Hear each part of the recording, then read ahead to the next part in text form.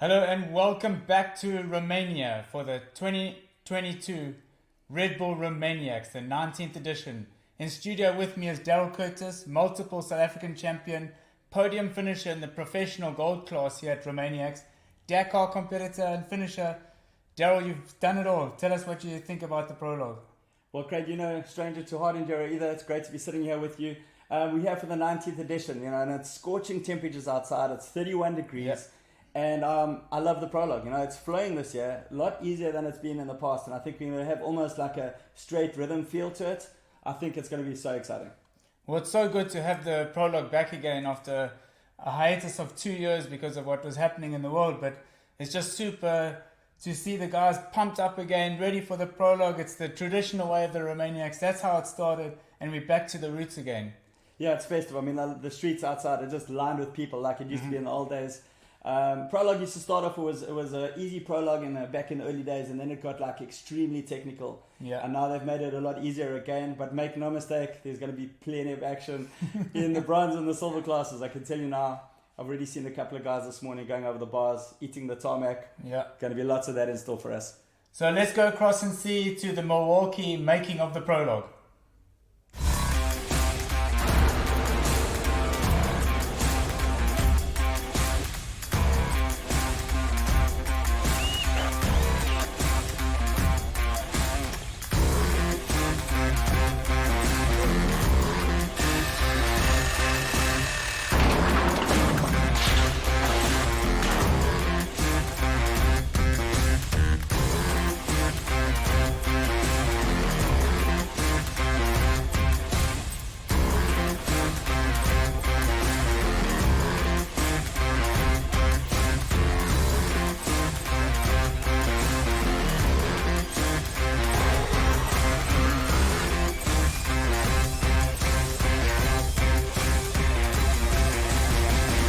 Oh, hi guys. After a few days we are closer to finish this Red Bull Romaniacs, and we spent some really heavy and long hour to create something that hopefully enjoy and be and take a part of our Red Bull Romaniacs. Guys, have fun, stay safe, and let the show, and let's rock.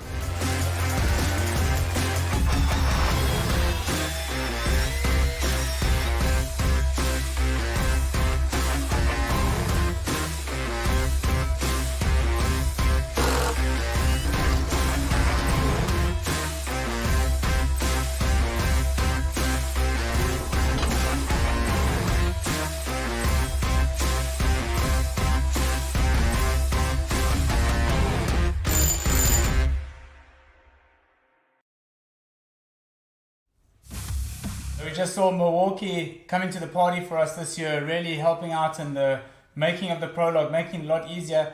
And isn't it just incredible how they literally shut down that whole section of the city just for us, so Andy and his team can get in there and build this amazing course.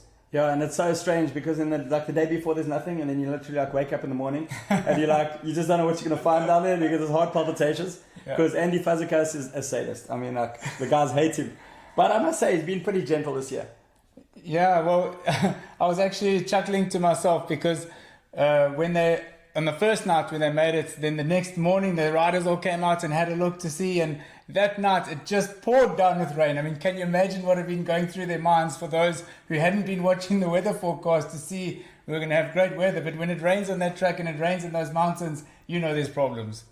Yeah, and every year the prologue, it's almost impossible to ride around the prologue unless you're a pro. So I think everybody's like, thank goodness. They don't mind the heat, but thank goodness. Well, in 2008, when I was here as a competitor, we were in a big group of South Africans, and we were looking at the prologue, looking at all the logs, and we just said, thank goodness it's not raining. Look at those big logs. And then the heavens opened and it started raining. And no, Andy came with sprinklers. They put sprinklers on the logs and sprayed them with water for us. How cool was that? Luckily I wasn't here that year. Yeah.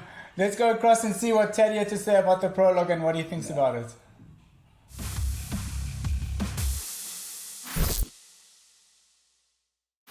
Hey guys, it's Taddy Blazuziak. We are back in the city center of Sibiu for the 2022 Red Bull Romaniacs Prologue, City Prologue. So we didn't have it for a few years now, we're back with it. I'm super excited.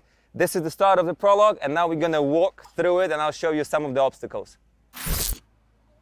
Okay, so we are at the tire mountain obstacle, I would call it. You know, it's gonna be a tricky one. Once you get in, you know, the first row of tires are really soft, so you have to kind of wheelie into it or kind of like pre-jump it or bunny hop the first spot, and then just, you know, keep your weight back and just plow through it. So it's gonna be, you're gonna see quite a bit of chaos here. All right, the obstacle right after the tire mountain. So you have 3 different options. Definitely the middle option is the faster, a little double with a kicker coming in, you know, and then if you're not gonna go for the jump, you have to ride on the side, which is way slower. All right, another obstacle that we got here is the rock pile. So we coming in on this side with all them rocks. It's not super technical, but there's gonna be a lot of chaos because people's gonna get stuck here. Right after it, we got this little ramp and another rock pile on the backside. So when you're coming in, pumped up, it's actually super challenging to get to the other side. It's one of the last obstacles on the track. You know, the K-rails, they're pretty massive, so we're gonna see quite a few people getting stuck here. And right after that, finish line jump, a little double, done. Okay, what you see behind me is the Red Bull Arch. Red Bull Arch means the end of the prologue. This is where the technical section of the prologue ends. We take a right-hander onto the sidewalk, back to the beginning, and then we do it again. So you guys enjoy the race, watch it, have fun, and I'm gonna go back and do my work and try not to sweat too much.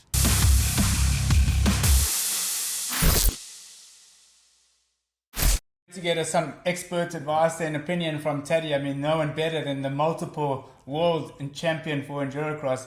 And actually, he was walking down the lane this morning when guys were doing their qualifications, and some of the Iron and Atom riders came to him for some advice about, Teddy, how do you do this? How do you go so fast? And he says, well, you know, the faster you go, the easier it is. So just click another gear and open the throttle. Yeah, he would say that. It's so good to see him back now, especially after his, he injured his right wrist. He broke his right wrist. He's been nursing it, and wasn't sure if he was going to come back. But it's so good to see him here, man. No, it's so good to see him back, and all the other experts out there. We've got Graham Jarvis, we've got Manny Littenbichler, Paul Torres on the Tenere. I mean, let's see what he's going to give up for the finals. And then don't forget Matthias Walkner on the Dakar bike. Can you believe it? And we've also got Chris Birch on the KTM 500. So that's also going to be quite interesting. He's going to do the silver class this year. So yeah, it's going to be an action-packed brutal prologue here, and another 4 days, off-road days to come. Yeah, so we have another expert on track, somebody that definitely knows a thing or two about hard enduro. Hey Martin, what's happening down there on track? Like every year for me, it's a big pleasure to be here, and it is 19 years. I cannot believe it. Already 19 years ago, we started here with the third Red Bull Romaniacs. In my former life, when I've been a snowboard professional, I won a couple of world championship titles, and then I thought, now it's about time to organize the best enduro competition in the world. That was my dream and my idea. And thanks to all the people around me that helped me pulling up the Red Bull Romaniacs race, I think we're pretty close there. And that's also the place where I would like to say thank you to all of you who are helping to make Red Bull Romaniacs the toughest hard enduro rally in the world. Now we are here at the Prologue. That was Andy's idea. We wanted to bring the Prologue, the sport, to the city, to the people. It worked out very well. But after that, we got 4 days in the mountains, conquering Romania, going through Carpathian Mountains, up and down, many thousand meters of altitude, up and down, Mount Everest every day, once up, once down. So it's really a tough thing out there. But now, let's first focus on the Prologue. Soon, the top riders will be starting. But before that, let's have a look what happened this morning when the amateur riders were struggling and giving their best to get a good starting position.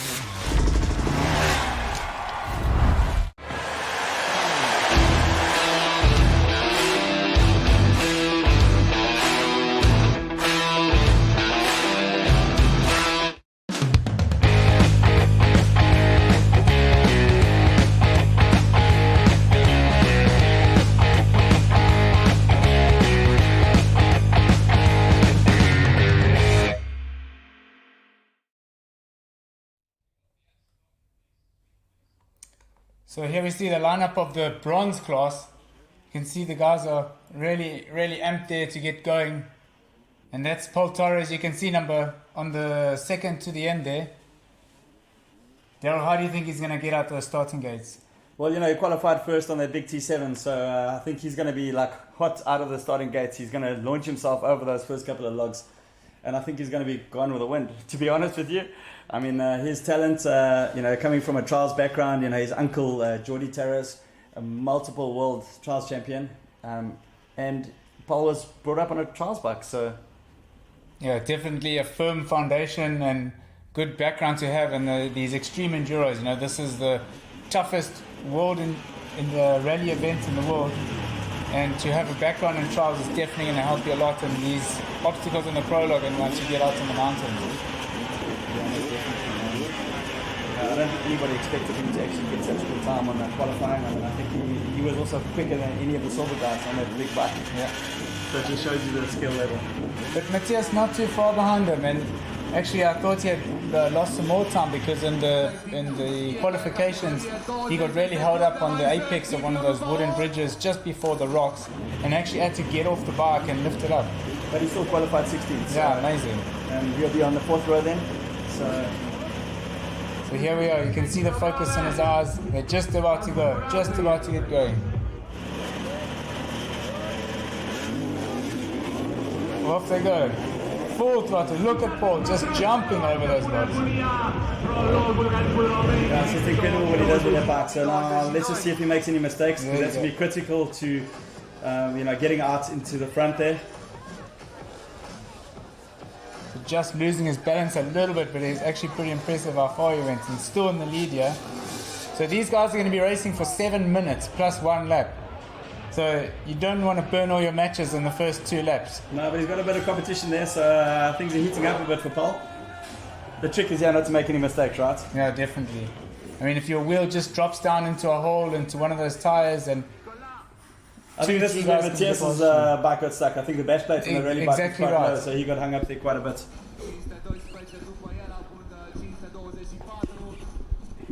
So Paul is still in the lead there, but we have somebody right on his tail. And they've just gone over the freestyle ramp. How much does that bike of his weigh, do you think, Daryl?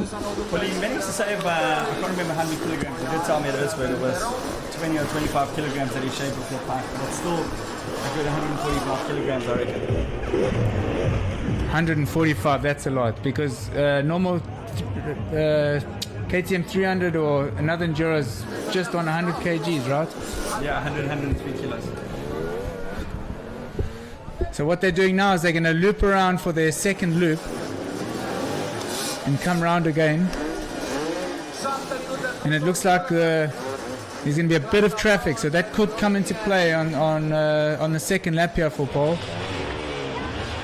And these tires, they were just brutal in qualifying. I mean, you underestimate the gap between the tires, and the front wheel drops down so easily. There you go. We'll make it almost all the way across, but this is a really good battle going on here. And you see how he's trying not to make any mistakes. Maybe I spoke a bit too soon. The commentator's curse. He got it a bit squirrely over there. It was definitely a bit of a traffic jam over those big tires. I mean, those things are monstrous. When you stand next to them, they're just about head height, just to give you an idea of how big they are. And then the guys are starting to fall now. So as they start going on to their next laps, they're going to start getting tired and making more mistakes. And there was a little bit of a sneak line there through those tires where we had those big concrete, what do you call them, ballasts or what they are, a little sneak line to the right. So you could just go to the left, miss the tires, take the sneak to the right, and get through a little bit quicker. But that's for the pro riders, right? Because that's like really difficult to get through there. Well, hopefully they blanked off with a sneak for the pros. Yeah, it'll be interesting, won't it? Yeah, see, there you go.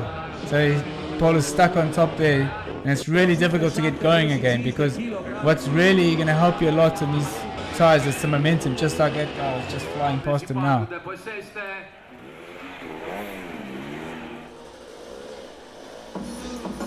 See, there's the sneak. You can see those two guys there just coming out of the tires and then going over again. So I'm not sure if everyone's seen that line. But on that right line, I mean, for the average guy to get over that, it's impossible. Right? You've got to be a seriously skilled rider. There's Matthias Walter in screen now. That's on the big Rally 450, and somebody's just gone down behind him. So Matthias says he's here for fun, but I reckon he's going to give it all he's got out in the mountains. So it's going to be really exciting. The race is on between him and Paul, a Yamaha KTM battle. So let's see what that brings us in the next couple of days. Well, the clips that I've seen from Matthias's training is absolutely frightening how fast that guy goes in the forest. Just insane. Well, he's a two-time MX1 motocross world champion, and of course he's won the Dakar Rally. So he's a seriously accomplished rider, but not that much enduro though. So that's going to become very interesting. So as these guys do more and more laps, they're going to get more tired, and which makes it really a lot harder to keep good throttle control, clutch control over these obstacles. And from time to time you might see the bikes just leaping out and launching out from underneath them, and that's simply because they're just so fatigued and they just can't hold on to that clutch properly anymore to get good drive over those tires, and you end up using too much throttle, the wheels spinning, and just makes you even more tired.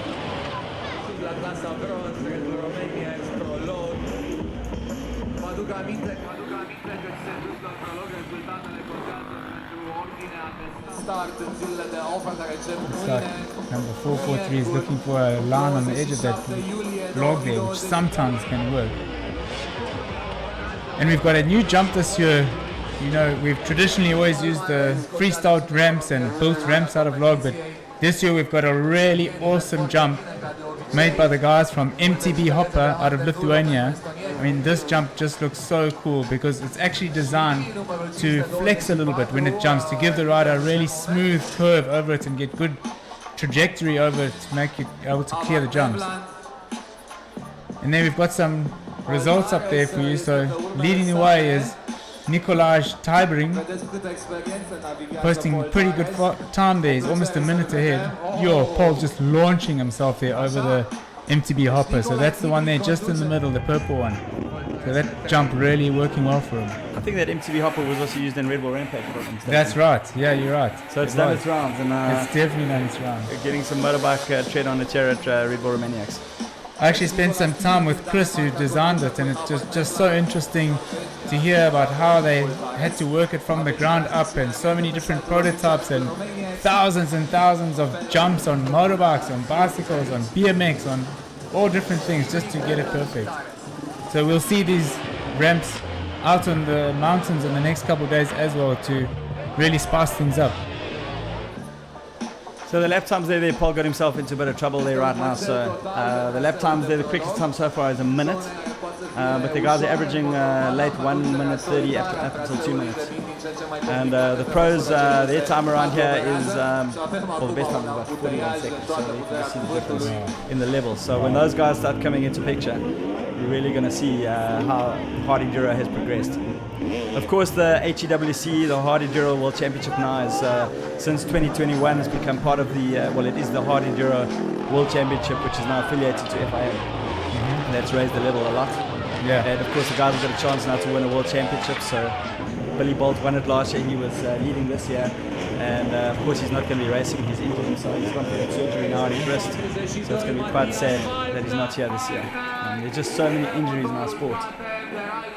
But it's so great, isn't it, to have finally a world championship in our extreme enduro, because, you know, in the background over the years there's been so much hard work and effort going into trying to build up a series of these extreme events, because in the past we just had standalone events like Erzberg, Romaniacs, the Roof of Africa, and then slowly we the guys got together and started forming a series, and we had West, and it's just so awesome now to actually have a recognized world champion in extreme enduro. You know, it went all the way back to 2010 when they first started talking about it. And we did most of the races in 2010 and 2011 because it was to be a world championship. And it's taken literally 10 years before it became reality. There's lots of planning in the background. And this is it. The fruits of all of their hard work. These guys are going to start getting tired because, I mean, they've got, how much time do they have? How many laps? Tell us how it is, Craig. So it's 7 minutes plus 1 lap, and I can tell you that when you're a rider in these situations, in this heat, over these conditions and these obstacles, 7 minutes feels like 7 hours. It's just brutal assault on your body. All your muscles are just fatigued. So that guy 502 that you saw in the clip, there was Alexis Berapian, he's second. We've got Havard Neveland from Norway in first place, and Paul currently is in third place. So he's moving up. Yeah. Number 500 there is Charlie Goddard out of Great Britain. So he's obviously one of the front runners and the favourites in this class too, with a good number. Wasn't that Alfie Cox's number, favourite number, 500? Yeah, it was. It was because in South Africa they started off like if you raced in the 500 class, then the number was 500. So he raced with that number for many years. And Alfie's been here a few times. You know, he was at the very first one. He was back again at the 10th anniversary of it. So yeah, Alfie a real legend of the sport and someone that certainly helped me get my career off the ground, and just great that you have guys like that who sort of set the groundwork for the sport. Absolutely. You know, I started doing hard enduro because of Alfie. So you know, he definitely started everything, and then we had all of the DVDs that came out, and you know, we kept coming. Then myself and Rian van Niekerk and a whole lot of guys started coming, and then you guys came, and now we've got like all of these youngsters coming in. We've got Wade Young, we've got Maddie Green, we've got Carl Flanagan, a whole lot of guys coming in from South Africa that are really, actually a lot of them actually living in Europe now, and they're taking on this championship. So let's talk a little about that and how this, you know, the generations, if we can call that, and of how everything started. I mean, you know, you look back to the era where you and Alfie were racing, and we had Cyril Dupre, Michel Gao, those guys, you know, rally experts winning the Romaniacs.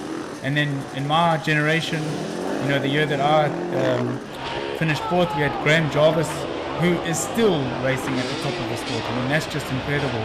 And now we have all these youngsters coming through as well, you know, Manny. So it's just... Did you see Matthias Walton on the left there? He was getting hung up with those tyres on the big rally bike. You know, the bash plate's quite low there. There's lots of friction there with that aluminium bash plate that catches on everything. And is it a bit lower to the ground than the others? Because he seems to be just tagging the apex of that wooden structure there into the rocks. It is, you know, the geometry of the bike, it's made for rally, and that's as simple as it is. I would really be interested to see if the T7 has got more clearance, but I think it has. You want a sort of lower center of gravity for the high speed, I suppose. Yeah, I mean, the bike, I saw them being built and designed in the factory, you know, with all the clay models and everything else, how they try to keep the center of gravity low. And yeah, that bike is absolutely like factory built and purpose built for the Dakar Rally. It definitely shouldn't be going around a Prologue course like this. Yeah, no, definitely not designed. I want to see, look, I hate to say it, but I want to see what the bike looks like after a couple of rounds of the forest. See how it comes back. I think the windshield will still be there. I don't know, I don't think so, I'm doubtful. I think they've got a couple of spare parts. And for Paul too, I mean, after Erzberg, that bike took serious punishment. But if you look at how far, I think he got to check 118 at Erzberg, which is really something else. It's incredible. So Paul's still sitting in third position there, which is good to see. He's running about 3 minutes is it behind the leader. So Havard, who's now taken the lead out of Norway, he's really on the pace. Yeah, so currently Alexis is 3 minutes 2 seconds behind him, and then Paul is 3 minutes 8 seconds. He actually made up a little bit of time on second place. Let's see if he can make the finish line and take second. I don't know. Of course, the guys want to do well in the prologue because you know, they're obviously going to start first on off-road day one. So the order is any. I mean, when you finish the prologue, is that where you're going to start tomorrow? We don't know yet. But normally it's the case. If you win the prologue, then you get a choice. Where you're going to start, or you start first. No, they've got a little trick up their sleeve this year, so we don't quite know what's going on. You know, Martin likes to mix things up a little bit, and so you have like 2 or 3 years with the same sort of idea, and then he just hit you bam with some other trick. So we'll see tomorrow what's going to happen. But certainly there is a lot at stake for the podium positions this year. And if you're going to get a podium here, you're definitely better an advantage.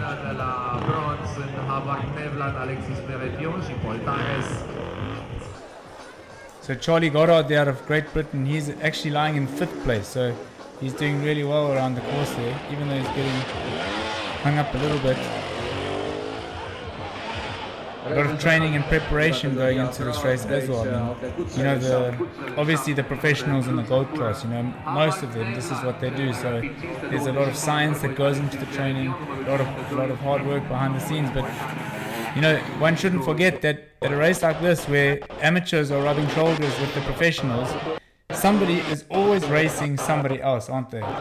Yeah, I mean, you just got to really like fit in with your skill level, and as the days play out, you'll get into like a selection of riders that you comfortable, more or less your skill level. And obviously, the whole objective is to try and win your class or get to as close to the front as possible. So, I mean, I had breakfast with Paul Bolton this morning, and we were just talking about like the level, like when he went to Abstone and he had a look and he saw how brutal that course was, and he said, like, we used to do that, didn't we? And I said, yeah, dude.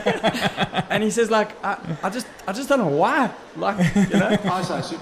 But I think when you're in it, I mean, you're just so driven to get up and progress and better.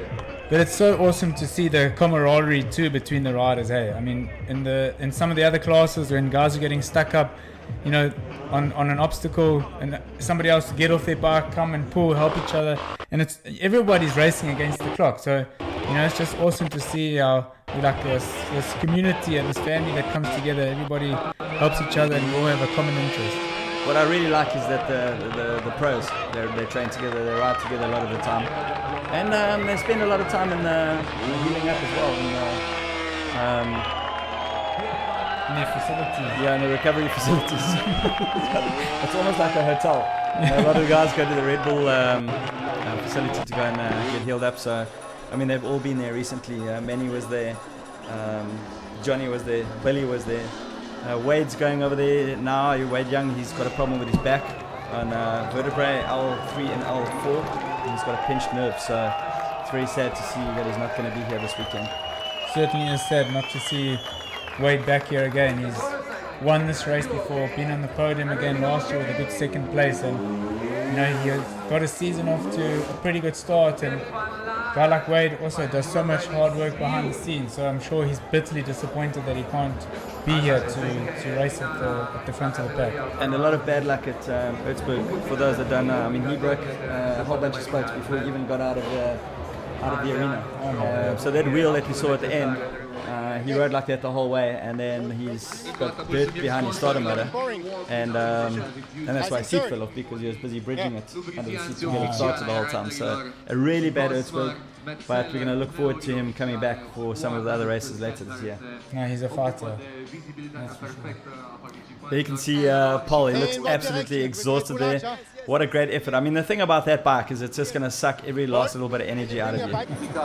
It's a monster. If anybody's ridden an adventure bike, I'm pretty sure that you wouldn't want to take it around this course. I mean, in this heat too, I mean, it's just going to take every ounce of energy out of your body, and you actually can't regulate your heart rate and not push yourself over that limit, because you know there's just so much adrenaline going, all these spectators along the sides cheering and shouting for you, the music's going, there's just so much energy that, you know, if you're in the lead and somebody comes past you, it's going to take a lot to try and conserve yourself and hold back, because you just never know what's going to happen. You know what I saw was pretty cool? Oh, there we got the results. So Havard Neveland from Norway, he took first place, followed by Alexi Berapian. And what a great show from Paul Terrace in third. No, super. Only 50 seconds behind, so he pulled a lot of time back. He must have got hung up in one or two of those obstacles, and then just put the hammer down, caught back up to third place. So he'll be super happy with that. He'll get a good starting position tomorrow. How was that? You look like you have been sweating out there. Is that the bike so heavy or the course so difficult? I think that the track was amazing, one of the best yet. But this bike is amazing to ride here. It's too heavy. I have a lot of power. I need to be perfect. I can make mistakes, so it was difficult to fight for the victory. So I have the impression you underestimated your skills, because when we were discussing if you should go silver or bronze, you said, no, I don't want to go silver because I want to be in the finals. And today, looking at your results, you would have been in the finals also in silver. So, are you ready for silver next year? I think so. This morning we got the first time in silver on the Prologue. So why not? We can try it.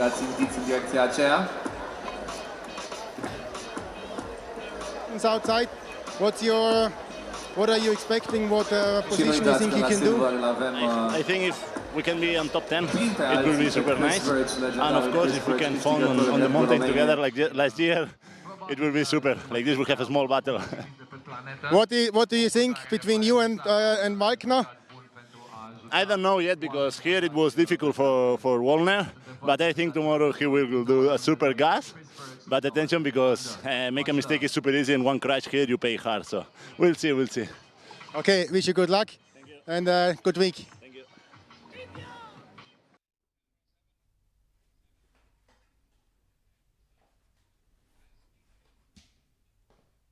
So, Daryl, we've got a titanic battle going on in the bronze class with Paul Torres and Matthias Wagner.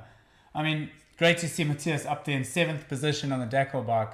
So, do you think that could even be an advantage for him tomorrow, you know, having a little carrot out there, Paul right in front of him? Well, it could be, you know. Also, there'll be already some lines laid out there, although it is dry. But I mean, yeah, it might well be an advantage for him. But I think Paul's just going to put his head down and try and cap it. No, I agree with you. So here we have the lineup of the silver class. There's Chris Birch, the 2020 winner of the gold pro class of Red Bull Romaniacs. He'll definitely want to put that 500 of his back on the top box. Chris disappeared for a while, you know. He came out to South Africa and he really raised the game there. He came and he won the Roof of Africa a couple of years in a row and really uplifted our level of riders in South Africa. He's an absolute master, and it's just so cool to see him back. He's been doing a lot of stuff with adventure bikes, and it's nice to see him here on the 500. No, it's super good to see him, and just what you're saying about him when he came out to South Africa, I mean, it just raised the level of the sport in South Africa, and that's where the generations of the Wade Young, Matthew Greens came through, because we suddenly saw, you know, what could be possible in a bike, and to have somebody like Chris was awesome. Let's go across to Martin with Matthias Wagner. Attention, guys.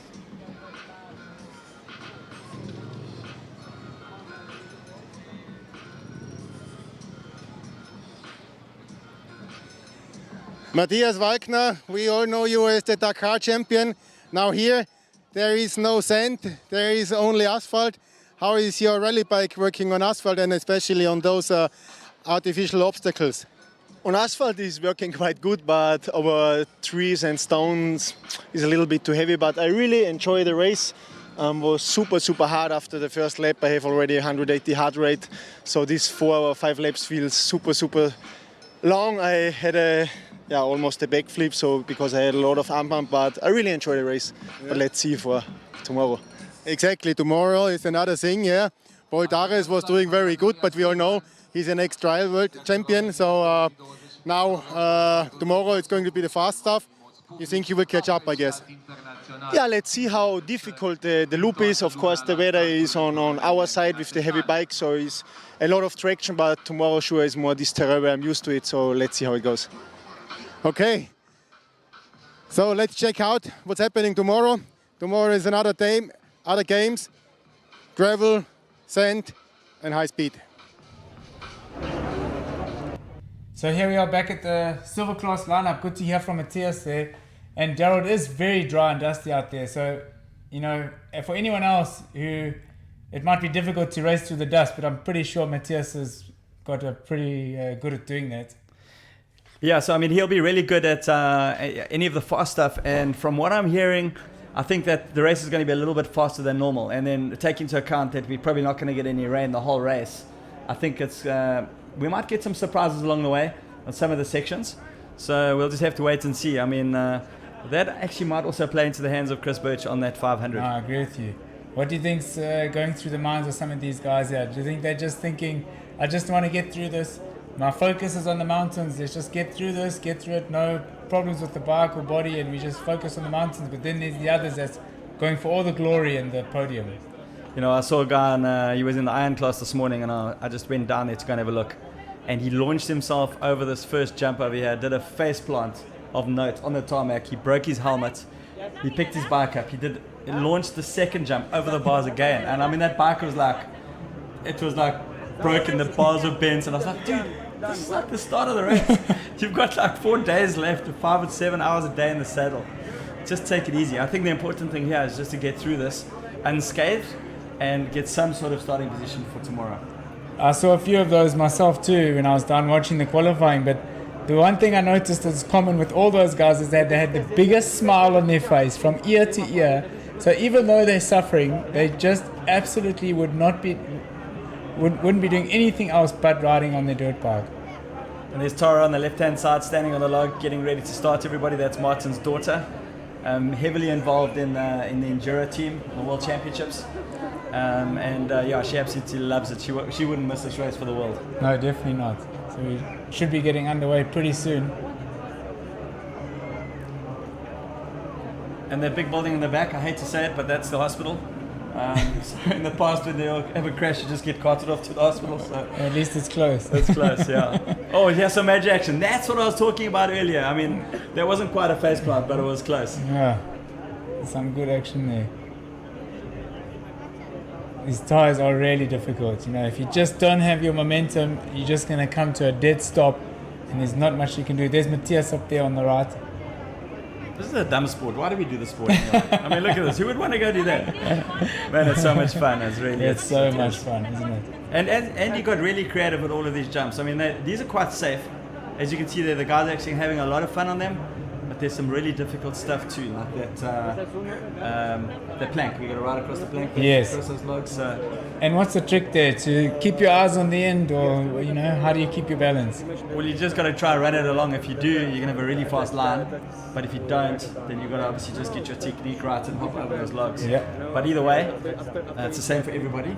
And we see the pros get it wrong too. Yeah, certainly. I mean, Looks like we're ready to go here. Who do you think is going to get the whole shot? I reckon Birch is going to launch that 500 straight over that log and hit the next jump, and hopefully carry his momentum over those big tires. But you know, there's a lot of new guys in the race this year, so there could be some surprises. All right, 1 minute to go. There, the guys are just busy putting their goggles on and getting ready. And hearts are pounding, that's for sure. Hearts are pounding. Hearts are pounding. I reckon they're probably battling to keep those goggles on with the steam from your body. You know, you're already sweating on the line there, ready to get going. The biggest thing, you don't want to tangle with anybody else. You know, get your bars tangled and go down in the beginning, because then it just becomes chaos later, trying to get past everybody on the rest of the obstacles. 20-second board, it's go time. And here we go. Almost motocross style, except this gate's not going to drop. Yeah. Yeah, this course is brutal, man. You can see Chris there, just focused and determined. And off they go. There he is. Really impressive by these guys. I mean, you know, it wasn't that long ago in the gold class that we didn't see guys launching themselves because, and here we have in the silver. There, that's what I was talking about. You see the big advantage Chris got? He didn't go into the logs, he just floated right across. If you get it right, massive advantage. Okay, so he's out in front now, so let's see if he can hold on to his lead.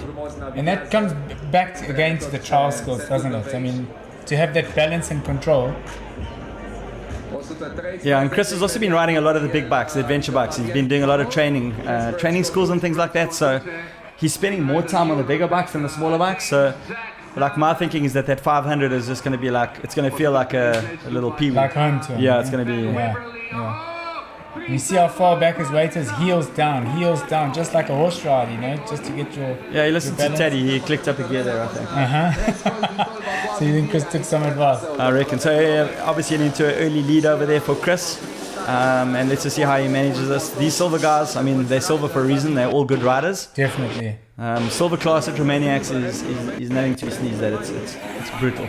And this is the top 35 of the silver class. So we have 100 odd competitors in the silver, and this is the top 35. So these guys are really going to be going for it for glory. There's Fabien Perot there in hard pursuit. He's from France and chasing down the Kiwi. Just 2 seconds behind. That's pretty impressive.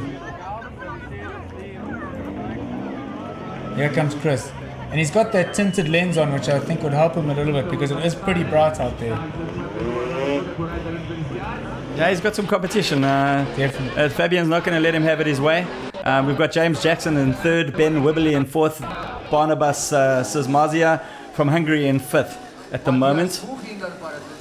And yeah, still a long way for these guys to go. Let's just see what happens with fatigue. Let's see who's fit and who makes the least amount of mistakes. And you see Fabian just got held up there for what seemed like a second, and Chris is just almost gone. He's just stretching that elastic band. Yeah, trick is there to manage your energy and just don't make mistakes. This is the danger. See, a couple of tires are shifted over there, so I mean, it looks easy and speed is key, but if you just fall into the wrong hole, you can get yourself into real trouble here. And if you go over the bars, you Like that over there, I mean, yeah, just... And you burn so much energy trying to pick your bike up, pick yourself up, pick the motivation up and get going again. There we go. Yeah, that was good speed through there, man. That was like Nice really design. impressive. That was a freestyle then. That was really good. So they had some different line options during when they did the track walk and when they were doing qualifications. But you know, when it comes to the finals, these are the top 35. So Andy and his team would have changed a few things, closed off some of this chicken line to take, so that these guys have to show some full commitment.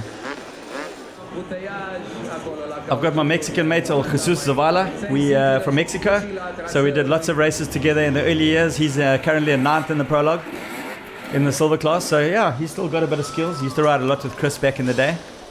Great to see him back again. He did a few runs in the gold category, so he's not a stranger to Red Bull. No, he's a really, really good rider, and it's just good to see him. When I saw him earlier walking the Prologue, and I said to him, "Are you racing?" And he's like, "Yeah, dude." So that was nice to hear.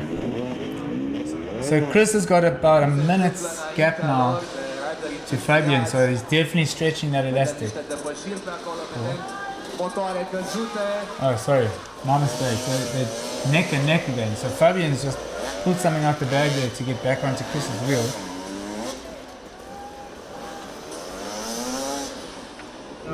No one taking that line over those big cement blocks. I think still too risky. I think the tires do look easier. Yeah. And I think the only reason why the guys would take it if there was if somebody went down there, then they would consider taking the other route. Do you think we'll see a couple of the top gold guys using that line? I'm not sure. The tires to me looks faster. So unless the line's clogged, then I mean you can compare them right now. Would you rather go along the tires or tackle those big concrete blocks over there? I think the tires are quicker. If you get a bit of, good as... Oh, bashing bars. Yeah. If you hook another gear like Teddy said, I think you'll definitely be faster across the tires. There's always that risk though of that happening. So there's those big holes that appear because the tires move. They're not always in the same place. And you can't always predict, you can use one line on this lap and then the next lap that line is gone. So you need to think quick on your feet and change your strategy. So they're coming underneath the Milwaukee bridge there. Great to have all these partners and are involved in the race because they contribute so much to everything that goes on. I've got a lot of Milwaukee tools at home. I really love them. They're such good quality. And they one of the sponsors in the series. We saw them at Utzberg, and it's nice to see them here in Romania. Those rocks were looking really gnarly when they first put them out. So during all the heat runs and the qualifications and some of these finals, there will be some lines developing, but you don't want to also just smash your bike too hard on them, put a hole in your casing, and then that could be it for you. Yeah, there's lots that can go wrong in this Prologue, make no mistake. And the nature of this, if you fall over wrong and you can tear an ACL or you can break a wrist quite easily here, break a shoulder. So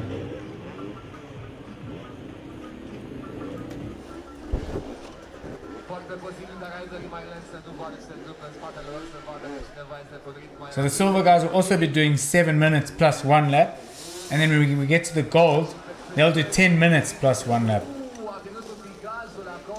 So the gold guys, I think we're expecting, so the silver class are down now, so the best lap I can see so far is 59 seconds, just under breaking that minute barrier, but mostly 1 minute 10, 1 minute 20, 1 minute 30 is coming out of here, and we got sub 1 minute on the gold, so that's going to be like a motocross race. It's going to be like really, really fast laps. I think the level that we're going to see around here is just going to be mind-blowing when we see the golds. So Fabian Puro is still in the lead there, and Barnabas holding off second place. Chris Birch is still in third. James Jackson in fourth. Oh, we're still a way to go though. Chris could be playing a little bit of strategy here too. He's been a winner of the race, and he's finished on the podium I think 6 times. So he's a wily old fox, old Chris. He knows what he's doing. There's Chris there hitting the freestyle jump now.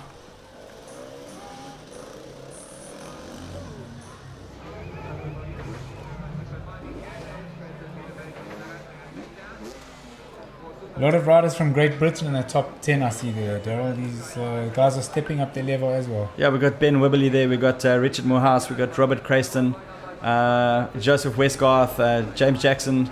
So yeah, there's a lot of Brits coming out, there's a lot of South Africans, there's a lot of Romanians. I think we've got more than 500 entries this year. Yeah, it's great to see. And a lot of guys from Spain, and I think Mario's influence there with his really good results, solid results. In my opinion, he's one of the best hill climbers. So when we get out into the mountains, you're gonna see these guys blasting up these hills. But these are the heroes of our sport. That from whatever nation you are, that's what's really helping develop and bringing these guys over. And the incredible coverage that we're seeing on Red Bull TV of all of these races and the efforts that the race organizers are going to get this messages out there, like the Red Bull Romaniacs production right now. It's really, really cool, and it just motivates all the youngsters to come and try this. And don't forget that, we have a rider down there. Don't forget that you can see the highlights of each day in the off-road days on Red Bull TV. So tune into Red Bull TV, catch the highlights reel, and you can get a good idea of what's happening out in the mountains and in the battle for the gold class.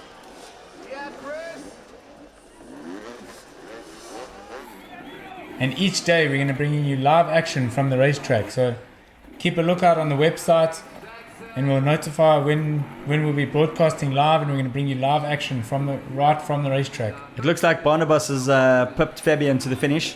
Chris is still holding off in third. We'll need some confirmation there, but it looks like he might have taken the lead. That's our Hungarian rider. Yeah, there we go. Barnabas managed to take it, Craig.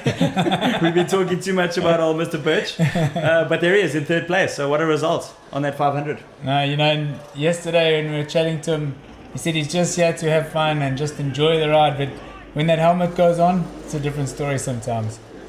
No, I think we're way too competitive. There's always that excuse, like I'm just here for fun, like Matthias. But when the flag drops, it's game on, man. Helmet on, brain off. That's it, 100% right. Something happens when you put the lid on, right? It's just like, yeah. Nice jump there. Waiting for the rest of the silver guys to get through the course. And then it's going to be on to the main event. That's what everybody's been waiting for, the gold class. There's lots on the line here for all of the gold riders. This championship is hotting up, and there's a huge lineup here at Red Bull Romaniacs. So much talent out there. Anybody's race, really. Anybody's race.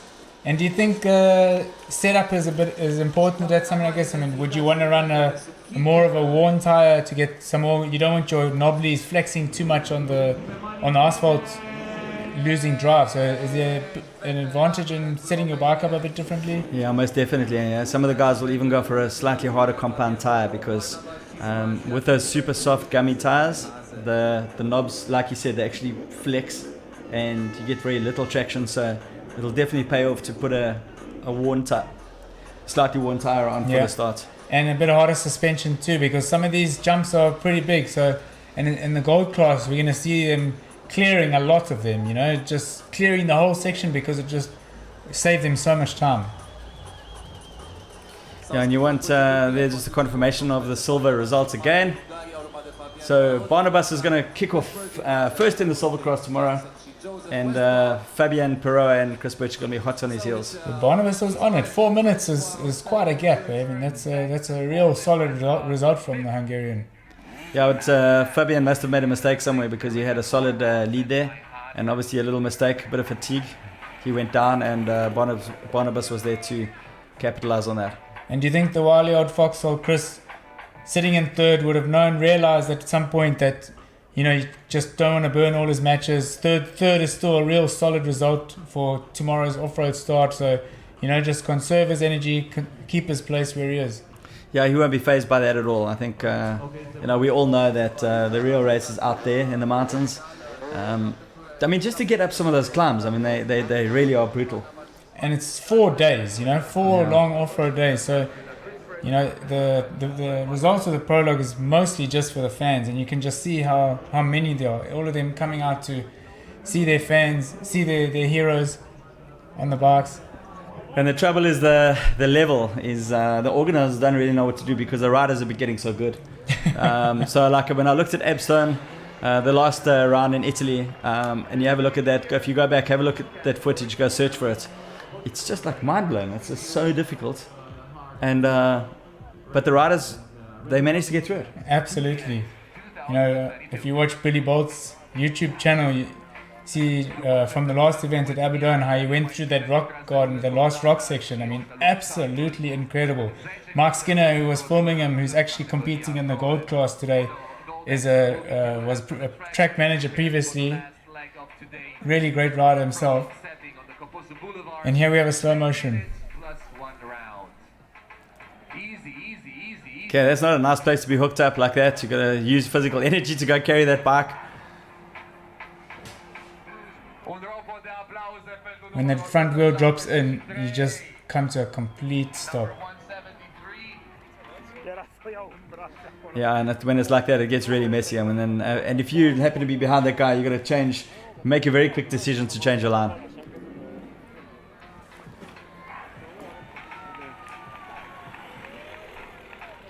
Lots of action, but I saw a lot more action this morning when I was walking around. And there were some it was just carnage everywhere. Absolutely. Especially at the lower levels and into the iron class, man. I was like, I couldn't believe it. Some cool thing though, I saw some of the guys had their mates running down with them all the way when they were qualifying, like cheering them on, and so that was really cool to see. No, good. Keep the motivation going because, you know, if you have your buddy on the sideline egging you on, it's just going to give you a little bit more energy. And in the qualifications, they just had one run, you know.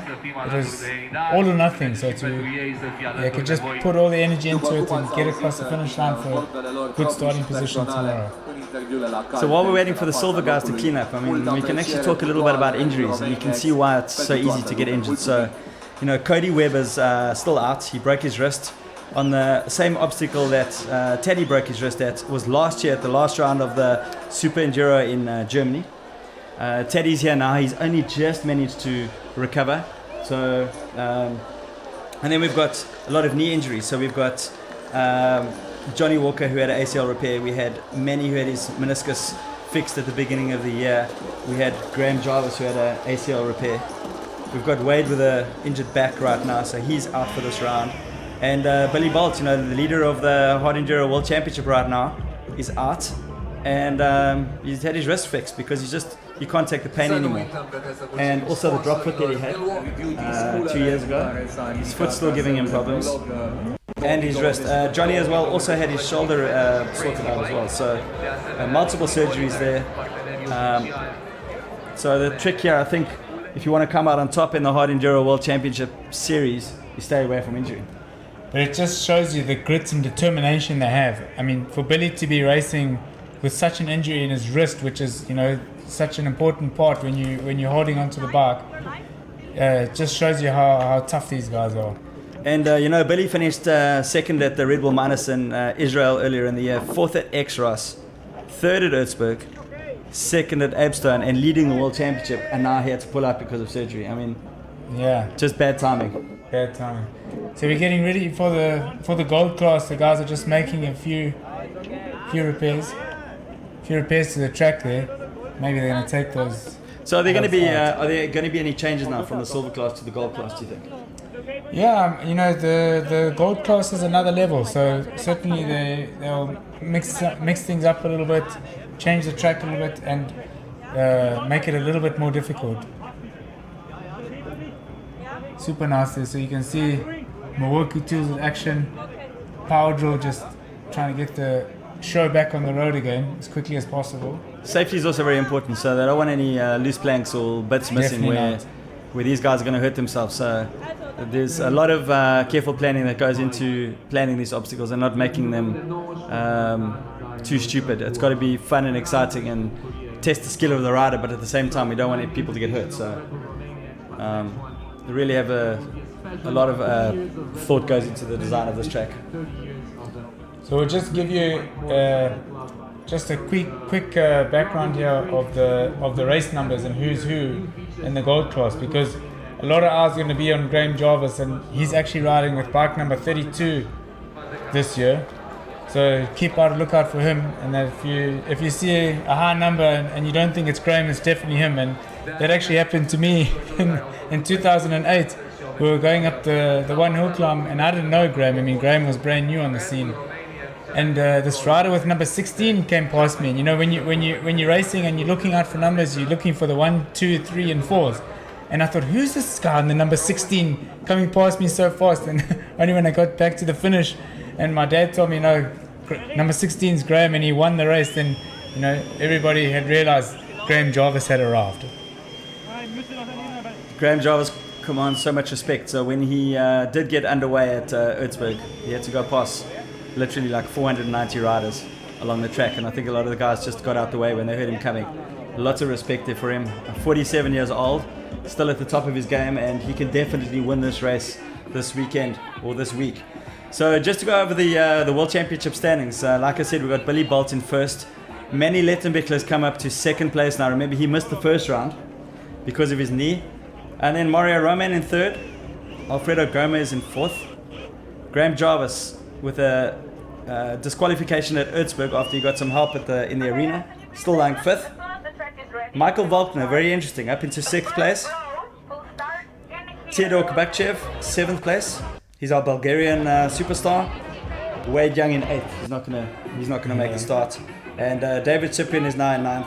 And Maddie Green in 10th, and also leading the Junior World Championship. I mean, hasn't Maddie Green just burst onto the scene now? 2 top 10 finishes this year.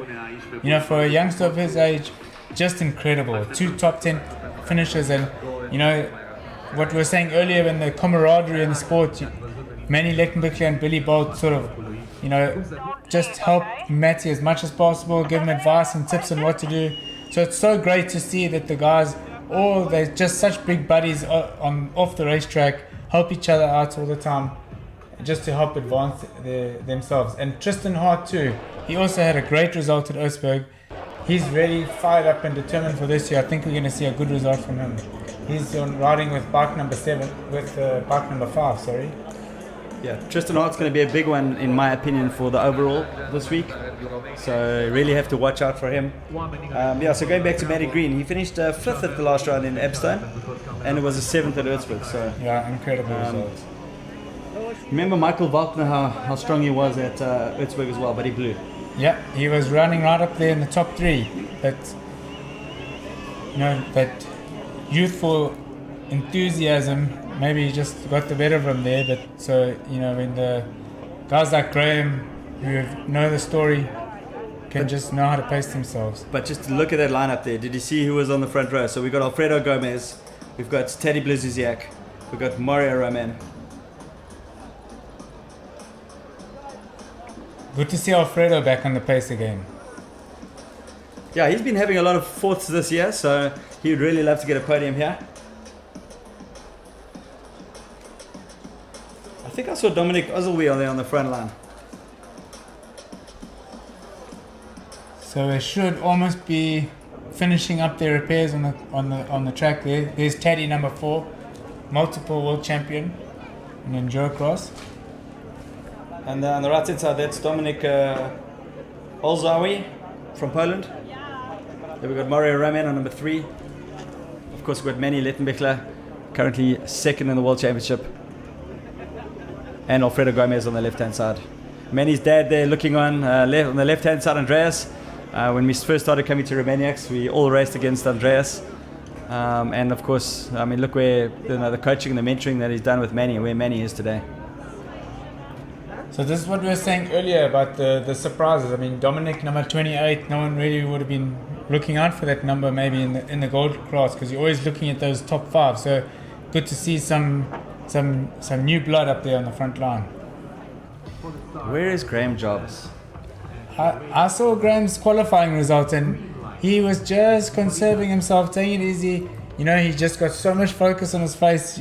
When you see him out in the mountains as well, he just doesn't say a word. He just looks at the line, calculates everything, and just goes for it. And he definitely has a strategy here, I think. Okay, so looking back at the qualification times, Alfredo Gomez, his best lap, 41 seconds. Manny qualified 2nd. Teddy was 3rd. Mario 4th. Dominic 5th. There's your front row. And then we've got David Cyprian in 6th, Matty Green in 7th, Tristan Hart in 8th, Safsela from Israel in 9th, and Sonny Gojia from Italy in 10th. Michael Wagner, we were talking about, qualified 11th. So, I mean, that front row there, those 2 rows of bikes there that you can see are the best of the best. Definitely.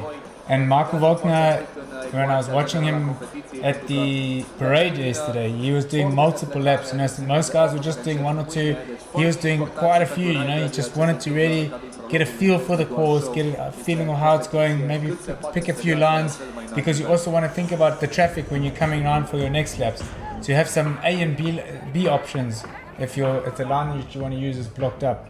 So there I see Graham qualified 14th in the qualifying for the prologue. I don't think he's too perturbed about that. No, definitely not, because the actual race time for the prologue doesn't go forward to the overall, you know, so it's actually...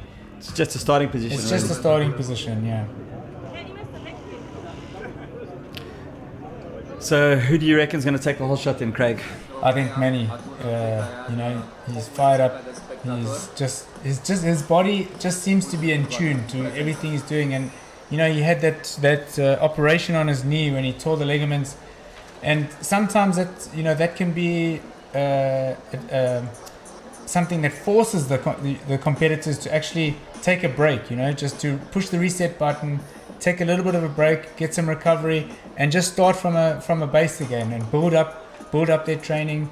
And you can see from his results so far this year that he's just super fit, super determined, and you know, that little break or holiday probably did him the world of good. So let's just put it into perspective. So, okay, you reckon Manny's going to take the whole shot, but just look back at Teddy again. 5 times Erzberg Rodeo winner, 5 titles in AMA Endurocross, 6 in the Super Enduro World Championship, 4 gold medals at X Games. I mean, this is his game. This is his game. This is his game. The first time that Teddy was here in Romaniacs in 2010 was absolutely pouring with rain from the prologue all the way to day 4. And on the prologue, he set up his bike with the trials tire front and rear and just absolutely blitzed through the course. Okay, so Mario Roman at the moment, he's lying 3rd in the Hard Enduro World Championship. We've got a minute to go. Alfredo Gomez, number 9, is lying 4th in the World Championship. So there's so much at stake here at the moment. A lot at stake. We're just about to get going now. You can see trying to get the nerves out. All they want to do is get going.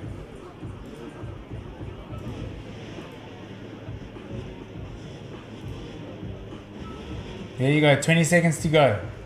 Get ready for some proper action here. 20 seconds to go. Man, this is going to be a motocross start. Remember, 41-second lap time. This is literally going to be motocrossing.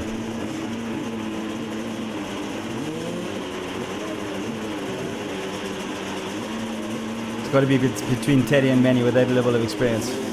And we're off. Launching. Okay, so it looks like Manny and Teddy, but Teddy's out in front there. What's he going to do? He's in between the logs. Nice one. See, Manny just taking the What a balance line. beam. And Alfredo, look at Alfredo coming up on the rider's right. Teddy made a bit of a mistake there, got hung up. Okay, so Manny out in front. Alfredo Gomez there on the left, number 9. Teddy in 3rd, number 4. Alfredo's fired up. There, Teddy goes over the MTB hopper. Do you notice the speed difference? What a difference. Just These guys are amazing. flipping Just amazing. insane. Okay, nobody's taking that right line like we predicted. It's faster through the tires. Weight back, heels down. They are just flying through this course.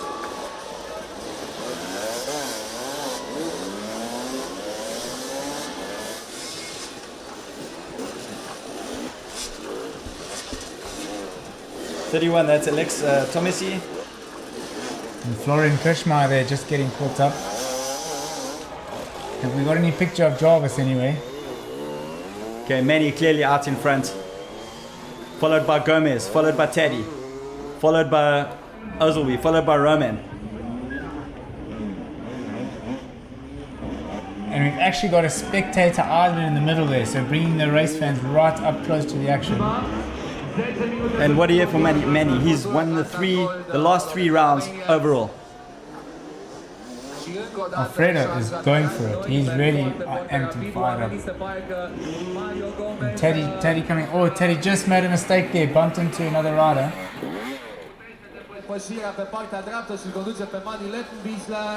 15, that was Rink Tunstra. He's from Romania. You know him very well. No, Nice to see him out there. Rink was looking really fit and strong when I saw him.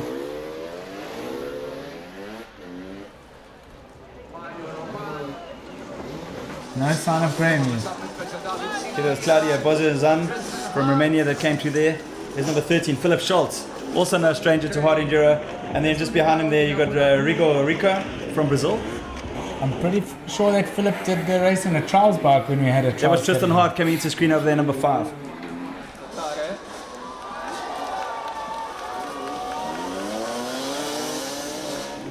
So at the moment as it stands, our top 5 is Manny Littenbichler, Alfredo Gomez, Teddy Brazuziak, Dominic Ozowi, and Mario Roman.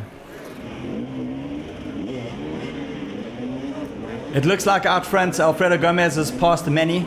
Let's wait him to come back in frame now and see if that's what has happened. Has Manny made a mistake? Alfredo just looked like he was on it. There we can see it, Manny going a bit squirrely there. Manny's now starting to push the limit a little bit to try and catch back up and get past Alfredo. These guys are just so smooth. There you go, Mario jumping and clearing all those logs. And that's Rink on the right hand side, number 15 getting a bit hung up there. And there's Alfredo. So is Alfredo in front now? Let's look and see where Manny is. Looks like Alfredo snapped that elastic band. He's just streaking ahead a bit. Mark Puig there, number 20. It looked like Teddy was up into second.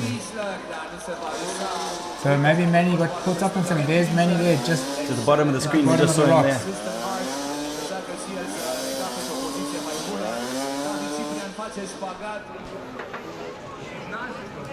I saw Dieter Rudolph come into the picture there just now.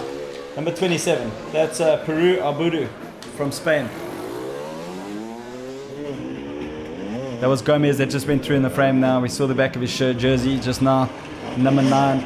Number 29. That's all Mike Skinner. Mike Skinner. That's our Kiwi.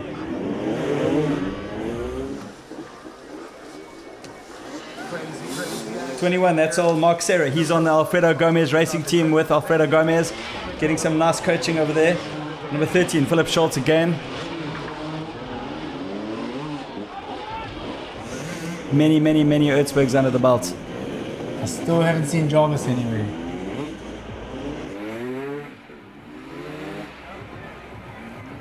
Gomez conduce mai departe din ceea ce pare aici. We're just about to get results. There you go. So you see Alfredo Gomez in first, 1 minute and 40 ahead of Teddy, and in third is Dominic. Mario Roman is in fourth, and Manny is now in fifth place. So I wonder where he made the mistake. Probably pushing a little bit too hard. Could be. Very easy to make a mistake here.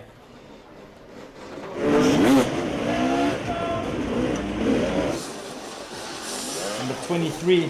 So that was old David Skrzga from Poland. Well done, Enduro. Yeah, that was a bit of a mouthful. We had a shot of Michael Valkner just now. There he is, number 7.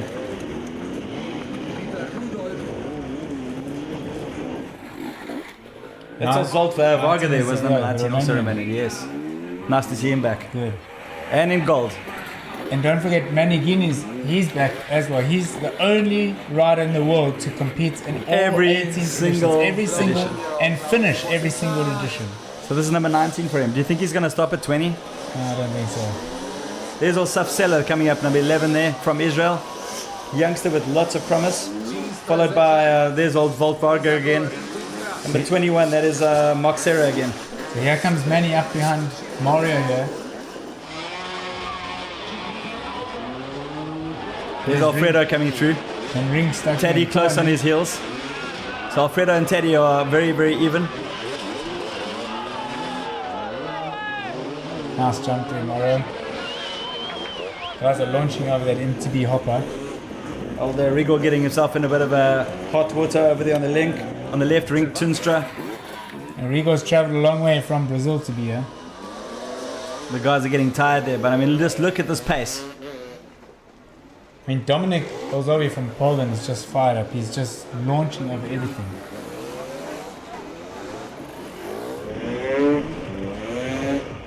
Here's Volkswagen, Romania. So Mark Fegzia from Spain. Number 11, that's Safsela coming through again. So I don't think we've got too much longer to go now. There's Artidio Kabakchev, our Bulgarian rider, youngster, 24 years old. He's had some super results, hasn't Yeah, I think he's going to have a really good Romaniacs. he? His very first Romaniacs, so he just really surprised everyone. There he is again, coming into the just first team now. So there's old Manny now, currently in 4th place. So he's clawed back 1 place. He's going to hunting down Mario Roman at the moment. We just saw in frame there now. Not too far. He's not behind. far, he's right there. He can still recover. Remember, they got 10 minutes. They're just over 6.5 minutes now. So there's a good, I would say, another 3 laps, 3-4 laps to go. There's Manny in frame now.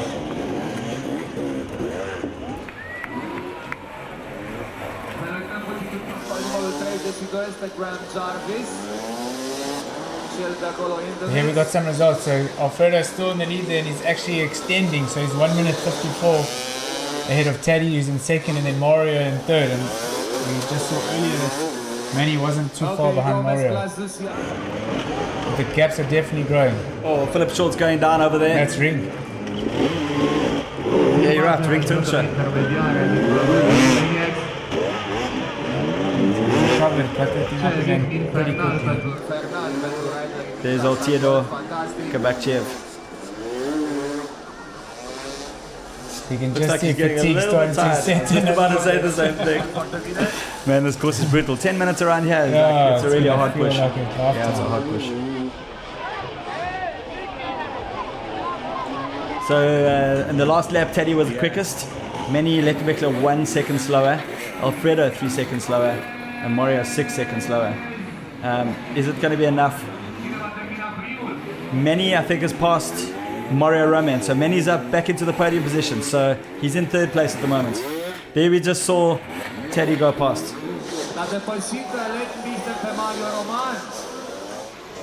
Mario and Manny on a really tight battle here. They're just going back and forth.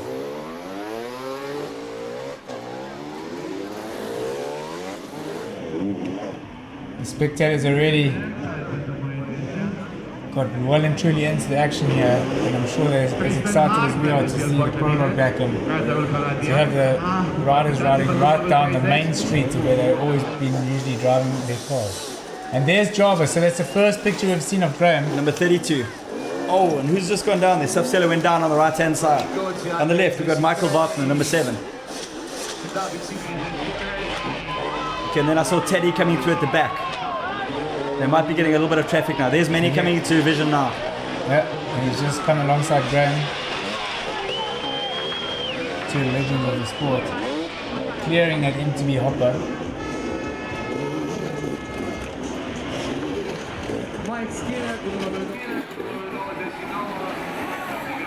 Michael Wagner, number 7, coming through. There's Theodore in the white kit, you can't miss him. Looks like Mario got a bit hung up there.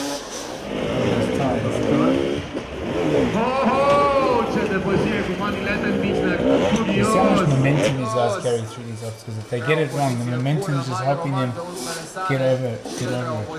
There's Medi Green there coming through from the left hand side, there, number 8. Oh boy. Dominic's really impressive this year. Yeah, he's having a really good run. Flying. Currently in 5th place, Dominic.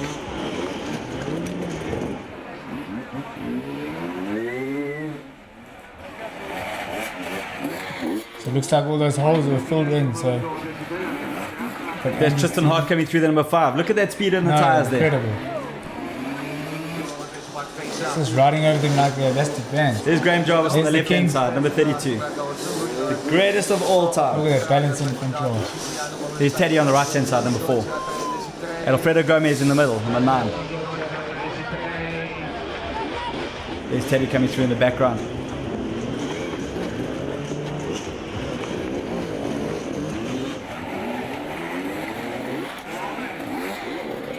This should be the end of the race, or they're going to do one more lap, depending on if they make it within the 10-minute time frame. Under the Milwaukee Bridge again. So Tristan Hart's currently in 6th place. Perfect starting position for Good tomorrow. starting position, I would say. Yeah, that's right. There's the end of it. Let's just wait for the final results to come in. But I do think that Teddy Blazusiak managed to take it. Yep. So Teddy's got it ahead of Alfredo and Manny in 3rd. Quite big time gaps between these guys, Daryl, don't you think? Would you expect such 5 minutes? It seems quite a lot. The time gaps for the prologue. Between the places, or was it closer than that? No, I think we were a couple of seconds there. So yeah, it definitely wasn't in minutes. All right, so we got Mario Roman coming through in 4th, Dominic Ozelby in 5th, Tristan Hart in 6th, David Cyprian 7th, Sonny Gogia 8th, Michael Volkner 9th.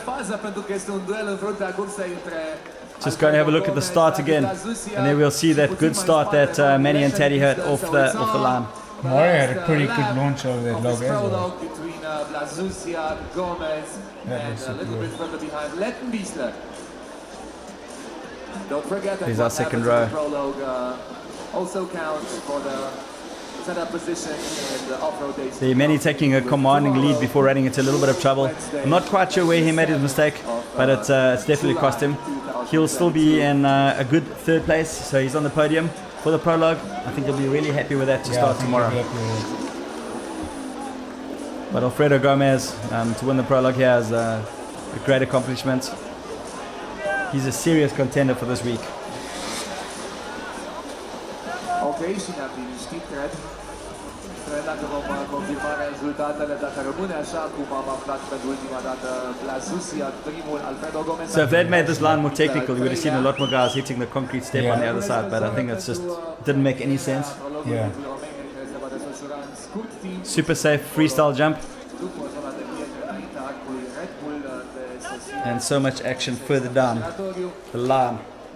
At least the freestyle jump has got a bit of a metal grate on it this time, because when we hit that jump the first years, it was completely smooth and then it was raining. It was raining, and then you ride through the river, drag all the water onto the ramp, and wheel spin over it, and just clear it into the building. No, listen, there was some seriously sketchy stuff back in the day. I think Martin is like, I think he's matured a little bit, you know, like we used to hate him, and it looks like he's maybe grown a little bit of sense somewhere. Nice shots there. Super nice shots of Teddy. Dominic. Yeah, Dominic had a really good run there, finishing in 5th. There's Tristan Hart. Big one to watch out for in this race. Starting 6th. So we should hopefully get down to Martin again and then we can hear from our winners.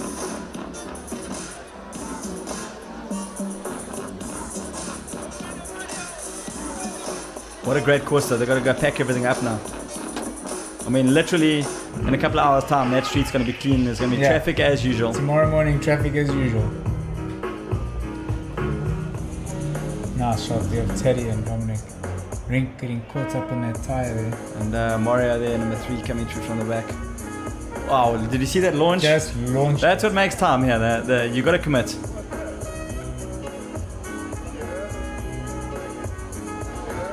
So Martin is with our top 3 in the finish line. Over to you, Martin.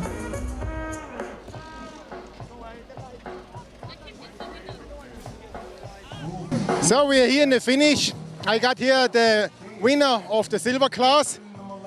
I hear you are coming from Hungary, is that right? Yes, I'm from Hungary. I am so very happy in Romania. The prologue is very, very good. So how often have you been in Romania already? Please? How often have you been in Romania? The first time, yeah. Really? Okay. The first race. Okay. In.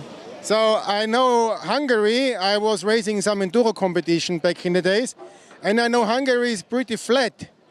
Do you know what to expect the next days with the high mountains? Yes.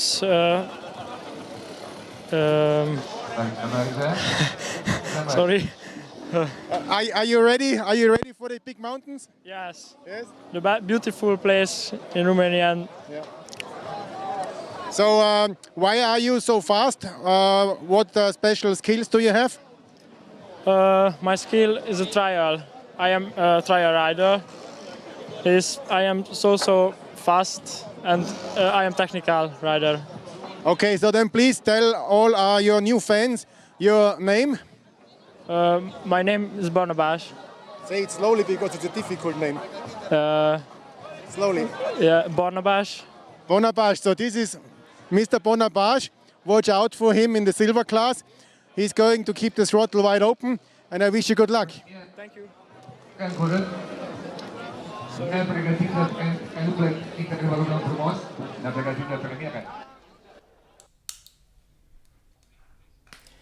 So good to hear from Martin down on the ground there. Some awesome shots there of the course again, the Red Bull arch in the front, and that great course that was built for this great show that we've seen. Yeah, Andy Fazekas again, super design. I think it was a really good to see, like a nice flowing track for a change. Yep. So the guys just busy setting out the podium. So what's that going to mean for tomorrow's race, do you think, Craig?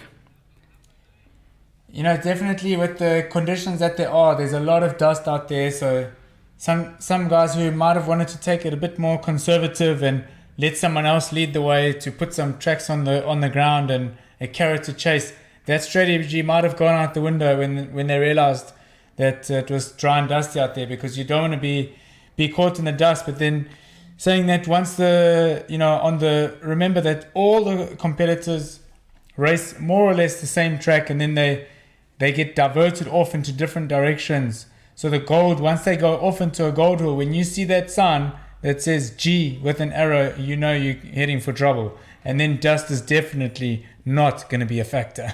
So the big thing about this race, these rallies, so they're navigational races. So you've got a GPS, it's downloaded, you've got your track, and then, yeah, you can set it up in different ways. You can either tell it to navigate the track, or you could simply make one of the tracks a different color, like red, for example, and follow that. But you've really got to keep an eye on it. You can make a wrong turn and you can get yourself into real trouble here.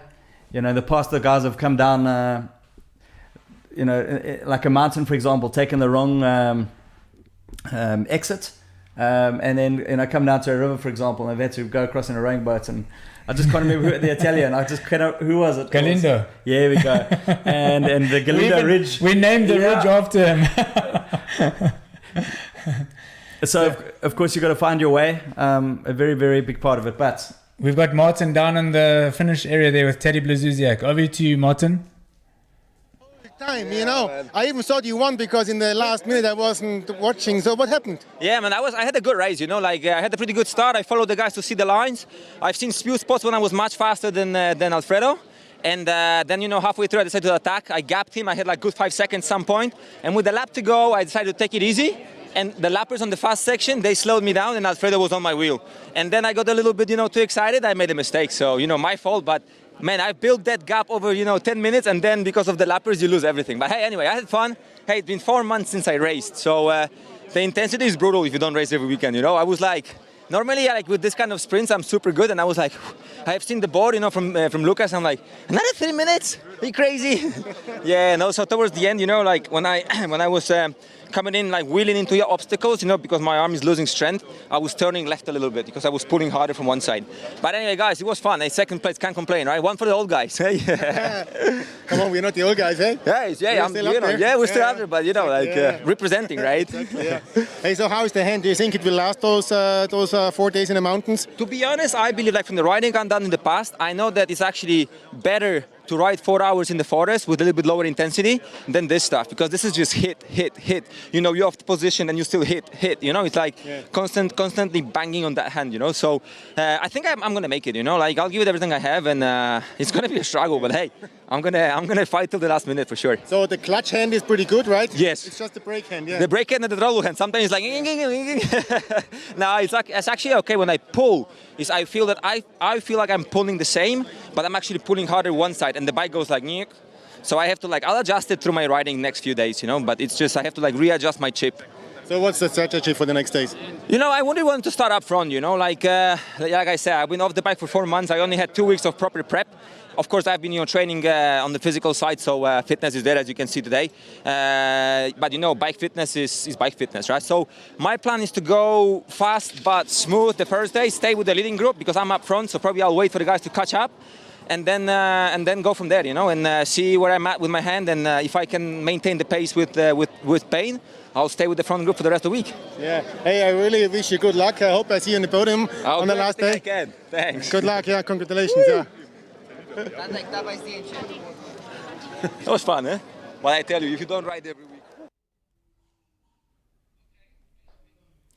So great to see Teddy so animated there and clearly just really enjoying himself on this prologue track today, Darren, as many of the other guys did. Yeah, and you know, Martin was smiling, which means that Teddy had some good things to say. So I think the guys really enjoyed it. You know, like the pressure's off now, and they're going to get an early night. It's all they're going to be about to focus on tomorrow, the first off-road day one. Yeah, no, I think you couldn't have said it better, that the pressure's off, you know, once the prologue's done and dusted, now they can really focus on those big days ahead in the mountains, and yeah, there's going to be a lot of action to come. So don't forget to tune in to us every single day. We've got a live show from you right in the mountains. We're bringing you right up close to the action. Tomorrow's show will be at 7:30 Eastern European summertime, so just check your time zones to see when you need to tune in, and don't forget to watch the highlights reel on Red Bull TV. And Daryl, it's been good. I'm really excited to see what else we're going to see in the mountains from tomorrow. We'll see you then. Daryl Curtis. Daryl, just how good was that prologue action from yesterday? Yes, it was awesome. There wasn't a dull moment. The guys were literally motocrossing it. It was like a straight rhythm section. And of course, Alfredo Gomez taking the win there, and he got to choose his start order this morning. Yeah, so that was a bit of an advantage to choose that starting order. He's setting off third today, and there's 3-minute gaps between the top three. So there's a bit of strategy out there. And from the start, they're going to have more or less a flowy, nice, easy riding for 45 minutes, and then we're getting into the action, into the deep mountains where we know things are going to get hot. So they're going to go straight into a section called Babysitter, and they're going to do it 3 times. So I haven't ridden it myself, but I see there's like a lot of rocks, and then it goes into a lot of ziggy-zaggy sections to get out. So tell us a bit more. You've ridden it. Well, let me first of all tell you why it's called Babysitter. So when this hill was found with Martin, it was just, the sun was just about going down, because you should know, if you're riding with Martin for the first time, always have a headlight on your bike, have a backup light for your helmet as well, and a nice warm jacket, because you never know when you're coming home. And one of the guys that we were riding with, we were about halfway up the hill, and he said, sorry guys, I need to go home and look after my baby. We need to put to bed. So we're like, okay, ciao babysitter, see you. Yeah. And when you're hard enduro riding, that's always the case. So one of your mates have got the lawn to go and cut it home or something like that, and go and escape. So yeah. So as Daryl mentioned, the babysitter, we're going to do 3 stages of the babysitter. The gold competitors will do 3 stages, which is a brand new concept for this year. Martin's really mixing it up, you know. I think there's a bit of strategy to play, and it's definitely something brand new and exciting for this year's race. It's also, yesterday we saw temperatures of like over 30 degrees, so it's dry and dusty out there. And the guys are going to be battling for traction. And very important to see is that, you know, although Gomez won the prologue, he got to choose his start position, and he started third. So we've got Teddy in second, and we've got Manny in third. So I think Manny's starting first, Teddy second, and Alfredo starting third. So I think Manny's going to be hot out the gates. He's going to try to pull as much time as he can in the beginning. So let's go and have a look at today's stage layout.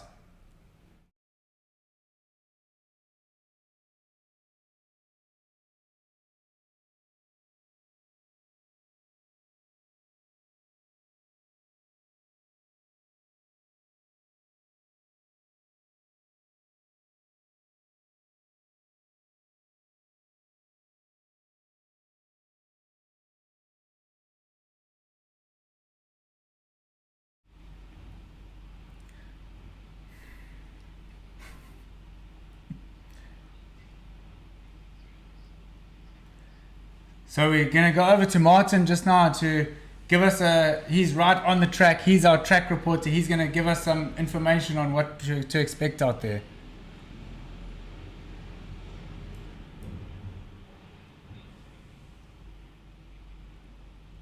So from we just saw a good overview over there of the racing for today's action, and you can see from the start the gold guys are going to have a lot of heavy sections.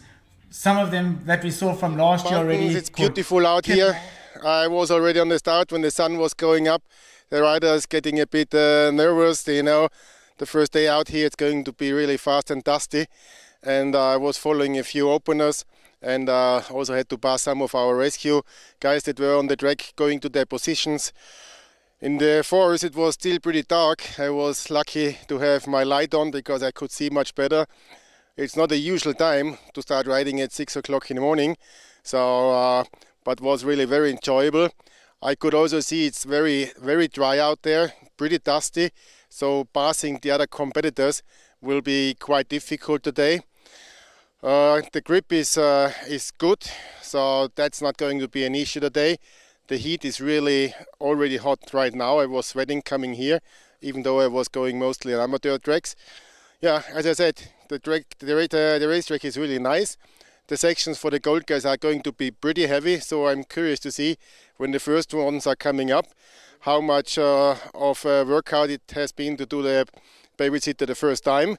And let's have a look how the babysitter is looking like. Let's see the track walk with Greg Stone. Check it out. Hello and welcome to Romania for the 19th edition of Red Bull Romaniacs. This year we have something new and exciting to bring to you. It's going to be Live Maniacs, which is live action from the gold competitors on each racing stage. The gold competitors will have to complete 3 laps of a signature series on the day. This is going to be super intense racing and will play a big part in the outcome of the race. So here we are in Shugag at the first Live Maniacs, and this right here is Babysitter.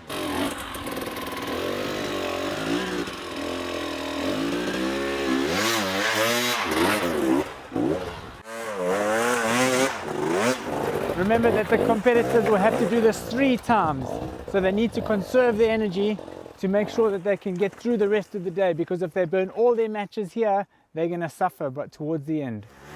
Now they're off the stones and into the forest where it's going to get a lot steeper, so they'll have to change and adapt their riding style a little bit. There's a lot of grip on the rocks, and here in the forest it's a little bit more loose. Pivot turn. The forests in Romania are so steep that when you start climbing up these tracks, you really need to master the pivot turn, because it'll make a huge difference to your riding and the way you can get up the trail. We've got a little bit of a steep chute here, so Stefan's going to try and get as much drive and momentum as he can to get up high. You can just see how good the setup is. That tire is just molding itself around the rocks.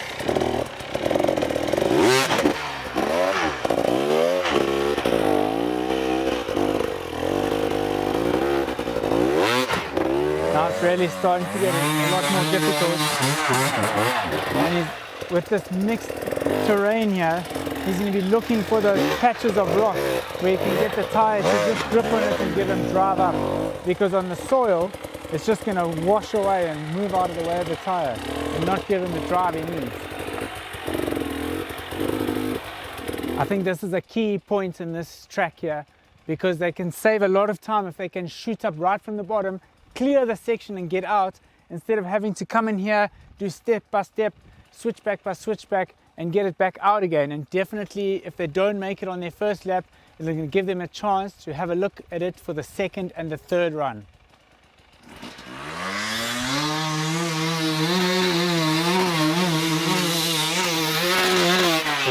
Yeah, boy! That was mega. That probably saved at least 40 seconds.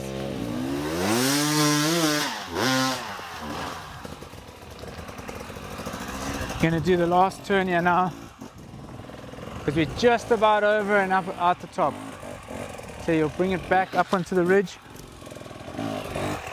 turn it around.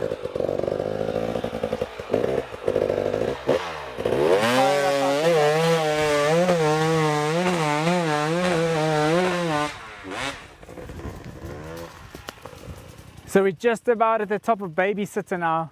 There's not much, but just the downhill back to the finish. There's some good line options here, good choices to make. So when the riders come around for their second and third laps, they'll have some good decisions to make for some fast racing.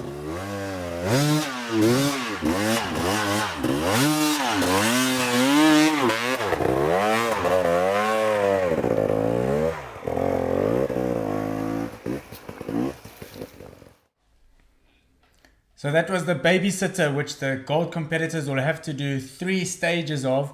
And Daryl, we saw that Graham Jarvis finished 11th in the prologue yesterday. I think he's playing a bit of strategy there because it's really dry and dusty out there. So traction is definitely going to be not as good as it would be if it was a little bit more damp.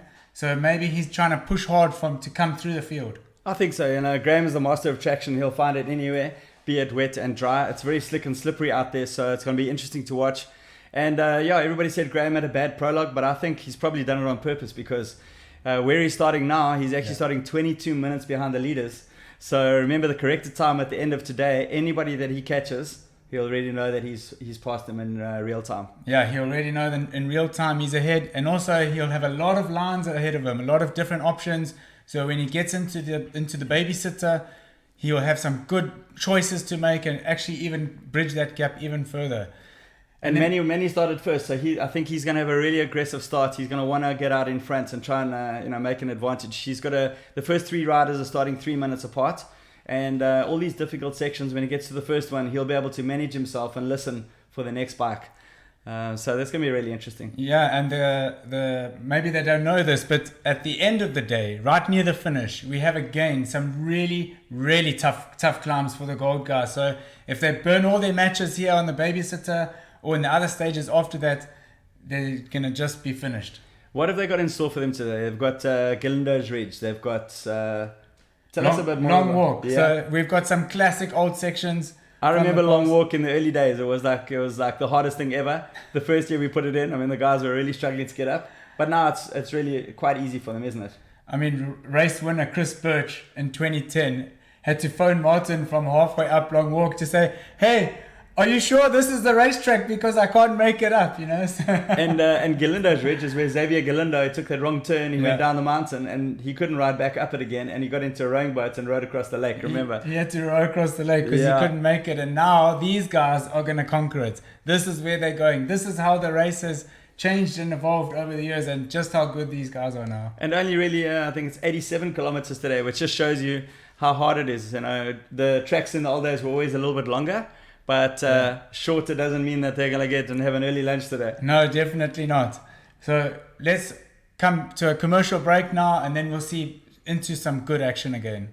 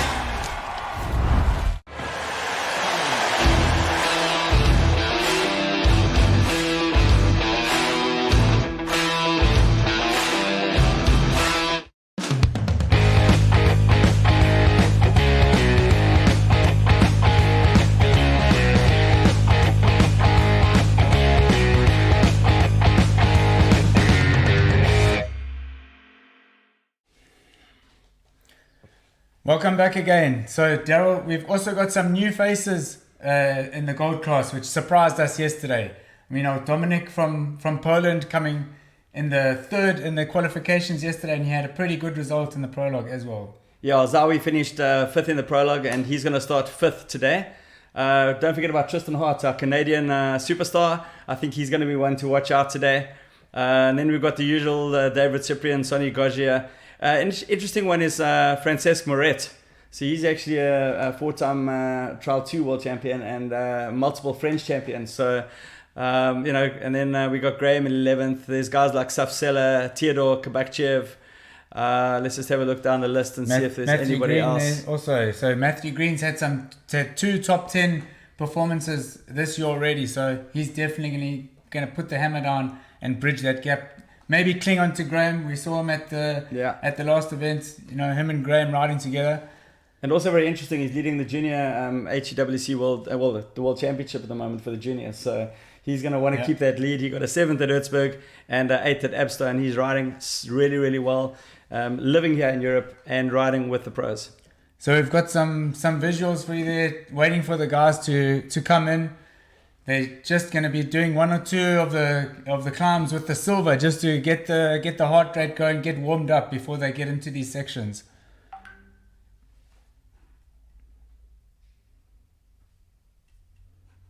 And don't forget, we've got live news coming in from the other classes as well. So head over to the website. There you'll get some info from our media persons on the racetracks. You'll get some interviews from the bronze guys. We'll see some atom action, some iron guys on the service point. And it's always nice to see that, this race is not just focused on the gold. We have so many other guys out there. So it's going to be good to see some interviews and some action from all of the competitors. Tell us about the Atom class. So the Atom class was introduced, I think 2 years ago now. And that's really nice riding, just all in the forest, some super nice roads. We've even got another guy riding with a Dakar bike, one of the Dakar replicas. So there's something for everyone, It's not about the gold. There's just something for everyone, which is so cool. We've also got Matthias Walkner riding bronze on his Dakar bike, and we've got Paul Terrace, of course, also riding bronze. And then we've got Chris Birch on a 500 in the silver class. So it's going to be really interesting out there today. So I think there's going to be a lot of attention around that big battle, that big struggle between Paul and Matthias.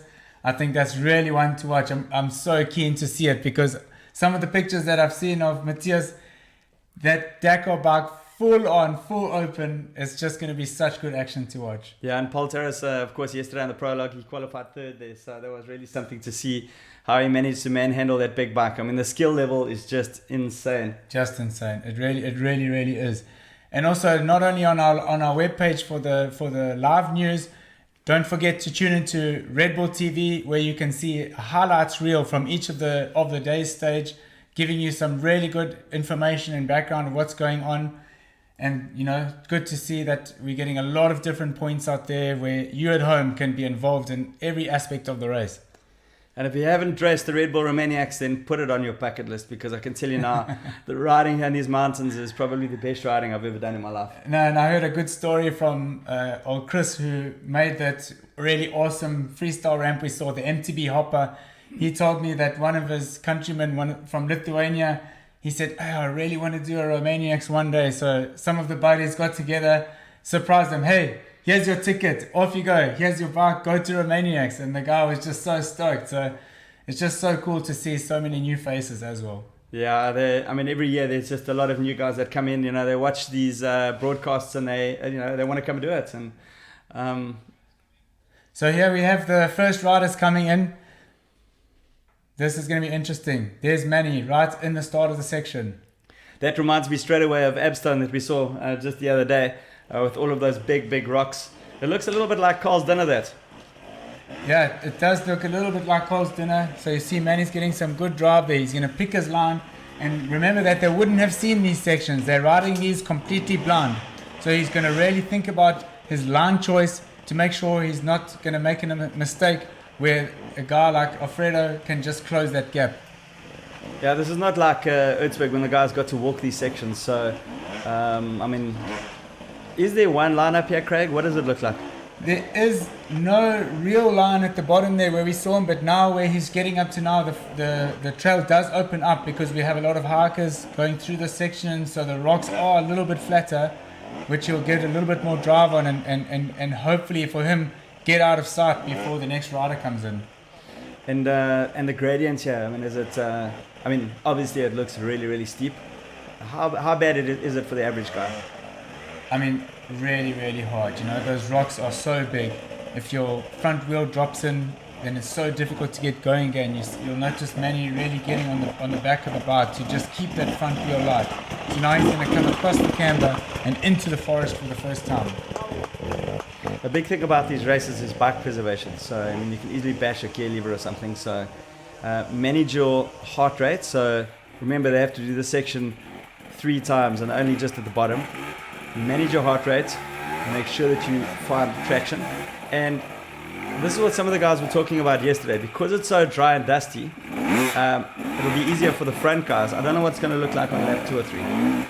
Yeah, I think it could be, but on those really difficult off-cambers, once the guys start going through, they dig out a little bit of a rut. So there is an advantage for the guys coming from behind because there's less chance of their wheels slipping off the trail. There's more of a line for them to go. And Manny's a master of these uphills. It was a couple of years ago when the guys were asking him, like, there were some sections there that he managed to get up, really made them look easy. And some of the pros said to Manny, you know, how did you do that? You pulled so much time on us there. So he's extremely good at these uphills. No, he's definitely going to try and stretch the elastic band here a little bit because we estimate it'll take them about 7 minutes to get from the bottom up to the top again and then back in for their second stage.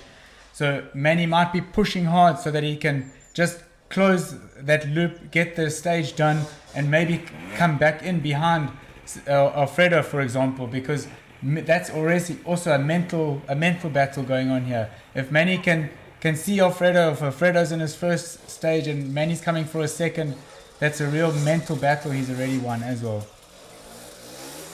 So Manny picking his way through. So next rider into that section is going to be Teddy Brzeziak and then Alfredo Gomez. So we'll be able to compare riding styles here. Making it look really easy so far. Just see how he weights those foot pegs, just getting the drive, throttle control. How far are they up this climb right now? So they're almost halfway up the climb now, so Manny's really doing it really, really quickly. And does it get worse? It does, definitely. The gradient picks up to almost 60%, which is really, really steep. But like you said just now, what seems difficult for us, these guys just do it like in seconds. I mean, I remember back in the day, I think it was in about 2012, when Klaus Sorensen was involved and as the track manager and director, we set one of these gold climbs. It took us, I think, about 40 minutes to get up the hill. And we were trying to estimate what the leaders did. And we thought, maybe they'll do about 25 minutes. Mr. Graham Jarvis popped on and boom, 12 minutes from bottom to top. So, just and crazy. We got a call just now. One of the track managers, they're struggling to get up one of the gold sections. So these climbs are brutal. And they're really, really good riders. If you're going to go and open gold, you have to be an exceptional rider. And if they're struggling to get up some of these new sections, then we know that they're going to be tough. No, for sure. And remember that this is, for these top guys, this is their livelihood. This is what they do. They put in so much training, so much effort into what they do to make sure that they get the best performance, because now we have a world championship. This is a world championship event. And to be crowned world champion is definitely a major achievement. So talking about that, Billy Bolt, our 2021 hard enduro world champion, is out with an injury. He's had that wrist surgery, so he's out. And currently Manny Lettenbichler is in second. So after this round, if all goes well, he'll be in front. But yes, it's a big, it's an FIM World Championship, which is fantastic to see.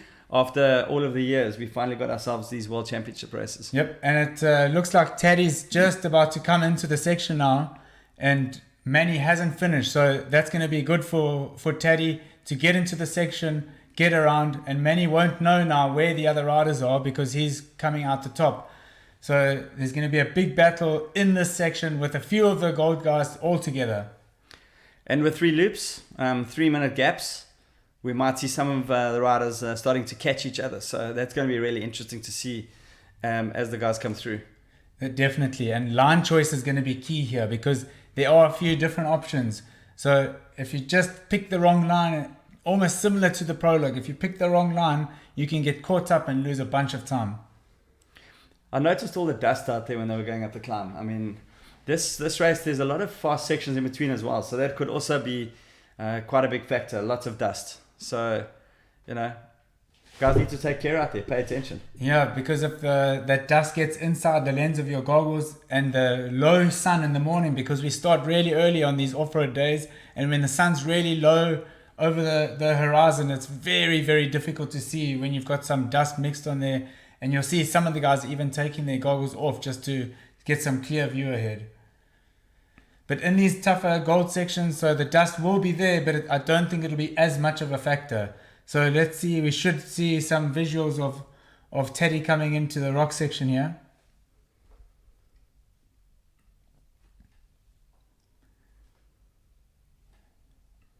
Man, just look at those rocks. I mean, that just reminds me of Cole's dinner. So, but it's quite a short piece, you know. So there we go. That's Teddy coming into frame right now. Doesn't quite know where to go. Of course, they haven't been into the section before, so let's just see how Teddy handles this. And he's a master in these sort of conditions, isn't he? I mean, the background is he has world champion Enduro cross. Well, he's a 5-time Earthberg winner, and Earthberg there's just rock like this. And he's going to play a clever game here, you know. He'll be patient, he'll look for the line, pick his line, not just go straight into it without really deciding on a good way, because he could get easily held up if he hasn't thought about it and planned ahead. So Teddy having and carrying an injury with that right wrist of his, he's still recovering and wasn't sure if he was going to start Romaniacs or not. So he's going to have to watch his wrist throughout this race. Make sure he doesn't make any mistakes and fall out, you know, on that side and put that head out. Of course, he's a 5 times in Pittsburgh Rodeo winner, 5-time AMA Endurocross winner, and I mean, he's got 4 gold medals at X Games. This guy is an absolute legend, and it's so cool to see him out here in these mountains. So cool to see him. And Alfredo is not so far behind him, and all these guys all come from trials backgrounds, so they're really going to battle hard for each other. Teddy taking a really direct line there, just bulldozing his way through, and now he's into the forest.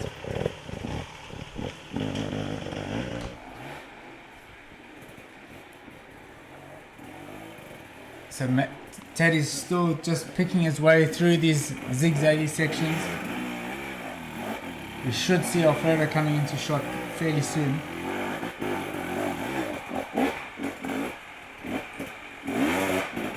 See how he just momentarily takes a break, waits that back wheel and gets some drive. So Manny's doing quite well there. I mean, he must be quite close to the top of this climb. Yeah, there he is, just about up and over. Well, he made short work of that. It didn't actually look too difficult. Isn't it deceiving here, Daryl? I mean, remember from when we were racing that you see that sun coming through over the horizon on the ridge, and you think, yeah, I'm at the top. And as you get on the top, it just hits you and climbs up again. So it sort of becomes a rule that don't think you're at the top until you start going down again. There's always that little sting in the tail. So there we can see Alfredo Gomez coming into the picture. So of course he's lying 4th in the Hard Enduro World Championship Series. So he's really going to try and catch Manny. And Manny, of course, doesn't want to see Alfredo Gomez today. No, definitely not. Because then Manny will know that Alfredo would have closed 6 minutes on him. So he's definitely going to try and push hard, stay ahead, break that elastic band. You can't really see how steep that is, but I mean, the fact that Manny had to get off there just to pivot that bike. This next section, he's not out yet. There you can see the gradient over there. So I think he does a right turn over here. And looking for traction, every little bit of traction. You can see how soft his rear mousse is. But again, you've got to be careful here because you've got 87 kilometers and also there's quite a bit of fast stuff in between. So these guys really do a lot of homework on their tire choice and the softness of their mousse on each particular day. No, and Alfredo's really on a charge today. He's closing that gap to Teddy. I think pretty soon he's going to be joining Teddy. He'll be right behind him. So Alfredo's really on a mission today. Mario Roman also just not too far. He's just about to come into the section as well. So these guys are closing the gap. See, I spoke too soon because this last section, I haven't ridden it, but there you can clearly see that the guys are getting into difficulty. Fatigue is, fatigue's not setting in yet, but his heart rate has definitely spiked. It's high, and the sooner he can get up here, The more he knows that he's going to make time on the next guy. This is the last shoot up. He's going to shoot up now onto the ridge, go around to the checkpoints, and then come down again for his second stage.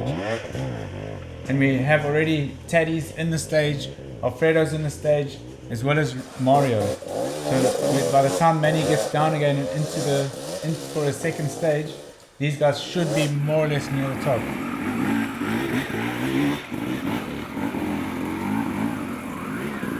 So it looks to me at the moment like Manny has made really, really good time at that climb. And I think we're going to start seeing Teddy, Gomez and Roman bunching up. There's Paul Bolton, our field reporter, also giving us a demonstration of how to do it. Paul's a legend of the sport and been around for a very long time. He's chasing Mario there, it looks like, to get some footage. So Alfredo's really on a charge. He's just got the hammer down. So it looks like Alfredo Gomez here is probably going to catch Teddy towards it. I'm predicting he's going to catch Teddy towards the top end of this climb. I would say.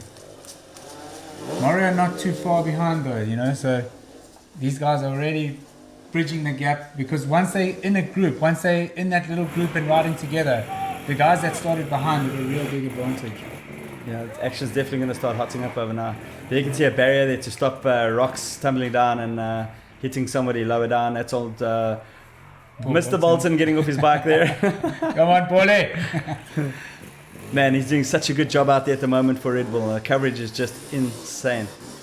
So here's Mario, and watch Mario on these big hill climbs when it's just full gas, shooting his way up, because in my opinion he's one of the best hill climbers. Well, Mario Roman is lying third in the Hard Enduro World Championship at the moment, so I mean he's just had such a solid year, and he's really, I mean he finished 10th at Red Bull Minus, he won Extras, second at Erzberg and third at Abstone, and of course he wants to be on the podium. He wants to win this race. No, and he's, in my opinion, looking fitter and stronger as I've ever seen him before. So he's super motivated to get a win. Watch out, Manny Letzenbichler. They're coming for you. Is down there.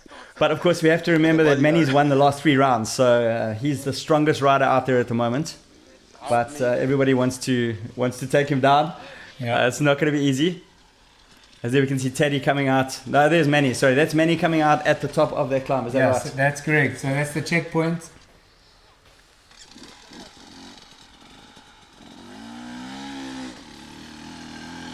And then he's going to go across the top. Shadow. Stop. Shadow, yes, sorry.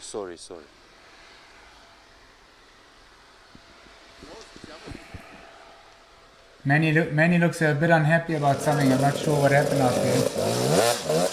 There's Paul shooting up through the rocks. Red Bull kriegst da, dass du wieder overkimmst. You want some Red Bull too? So the riders have a 3-minute mandatory break where they can relax a little bit, get something to drink before they head down again. Yeah, that's quite a good thing. They don't normally have that in a lot of these races, so it's just to help the riders manage their heart rates and get water. Because of the heat, I think it's very important to do, forcing these riders to not empty their camelbacks. They've got a chance to get extra water from outside. Yeah, because in these extreme heat, in these hot conditions, dehydration is a major factor. And don't forget that they've got those really difficult signature sections near the finish of the day. So if they empty their tank now, then they're not going to have much for those last climbs. It looks like he's emptying his tank right now. Looks like we're going across to Martin for some words on the ground there. The break. So here we have number 17. It's David Cyprian coming into view. Nice one. Was it hard until here? Definitely was hard until here, but it's so dusty and I think it's going to be so dangerous now to get up there with a bunch of riders. You can see the dust cloud back in there, so I think it's going to be really slowing us down now off this pace. I guess it's the same for everybody, but you will see. We'll see after. Yeah. After. Okay. There. So David got a little hung up there on the rocks there. So he's also just looking for the line. Where's the best place to go? David Cyprian lying 9th in the Hard Enduro World Championship at the moment. So he's 24 years old. He's from the Czech Republic. And he finished 9th at Minus earlier in the year. 6th at X-Ross. 8th at Erzberg. He got to checkpoint 21. So he was the first. He didn't finish, but they're still in the points. And 11th at Abstone. Not over the glove, please. He's riding the whole series. Manny's just having his last little stretch before he heads out after his little 3-minute break. And you can see there the hot temperatures. I mean, it's so early in the morning, and already it's super hot. We're already in the late 20s, 20 degrees Celsius. And after that climb over there, the guys are just losing body fluids, and it's only the start of the day. So I can see Tristan Hart is just about to come into the section as well. So he's also on a charge this morning. Keep your eyes on Tristan. He's a young up-and-coming star. He had some really good results. At Erzberg, he was right at the front of the race. Yeah, Tristan's our dark horse here. I think. I agree with you. I think he can come through. It's definitely. I want to see how he tackles that climb. We've also got Alzawi coming in. So after David Cyprian, we'll see Alzawi, and then Tristan's going to follow. So Manny's just getting a breather there. Just get the heart rate down, and then he's gonna get a countdown to get back into the stage. So his heart rate would have come right down again, and he would have just been able to just cool off a little bit. And what's after the section? What's he going into now? So when they finish this Live Maniacs stages, they've still got Lost World, they've still got Killamore, they've got the Prologue, they've got Galindo, they've got Long Walk. That's 5 big sections after this, so they've really got a tough day ahead. And to get from where he is now to the next section, is it a little bit flowing, or was there no flow today? Not at all. There's just no let up for these guys, because once they come through the checkpoint for the last time, they'll head back down the hill where they can just recover a little bit, get their heart rate down, go across the valley, and then straight up into Galindo. So there's Tristan Hart coming into the section. This is gonna be. I'm super interested in this. I haven't had a good close-up look at Tristan's riding, so I'm really excited to see him on this uphill. Of course, they're going to do this section 3 times, so we've got lots of action here as Manny's about to settle. So off he goes. Manny goes off into the next stage. 3 minutes really does feel like a lifetime, doesn't it? It does. Wow, Tristan riding so nice and smoothly across those rocks. We saw him yesterday in the Prologue in those tyre section at the end, which absolutely amazed me. It looked like third gear just pinned straight across the top, bouncing over those tyres like they were rubber bands. There's Dominic Alzawi there, so he's 22 years old, he's from Poland, and also riding really, really nicely at the moment. And he was a surprise for us because we hadn't really seen him on the scene before, so it was good to see some fresh faces challenging for the front of the race. He's doing a whole world championship, so he started off with a 7th at Minus. He was 11th at X-Ross in Serbia, 9th at Erzberg, so second non-finisher in the points, 16th at Abstone. It wasn't such a good race for him, but he's also the 2022 Junior World Super Enduro Champion, so no slouch at all. So here's Alfredo coming up now to the last shoot up onto the ridge before they get to the checkpoint. He's definitely made up a lot of time. I think we're going to see Alfredo coming out at the top, just behind Teddy Bluesiak. It looks like he's made some time on him. Or has he passed him? He might have passed him. Teddy may have taken one of those lower lines to get a bit of a breather on the switch. Yes, he has. So here's Teddy.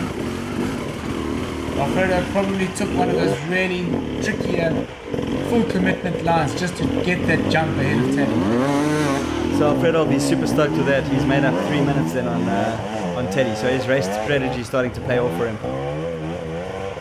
You can see just how loose it is.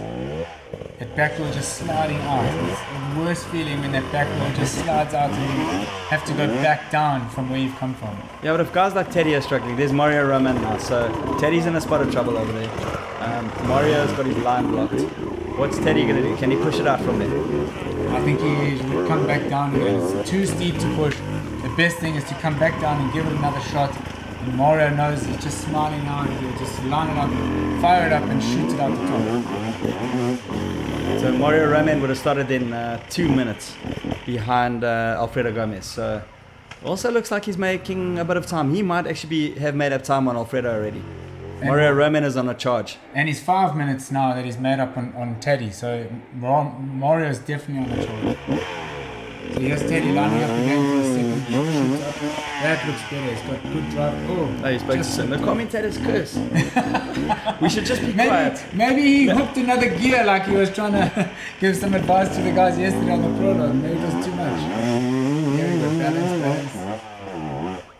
Oh, that's so beautiful. Well done. Cool. Nice to see you doing that. Okay, here we got some action. So now we've got some proper action. We've got 3 guys in the same section of the course. Okay, so that's Michael Wagner now. So we remember how strong he was at Erzberg. So also one to watch out for. He blew at Erzberg, but let's see how he gets on. And he would have definitely learned a lesson from that. You know, every race that these young guys do, you learn and you just absorb it and take it in and use that to your advantage in the next races. And there's Manny behind him. So Manny's doing he's busy on his second loop already. So yeah, this is going to be really interesting to see a comparison here between Michael Wagner and Manny Letzenbittler. And remember now that Manny has the advantage over these guys in that he's had a chance to look at the section, look at the lines, so that he can get a jump and a gap on the guy in front of him. Also could be a disadvantage because if one of the guys in front just gets held up and can't get through, then Manny might have to wait a few moments before he can get going again. But again, it's the same for everybody, so it's the luck of the draw really. Yeah, definitely. Manny definitely knows exactly what lays up ahead, so he can manage himself.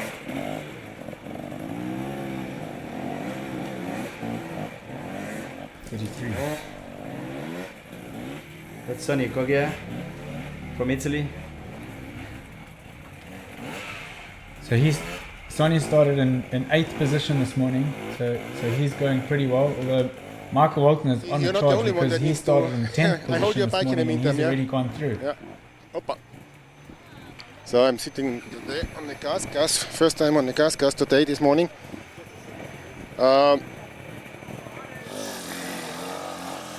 So it looks like it's a big struggle up here. It's very dusty. You can see in the pictures it's very difficult to pass each other. But now they are coming, and the heat, you can see, is doing its job. We have here Mario coming just behind me. So it looks like Teddy has been passed up here as well in the heavy section. Hello Mario, how are you? You're smiling, that is good. Yeah, it's very tough already in the morning. The visitor is never so easy, so yeah, let's keep in doing 2 more times, I guess. Yeah, 2 more times, yeah, and after this you have a beautiful Killemol waiting for you. And after Killemol there's another nice section which we call Perla. This is also nice, so you enjoying it? Yeah, thank you very much. Okay.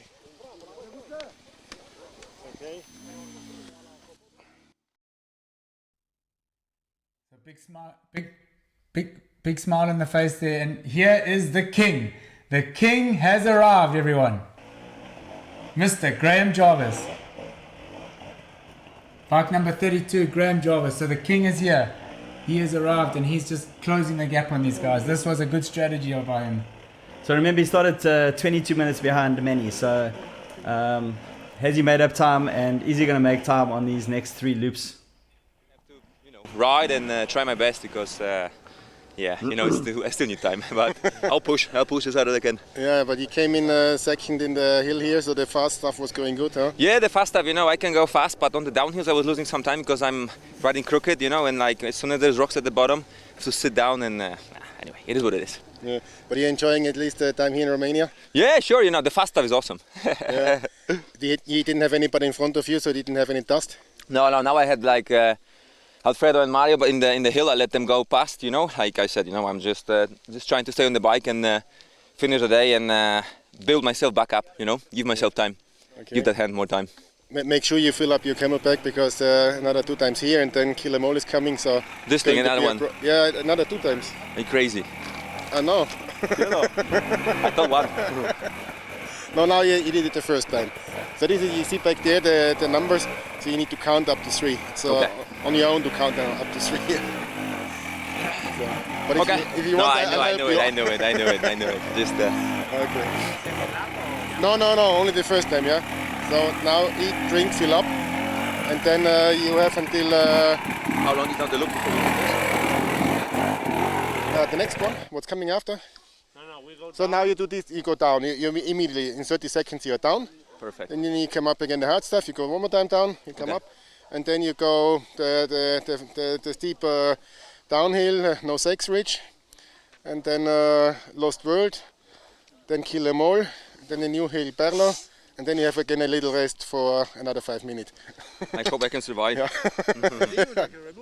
No. Graham Jarvis again there. I just got the back end view of him. I mean, he's looking pretty smooth. The silent assassin, Graham Jarvis. So the reason we nicknamed the silent assassin is because he just doesn't say a word. If his spectators around him saying, "Hey Graham, take this line. Hey Graham, do this," he doesn't listen. He just takes his own time, looks at the line where he wants to go, and then fires it up and goes. And he's just absolutely killing it out there. But also, I mean, part of that nickname is the fact that Graham, I mean, if you look at him at Erzberg, when he couldn't get out of the bowl, slowly but surely he'll come and pick them off. So just silently, he just picks his way through the field. He's really good at that. He's somebody that could start on the second row, for example, at Erzberg and still win the race. So the guys know Graham, 22 minutes behind. I think they're more worried about him than anybody else. Looks like Tristan's almost heading out to the top there now. So Tristan's really done well through this section. Made up some time. He's going to have 1 or 2 more zigzags and then he'll be up onto that last ridge. He's just taking his time, looking where to go. Because to his right is a much easier line. It's a much smoother, flatter gradient, and that's where I think Taddy went and where Warrior overtook him. So he's just pivot turning there. Those pivot turns are so essential in this section. So he'll have Teddy and Mario in his sights. He'll try to catch them now in the next couple of loops. Just ahead of them. It looks to me like Mario is having a really good day, so I think he's probably making a little bit of time on Alfredo. And Tristan, I think, is about the same pace as Mario at the moment, from what I can see. Tristan's winning a lot of matches there, trying to get all the A little glimpse of Theodore coming through there, and then that's number 16. So that's also many Erzbergs and in Romaniacs under his belts. There's Theodore Kabakchev from Bulgaria.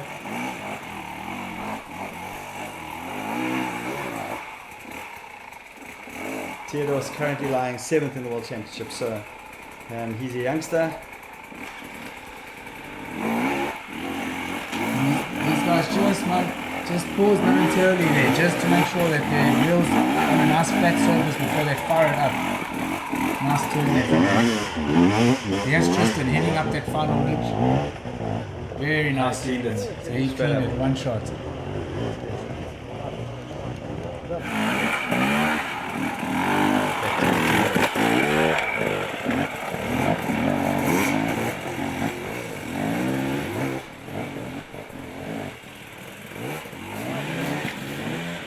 Dieter will try and just hang on to the back of Theodore there, just to help that motivation, just cling on to him, and let them put each other up.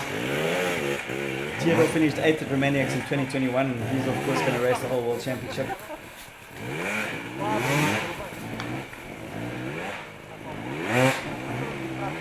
Looks really loose out there. The guys are spinning up their tires. Looks really loose. When we did the track walk, we had a little bit of overnight rain, so the conditions were almost perfect. It's pretty different to what we're seeing now. There's our Zoe in picture again.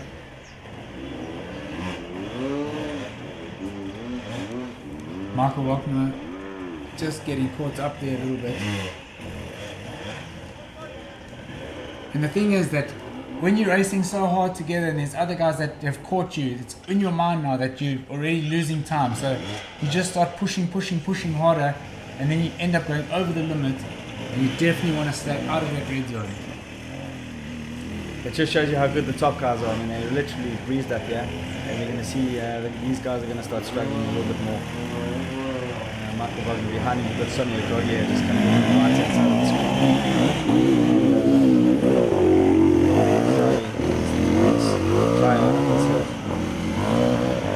And there was a bit of an advantage in teaming up. Not teaming up necessarily that you need to get off and pull each other's bikes up, but just, you know, being together, racing together, pushing each other ahead. I mean, it just didn't, a bit like you and Leon used to do back in the day.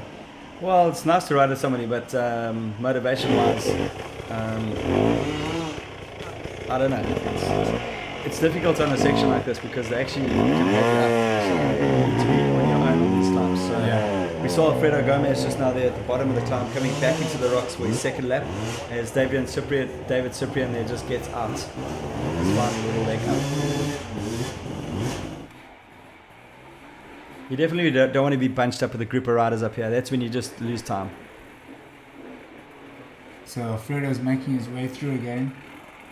So he should start catching some of the guys, and well, they're all really going to get hung up here, some more than others.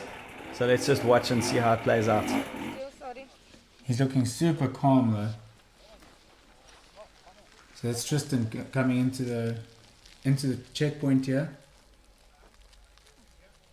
Hopefully we can get an interview with Tristan. And Alfredo now on the second stage. You can see that back tire, how soft that mousse is, and the compound of the tire just really grips on the rocks.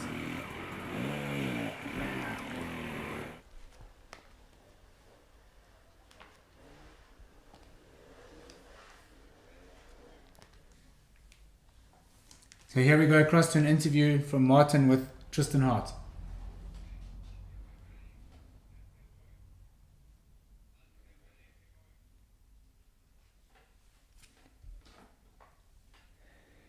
So, Manuel Lettenbichler just passed the second time up here. How was it here? You did only one heat? Yeah, so I guess we got 3 more to go. We're doing it 4 times total? No, 3 times total. Oh, it's only 2 more? 2 more. Okay. Yeah. It's hot today, that's for sure. Really hot. And there's going to be a lot of guys. I think you're going to have to get around guys in tough situations. So you might have to go for a sketchy pass here and there to get around some people. I wouldn't be so worried about getting around people. I think you should rather be worried about what's coming after here. Kill them all? Not only. Yeah, I think we still got a long day ahead of us, so we'll see what happens. But you're doing good, yeah? Everything fine, feeling fit? Well, right off the bat, I got lost. There was blue ribbons going both ways, and I accidentally took the wrong ones and didn't look at my GPS, so I got lost a couple minutes there because 2 guys got around me, but learning. Yeah, well, you're doing good, yeah, and it's your second Red Bull Romaniacs, so and still another 3 days to go after that one, so I think you can catch up. Or what do you think? Yeah, we'll see. It's a long race and anything can happen, so just got to keep going. All right, good luck. Thank you. So that was Tristan Hart from Canada, doing really good here on Romanian soil. Last ridge climb up to the top. This is Michael Wagner now. Let's see if he cleans it. But I'm interested in there. If he made a wrong turn earlier on, I mean, he's lost a bit of time. So he's doing. There's Graham Thomas. Come on, boy. He's saying, move it. I'm on a charge here. So lots of respect there. So he waited for Michael to get up the climb. You know, you can't just go and pass it there. It would have been a little bit uncool. But I think he's looking at that line on the right there. He might just try and clean the section and take both of those guys together. Let's have a look and see what he does. Here we go. There you go. Look at him. Straight up. That's why he's the king.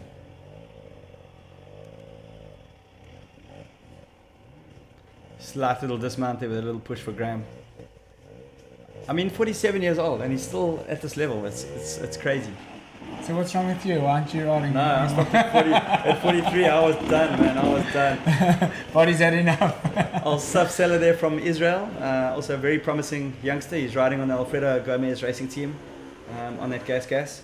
And I think we really need to look out for him in the future.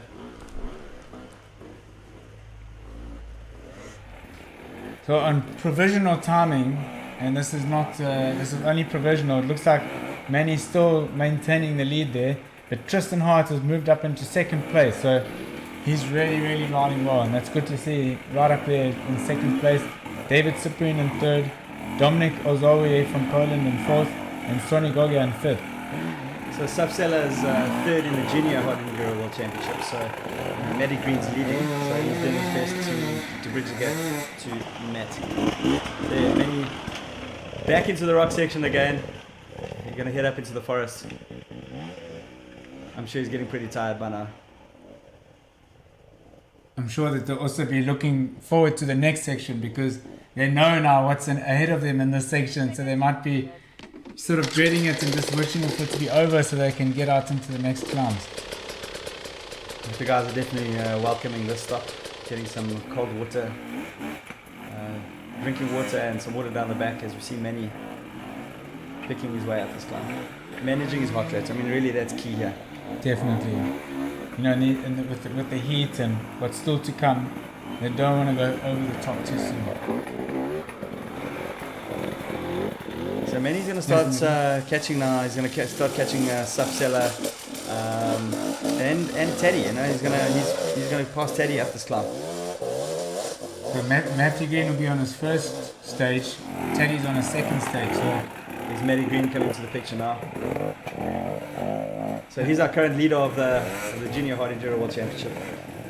And it'll be good for him here to see the other guys on the stage that are ahead of him, like Teddy, and try and just bridge that gap and stay with him and just let Teddy tow him up the top to try and get a bit more time back. And Matty's also lying 10th in the overall Hard Enduro World Championship. So yeah, he's doing a great job. He's had a really good season so far.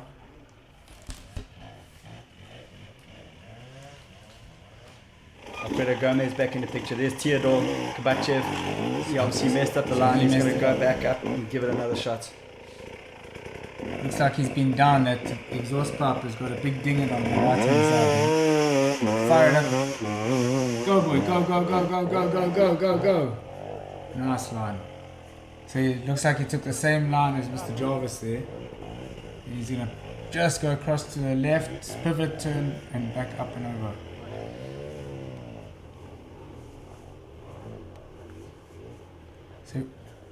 So we have another interview with Martin there on the field.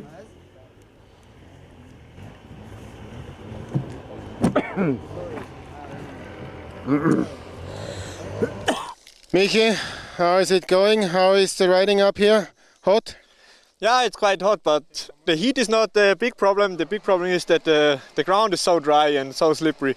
So it's almost more slippery than in the wet. Yes, I know. I figured this out last week when I was testing some tracks and I had problems to get up the hill. So, yeah, there's not much we can do. We cannot water the track. So, what do you think? Another 2 times is fine? Yeah, I think so. So, I enjoyed it and I'm looking forward to do it again. All right, perfect, yeah. Good luck. We have here another guy with us. Oh, you want to say something? Sorry? Thank you very much. Yeah. Take your breath. Graham, how are you this morning? Yeah, not too bad. Just got a bit of a sweat on up there. Yeah, it's just slippery when it's dry, slippery when it's wet. It's always tough. Yeah. No easier in the dry. Yeah, sorry that we cannot offer the perfect condition that time. That's it. It's an outdoor sport. You know there is still a Kill 'Em All coming. Are you looking forward to that one? I just don't think about it how hard. Just ride the track, have fun. Okay. No, I'm glad you like it. Yeah. So we got at least some smiling faces here because Letty wasn't smiling so much. No, but not everybody can smile. Gotta smile. Yeah. Keep smiling. Yeah. I mean, for me, it's easy to smile. No, wish you all good luck. Tristan Hart coming back into the rock section again. So he's on his second stage now. He's on a second stage and he's going to get into a bit of traffic here. Looks like he's taken a little bit of a different line there from the first time. He's way off to the right-hand side. So maybe he saw from his first stage when he came through, he saw that flatter section that he traversed across. So maybe he just wanted to fire up on that right and now get onto this little footpath to make his life a bit easier. Got a glimpse of Winnie there in the background with the white shirt. So he's actually the boss of the Hard Enduro World Championship. Nice to see him out there.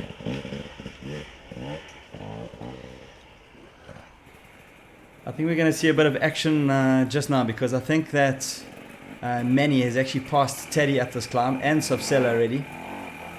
Need a bit of confirmation from that. Maybe we'll get a picture for them just now. Let's hope. So it just shows you how the level. I mean, Manny at the moment is just incredible. No, just incredible. Yeah, and interesting to hear there from Graham Jarvis that when the conditions are dry like this, it's similar to being wet. So it looks like they're having a real struggle out there. There's Dieter Rudolph.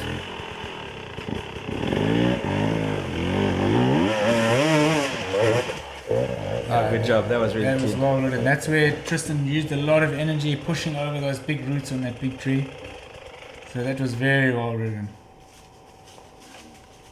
I think the trick is here, like, you know, I never had a trials background, so I ended up pushing my way over a lot of things. And these guys with a trials background like Graham, the skill level is so high that he just manages to conserve energy all the way through. And even at his age, because his level is so high, you know, he can do as well as he's doing.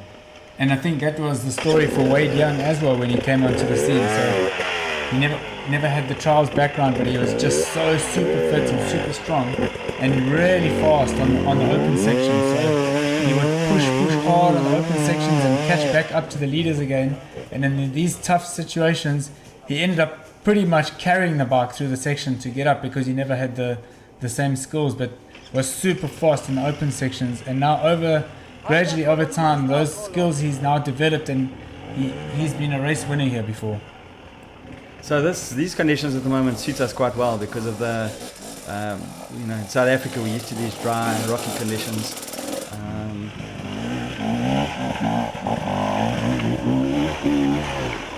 The temperature in these climbs, when it's dry like this, we're actually quite good. But when we get into the really, really slippery stuff, then we're not so good. So it counts a little bit in our favor when it's like this. So it looks like Manny's having a bit of a better time than he did on his first stage. He's just winding his way up pretty quickly up this hill. He's almost on the ridge again. So I got confirmation there that he's passed Teddy and Sofsela up this climb. And that's a big mental achievement for him, because now he's given some motivation to really put the hammer down again, forget about what happened on the first stage where maybe it didn't go all his way, and now he can just focus on what's ahead. So from what I can see at the moment, could be wrong, but it looks like he's made time on Gomez and Mario Roman.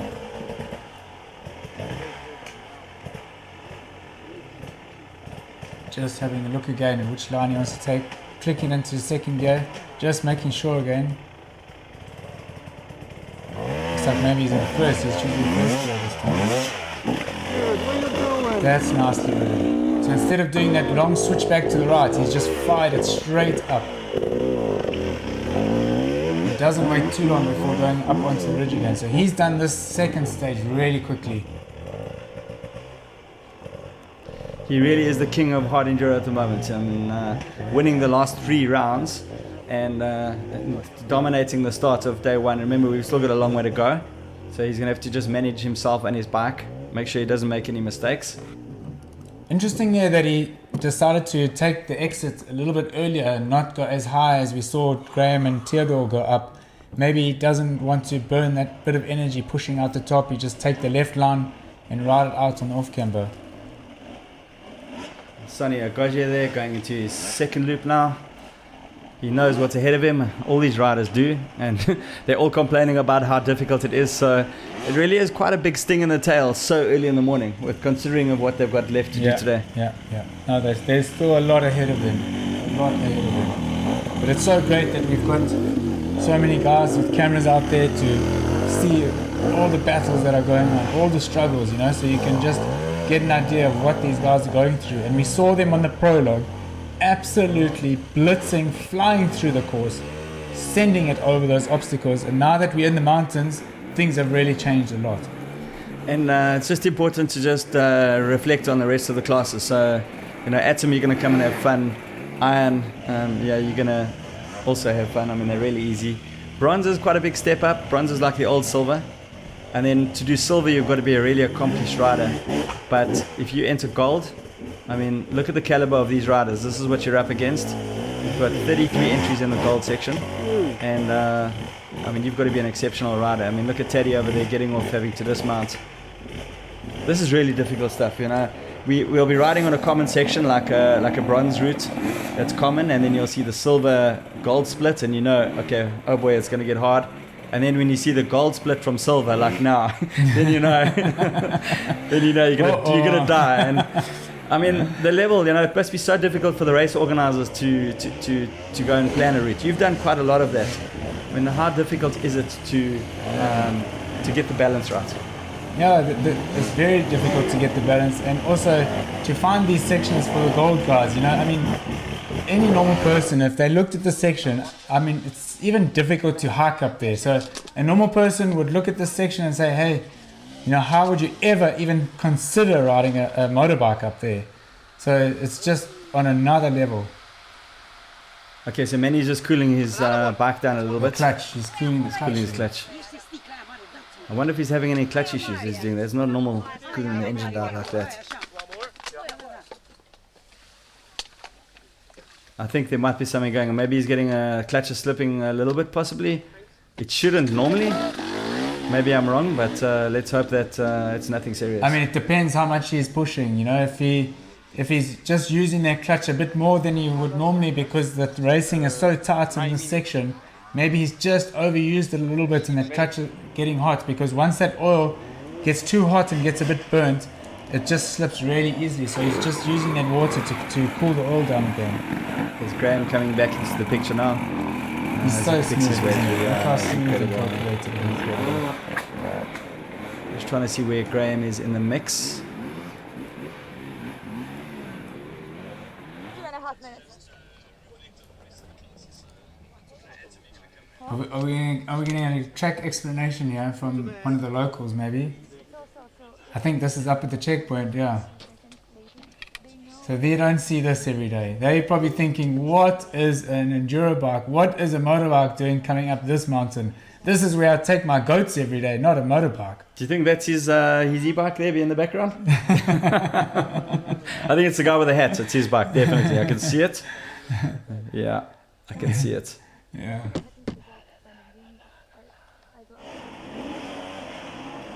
So that looks like Skinner there. That's Mark Skinner coming into shot. So he'll know what to expect here. And yeah, he's just catching old Dominic or Zoe there on the lower part of the screen.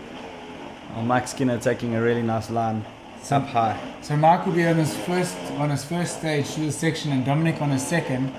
So it looks like Dominic just got caught up there. Also got a little bit of fatigue setting in now because. Oh, what a line from Theodore! Wow, look at that! Passing Straight both up. of them.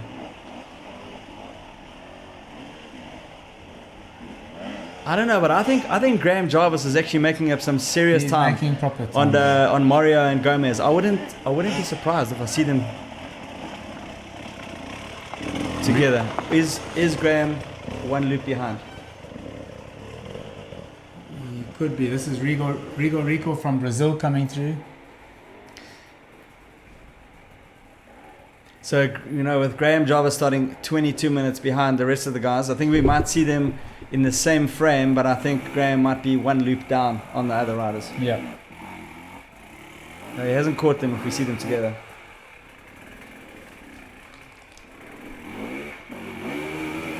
Nice to see the guys coming all the way from Brazil.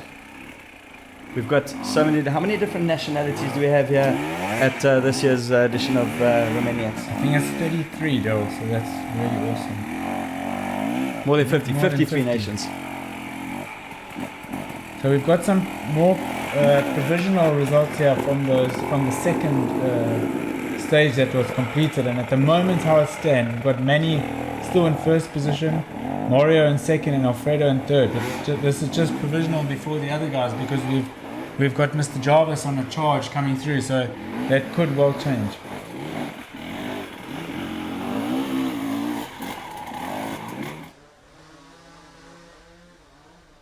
And you can see the sun's getting a bit higher up in the sky now, so it's going to start getting really like a cooking pot in there. The guys will be sweating. Just walking around in town yesterday, I mean, at the Prologue, it was really uncomfortable. That's how hot it is. And still very early here in the morning. I mean, it's not even, it's 20 to 9 at the moment, local time here. There's old Mr. Bolton that just came into frame just now. And of course, we've got Philip Schultz coming in. Doesn't know what's waiting for him yet.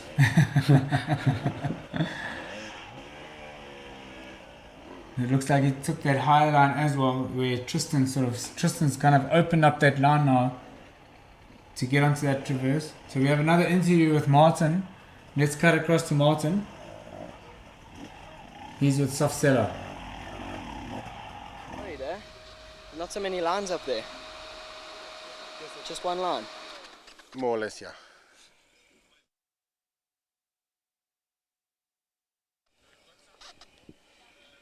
So now wait for 5 minutes. Yeah, here is now a 5-minute break, yeah. How was it until here? Yeah, pretty good so far. I'm having fun. Yeah. So nice to ride in the mountains, eh? Better than the streets. Yeah. Yeah, I just checked, there's like about 15 people in the track. So I think that's not too much. I was counting like the 15th ranked rider came in just when Letty left, so I guess passing shouldn't be an issue. Or did you have many people to pass? Well, I just had one person to pass, which was Saf. Yeah. And it was pretty difficult, eh? Yeah. Pretty difficult to pass him. So yeah, we'll see. I've got 2 more laps. Yeah, it's going to be interesting. Yeah. Manny's leading. Or? Yeah, Manny is leading. He just left, and he's the first one that did 3 laps. Okay. Tristan just did his second one. Okay. Daddy just passed like 2-3 minutes ago. Perfect. So I think things are running quite smooth. I know it's dry and not the easiest conditions, but that's it, yeah. Nothing you can do about that, eh? Yeah. Not so much. What do you think? It's better wet? Maybe like, if we can't pick or choose, but if I had to, I'd probably have like 20 mils of rain maybe a week ago. Get the soil nice and loamy, you know. No rain for the race, but yeah, should be fun. Yeah, I would also like to have those green nice, conditions, yeah. On and off, but I don't think we can. We can't mess with the guy upstairs, so this is what he's given us, eh? Yeah. Just gotta ride it. Exactly. Yeah. Good luck, yeah. Enjoy the ride, yeah. Thanks, Thanks, Martin, and hope everyone's enjoying the show. Yeah, I guess people like it. I'm watching it. Your South African friends are doing a really great job commentating. Ah, yeah. Daryl and Craig are on the booth, eh? Yeah. No, they're nice guys. Very fond of them, and hopefully they're saying nice things about me, you know. Could say anything because I think they know a lot more than your average commentator. So, yeah. Say nice things, guys, please. No, they are quite friendly. They're finding really good of many positive things to say about you guys, and it's very interesting listening to them because they have really a lot of background information. So that's really a very good commentating. Thanks you guys as well from out here from the field. Cool. Take it easy, Martin. I'm gonna fill up my backpack. Yeah, you should. Yeah. Well, nice words from Matty Green over there, and Safsela there's right behind him there in 3rd place. So those are the 2 guys that are fighting for the Junior World Championship. So Matty Green and Safsela. But sure, I've just seen Matty's level just go from strength to strength in these last 2 years, and I think that sure, I mean he's going to be right up there, and never mind the Junior World Championship, but in the overall championship, he's lying 10th at the moment. So yeah, there's Alfredo coming into the picture. And these guys make it look so easy. Alfredo is on his second stage here, but what I find interesting to hear from Matty there is that he doesn't mind the conditions, whatever it is. If it's pouring, it's raining, if it's dusty and dry, whatever it is, he just focuses on his job and what he has to do ahead. Do you think they got a choice? But you know, it's just to not get that in your head. You know, you don't want those negative thoughts getting in your head because you want to just keep your thoughts clear, keep your head clear, because if you start thinking about the negative things, then it does definitely affect your mojo and your motivation. So Teddy back in frame there, and that's Nick Furringer behind him there from the US. So those guys are favouring that right line now. They're shooting up on the right-hand side there to get onto this traverse a little bit sooner. So that was Mark Serra. My mistake. It was Mark Serra, actually also on the Alfredo Gomez racing team. And number 31 is Alex Tomesk.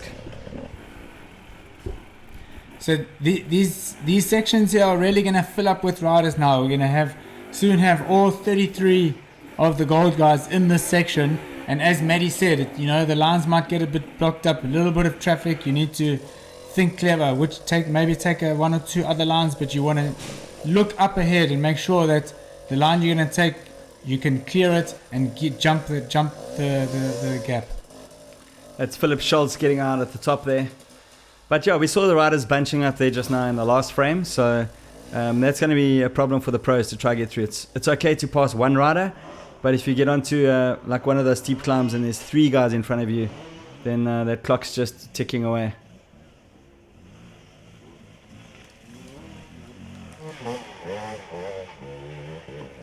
There's Francesc Moret. We spoke about him a little bit earlier, but there's Graham Jarvis back in the frame now.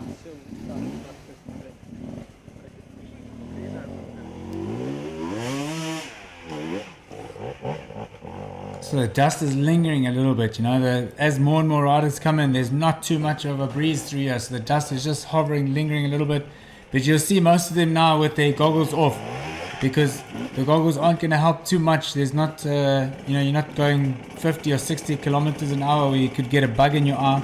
So some of them decide to take their goggles off just to get a bit of fresh air on your face, try and freshen you up, because it's really hot in there. Temperatures are hotting up now. As each minute ticks, the degrees are ticking as well. It's getting warm. And these guys, I think, when they finish this section over here, it's going to set the tempo for the day. This is Red Bull Romaniacs. This is not a normal hair scramble. No. Theodore is looking quite smooth there on this section.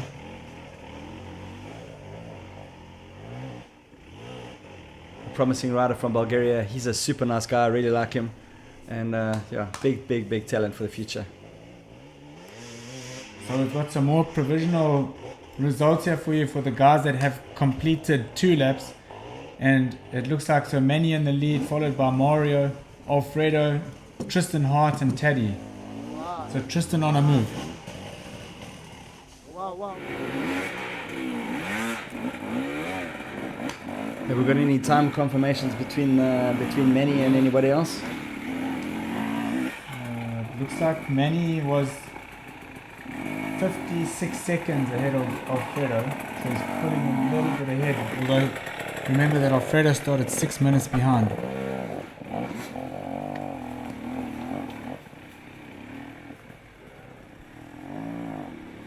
So we have another interview with Martin. Like yeah? it. Let's see who's chatting to. Over to you, Martin.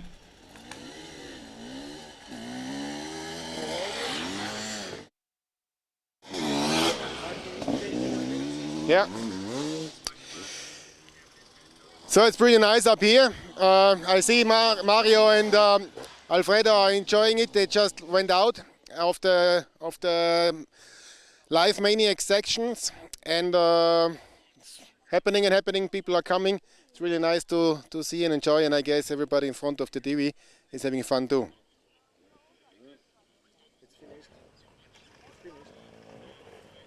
A struggle, another battle, and this is where a little bit of strategy and game plan comes in, because if someone's blocking your line, you guys are racing for positions here, you just want to have a clear little track ahead. So that's Matty Green back in frame with Zolt Varga from Romania, having a little bit of a battle there. And I'm just looking now. It looks like at the moment Manny has pulled 1 minute 43 on Alfredo Gomez so far on these loops. Yeah. But he's definitely hasn't won the stage. You know, we've still got Graham Jarvis coming. Yep. So on this particular section that we're looking at, it looks like Manny's the fastest so far with a minute 43 advantage over Alfredo.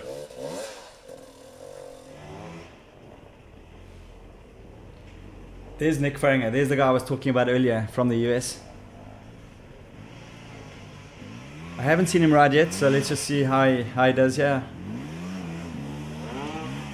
That was a nice pivot turn from him. Another nice pivot turn.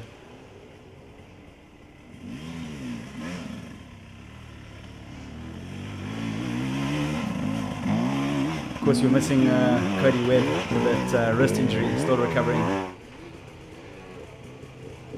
And we've got a little bit of data now from the first stage, so because there's been quite a few riders now through the first stage, and it looks like actually that Theodor Kovacsky has taken the fastest time on that first stage.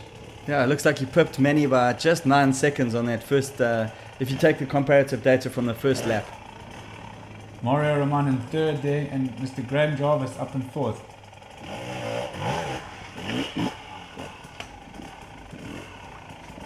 And remember, after this, they've still got a lot of other sections to do, so there's still a lot of racing to come. Well, that's really impressive from Theodore, so wow. So far on the second loop, Mario Roman has been the fastest, beating Manny by 15 seconds, so... Very, very interesting data coming out here. Very interesting. And on the first stage here where Theodore was now, he fired it straight up onto the ridge, so maybe he couldn't quite make it now. You know, the dust is really, a lot of it on the ground, things are getting churned up, so he's just taking a line to the left there to try and avoid coming back down again and giving it another shot. Yeah, the line will definitely be changing now as more and more riders go through and start spinning up that, it just becomes so loose, doesn't it? So, shot there from... There's Matty Green back in the picture. Looks like he's just conserving his energy, but you can just see how well he's riding. I mean, it's just... And he's got something that we call fast bait in South Africa. You know all about fast bait. Fast bait means basically that you just push through everything. You know, you got the ability to push. Close your mind. Close out all those thoughts and just keep Heart going. rate is jumping out of the cavity, but you still keep going. Yeah. Zoltwager, so I mean he's done quite a few Romaniacs in the past. Nice to see him in gold. He's a Romanian and he must have ridden so much in these forests. So I think Alfredo Gomez will be coming into the section again now. So here he comes. It looks like Michael Wagner. Oh, that's Michael, yeah.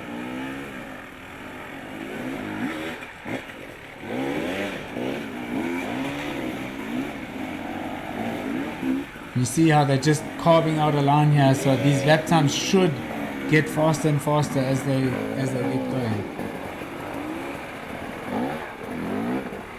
Well, already we'll see as the guys go out, finish these 3 laps. We'll have hopefully we'll get some times and we'll be able to see already what the advantage looks like. But I'm really interested to see what Graham Jarvis does. So here he is in picture. He just had to hold up for a second there. He's going to look for a line to try and get ahead of these guys in front of him. So that's Safsella in front of him. So let's try and pick his way past Saf. And there's another rider in front of Saf as well. So Graham's going to get himself into a little bit of trouble here with that traffic. It's really not what he wants to see. There's Tristan Hart again. So Tristan on the last loop, he was 40 seconds behind Mario Roman, who was the fastest rider on the second loop.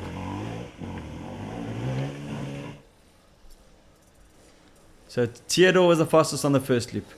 Mario Roman was fastest on the second loop. Who's going to take the third loop? Who's your money on, Craig? I think Manny might have learnt his lessons from the previous ones. Now he's got a clear head. He can just pick some good lines, and I think that he could be it. But Theodore is just riding super well today.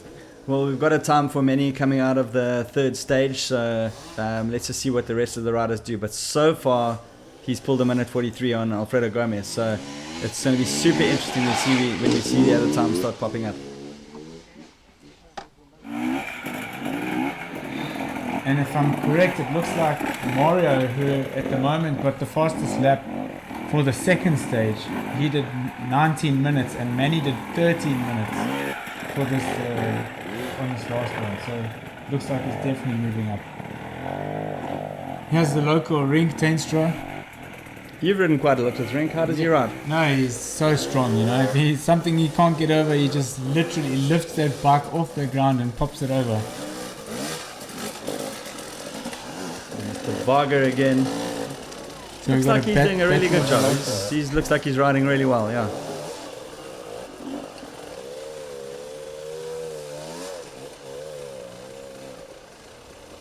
Just the camera doesn't do it any justice. I mean, we know how steep this climb is. It's brutal. But again, the level is so high. These guys are really making it look easy. There's old Mr. Skinner again. Good Mark. He's been around helping the event organizers at the Erzberg and Romaniacs for quite some time. So he's done a lot of riding in these forests.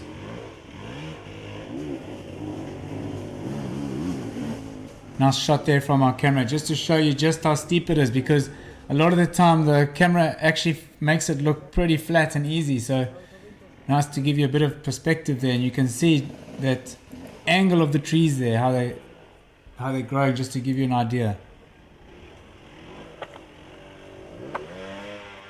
And I think Manny could be clear of these Live Maniac sections now, so he could be heading out onto the next part of the racetrack. Claudiu Bozazan from Romania, also new in the gold section.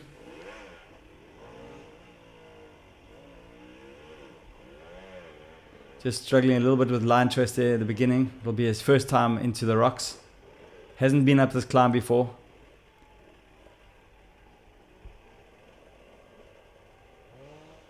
I mean, there you can really see already on that rocky piece just how difficult it is for, I'm not saying an average rider, but for somebody new in gold.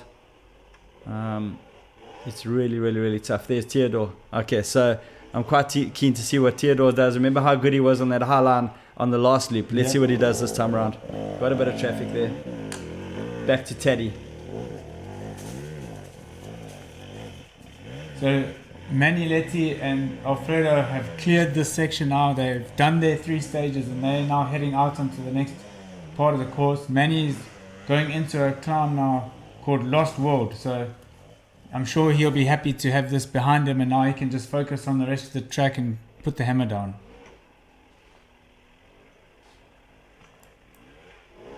And Alfredo's currently second on the track at the moment, so he's past Teddy, and he'll be trying to chase that gap down to Manny in front of him.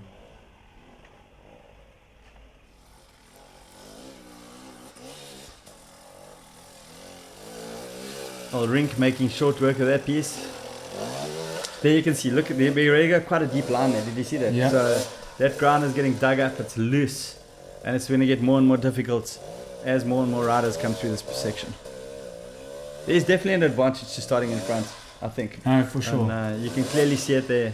I mean, that ground is so loose, it's almost like mud in a way, like Graham was saying earlier. You know, if it's slippery when it's dry and it's slippery when it's wet.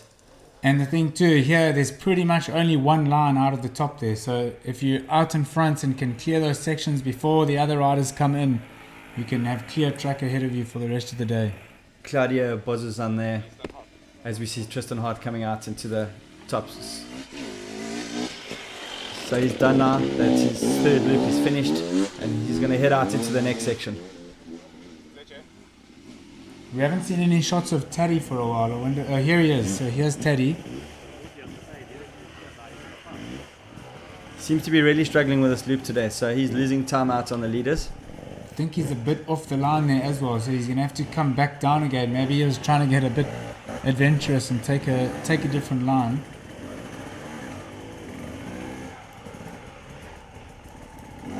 Teddy looks like he's in a spot of bother. He's definitely losing time on Manny and Alfredo and Mario Roman.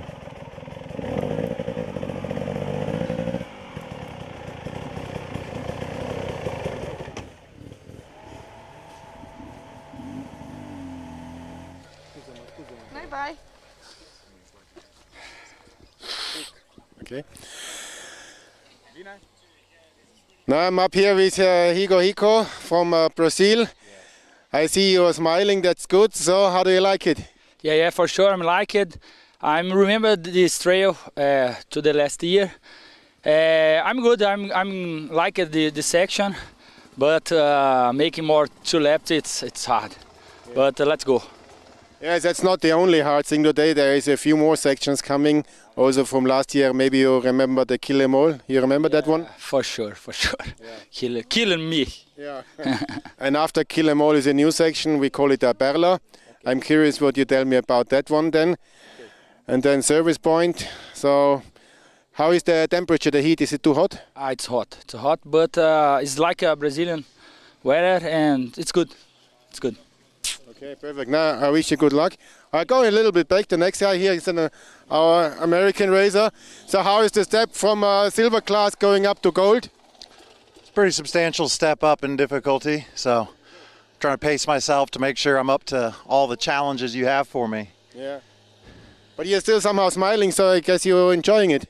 Yeah, I'm not suffering yet, but the heat is definitely a factor. Yeah. So where are you coming from? Is it colder or more hot?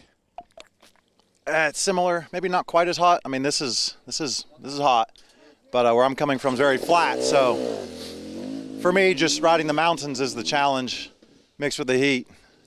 I'm here to survive and hopefully smile at the end. Yeah. I wish you good luck. Yeah, I'm glad that we have now quite a bunch of participants coming from North America. So the hard enduro scene is growing worldwide. That's a good thing. And let's check out the other action. Thank you. So we've got some more provisional results coming through here for the guys that have done their 3 stages. They're now out on the racetrack, and in the lead is still Manny Littenbichler. He's got a lead over Mario, who's in second. Alfredo is third, and Tristan Hart is fourth. So Tristan moving up 2 places from his starting position this morning.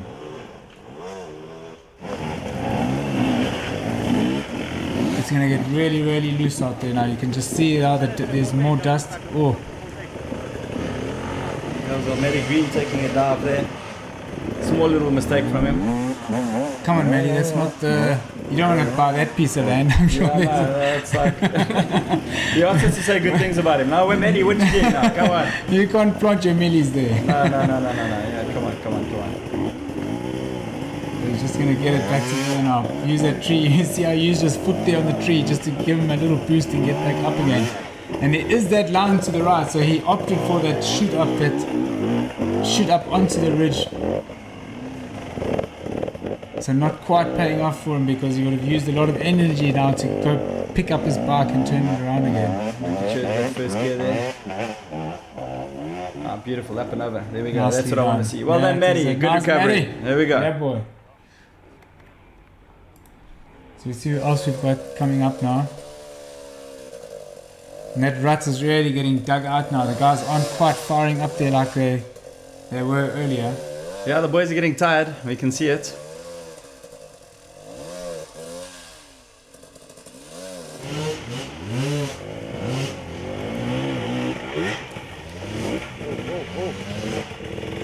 That big tree there with those roots is really proving to be difficult for these guys. A lot of pushing going on there. So here's Philip Schultz again. So he's just about up and over up onto the top there to the checkpoint. So this should be his first loop. 2 more to go. 2 more to go. And of course the temperature is also already, things are heating up a little bit, so already these guys are at a slight disadvantage. And that's the beauty about winning the Prologue, you know, that's why the Prologue is so important. So Teddy's through the final checkpoint there. So Teddy's up through the checkpoint onto the rest of the track now, and he's sitting in 5th place at the moment. So just a reminder there, I mean, where Graham started, he started 22 minutes behind the leaders. Long way so, back. like, consider temperatures. The top 3 riders started 3 minutes apart, and then there was a 2-minute gap for the rest of the gold riders throughout the field. That's Alex Tomisi. How do we say that? I think you did a pretty good job there, Joe. I don't know. It didn't sound right. I'm sure it was totally wrong. But let's see how he tackles this climb. Is he going to clean it? What do you think? I think so. He's having a bit of a See, breather. he's just taking a bit of a pause. Tomasic. Okay, there we go. See, I was wrong. Tomasic. I've been corrected. Okay. Alex Tomasic. What are you going to be here? Yeah, go boy. Go. Yeah, I think he's done it. Almost. He's going to take that exit to the left there where we saw Graham going out earlier. And Tero. Okay, we've got some guys coming into the finish area now. So, of course, that's Skinner.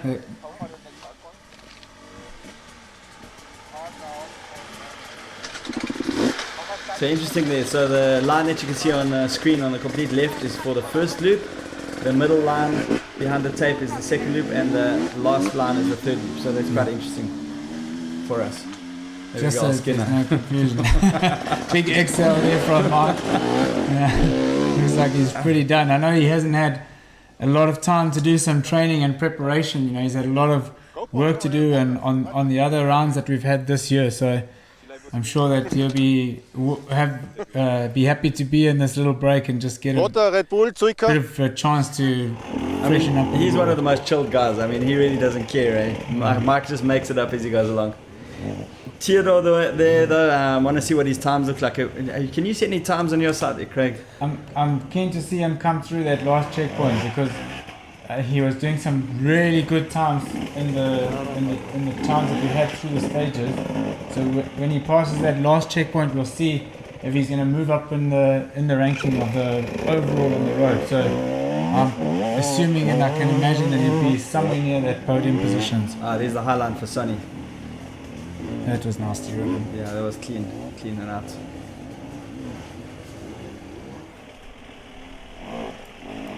So Dominic, he's maybe burnt a little bit of a few matches there because he came into picture pretty early on, just behind Fredo and Mario when they came into the sections. So he's just starting now his last stage.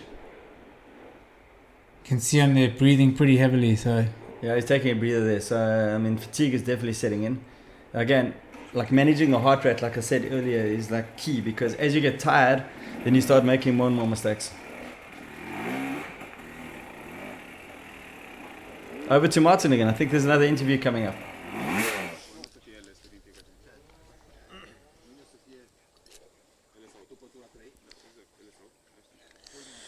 Yeah, I got here Mike Skinner.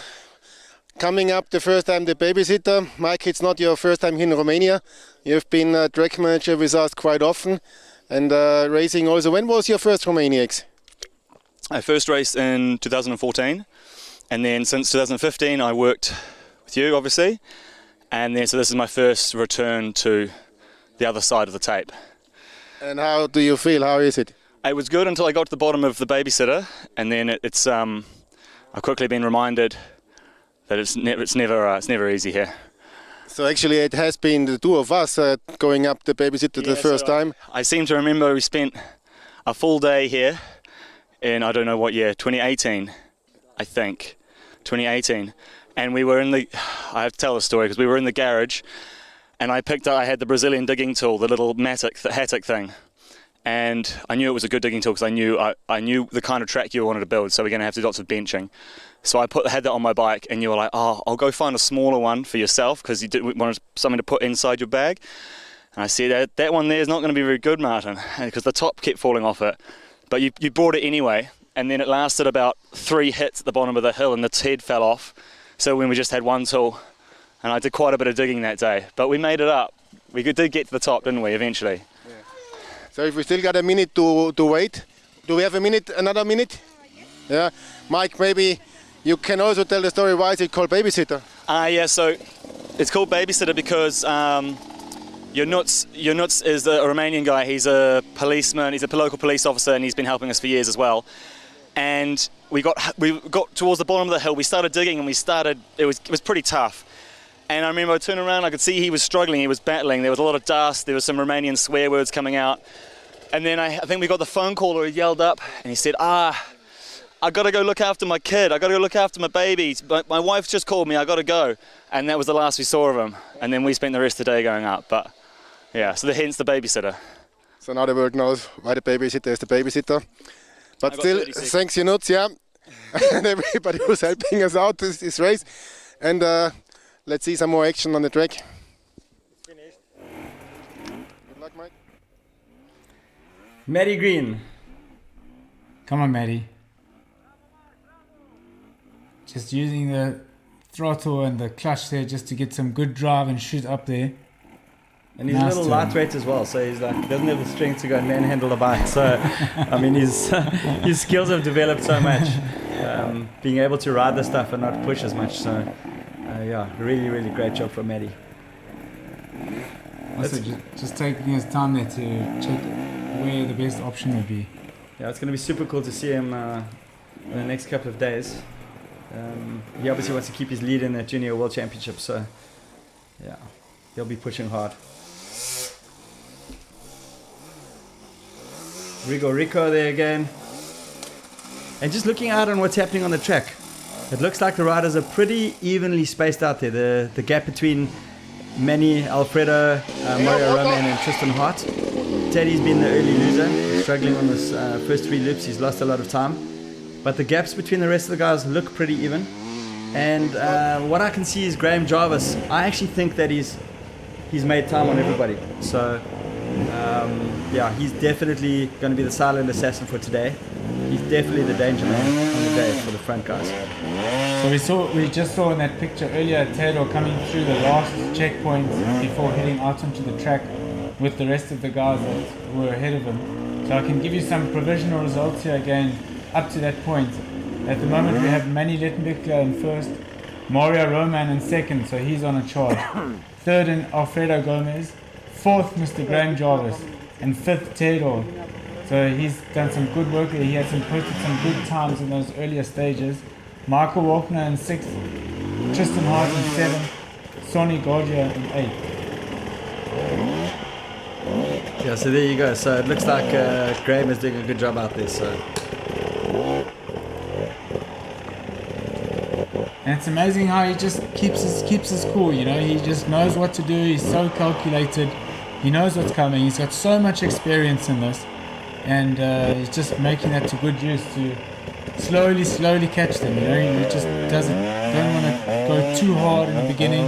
Just save his energy and just slowly reel them in. Well, he's won this event 6 times, so he knows exactly what he's doing. He's the master.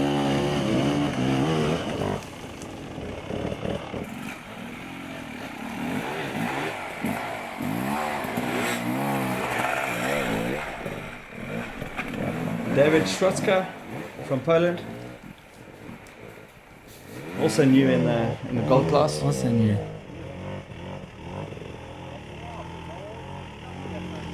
So the guys are definitely favouring that left line to go out there. But you just saw him stopping there, Safsela just stopping for a moment he just had a look at that line up on the right. So it'll be in his mind for the next stage when he comes around to use that shoot up on the right hand side. Florian Kirschmeier there, our Austrian rider. So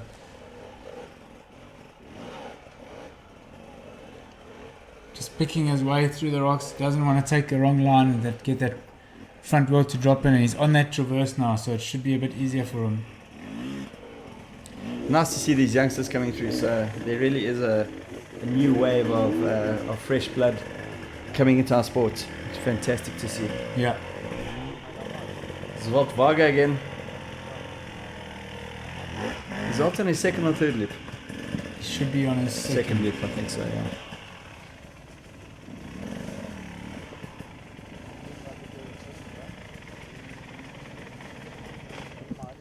What about tyre preservation today? I mean, the super gummy tyres in these dry conditions. Lots of tyre management needs to happen. No, absolutely, and we spoke earlier about, you know, making sure that you look after your bike, maintain your bike. It's got to get you through the whole day, and so does the tyre, because the guys are not allowed to change tyres at service point. They've got to use the same tyre from the start to the finish. So if you choose a super gummy tyre for these really hard sections, it'll give you some definitely an advantage in the beginning of the day like now, but they've still got about 100 kilometers to ride from here to the finish over some faster terrain. So you definitely want to conserve that tire, because if you get to those last hills and you've ripped all the knobblies off the tire, you're going to lose a lot of time. So in the early years, of course, we just had normal motocross tires. It wasn't like, as like technology's improved, there's so much that's gone into these tires. There's a huge market for hard enduro tires with soft compounds. The bikes have improved. We've got just so much power right off the bottom. Most of these bikes are 2-strokes, and most of them are like 300cc bikes, and there's just like so much power. Very different to a motocross bike. Here we've got purpose-built enduro bikes, lots of torque, and then the trick is to get the balance right between your clutch control and a good choice of suspension and tire to get that power down onto the ground. And the trick is always like no wheel spin, and just manage. You get a feel for what the bike is doing. Chain always pull off. Chain. I don't know. Did I explain it properly? I mean, you can dig a hole, or you could, rock your bike and find every inch of traction, and that's where Manny and where Graham Jarvis are so good. Yeah, and there's a lot of different options that the guys have now for what they use in the tires. So nobody really uses tubes anymore. There's some options of either using a mousse, which is like a foam that goes in the back, or a tubeless option. And there's a lot of science and testing that the guys do. They drill holes into that mousse to try and make it softer. And we heard at one of the previous events that Manny even did some tests of drilling holes at different angles and different from the side and from the top. So the guys spend a lot of time to try and get the right compound of the tire, the right pressure in their mousse for the different terrain that they're going to be riding over.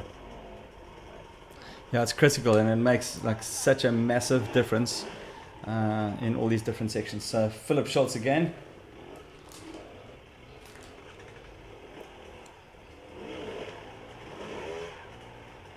So we're going across to Martin for an interview with Ring Tainstra.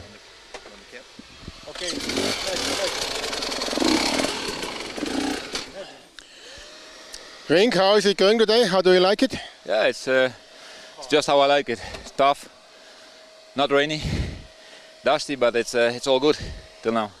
Is any Romanian in front of you? No. I just passed Claudio Bozesyan on the fast stuff and Varga Jolt here on the babysitter. So maybe we team up somewhere, in these 4 days. Who knows? It looks good. Yeah. So you also know what's coming after here? I think I know something from last year's, so I don't burn all my energy up here, because I know it is still a long way till the finish. How are you doing with the water? Do you need some water? No, I'm good. Yeah. Okay. Yeah. Wish you good luck. Yeah. Thank you. Enjoy. Thanks. So interesting to hear Ring say there that he's going to team up with Varga. They're countrymen, they know each other, and they know now after this they've got some really heavy sections coming up, so they might want to team up and just help each other, because if you settle into that pace and settle into the groove, because this race is not all about twisting the throttle wide open and just hanging cable as fast as you can. You got to conserve yourself, and if you get into the groove and there's somebody around you that you're just riding the same pace, it can be an advantage when you get into these bigger mountains. Maybe you need someone to just pull your wheel over a rock or something, just to make your day a little bit easier. So yeah, of course, riders can help each other on these sections, but nobody from the public, and also the organizers can help. So if they had a really, really difficult section, then they could help each other. So here we have our results so far for this section. Manny taking all 3 stages combined time there by almost 40 seconds ahead of Alfredo. Mario in 3rd, Tristan Hart in 4th. He was only 27 seconds behind Manny, so that's really good riding by him. Teddy was the 5th fastest there, followed by Theodore and Graham Jarvis number 7th. Michael Walkner, we've seen a good push from him and we know what he's capable of. Matty Green in 9th.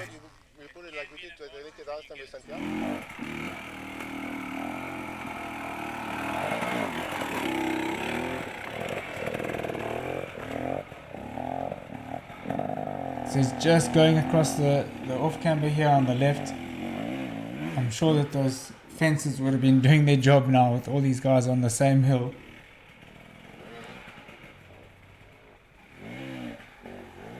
And I think the temperature is picking up to around 35 degrees in there. So you can see the guys are wet with sweat, they're really exerting themselves, perspiring. I'm sure they'll be happy to get up on the top, have that little break, get some water, and freshen up a little bit.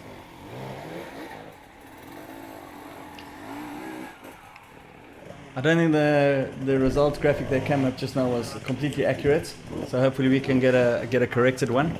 And I'm looking out at the track again on the live tracking, and we can see there that Letty is ahead, and it looks like Mario Roman and Alfredo Gomez. It looks like they're very close to each other, so that's going to be quite exciting later on. Tristan Hart is a fair way back, so I think the real fight for second place is between Mario and Alfredo Gomez. As we see Matty Green clean that section again. He got really high there. Yeah, that was effortless. Good drive, and I saw him knocking it down right into first gear, so maybe he's decided to, instead of clicking it into second and getting your revs up and spinning the tyre, he's just popped it down into first and just used that torque of the bike, to just get good drive, and that maybe helped him to get higher up. Just look how steep it is. I mean, the cameraman standing on top there, he looks so far down in the bottom. So that's Claudia Bozasan from Romania.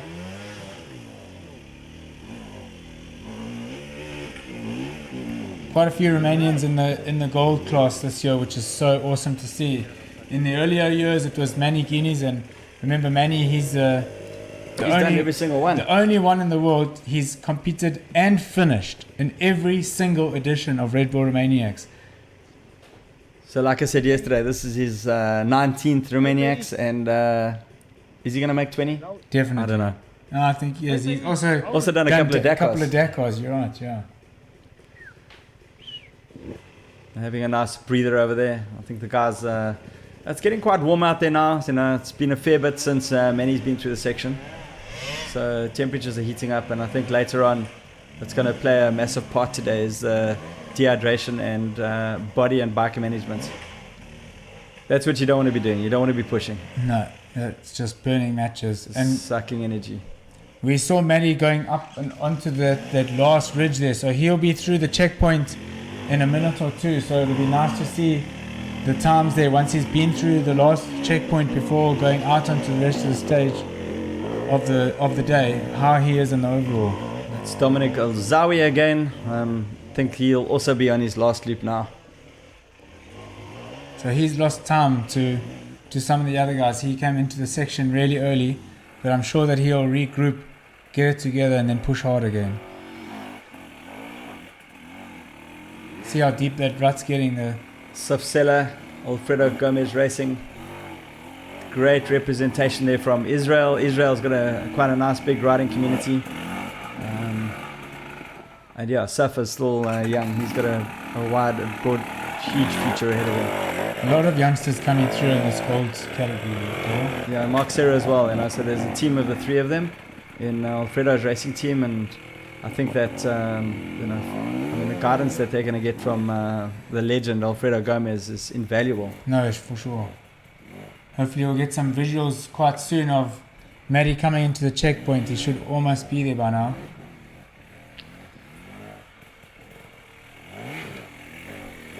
And remember, these guys have a long day ahead of them still, and they're already sweating, putting in a lot of effort, and there's still a lot of riding to go. Out on track though, we've got still Manny Lettenbichler, and then there's a fight for second with Alfredo Gomez, Mario Roman. Tristan Hart will be fourth on the road. Graham Jarvis now moving up into fifth on the road. So with corrected time at the end of the day, I still say that Graham is the big danger man for the day. And then we've got Teddy currently sixth on the road. So with corrected time, Teddy is lost out, Graham has gained, and Mario Roman has gained. Still a long way to go though.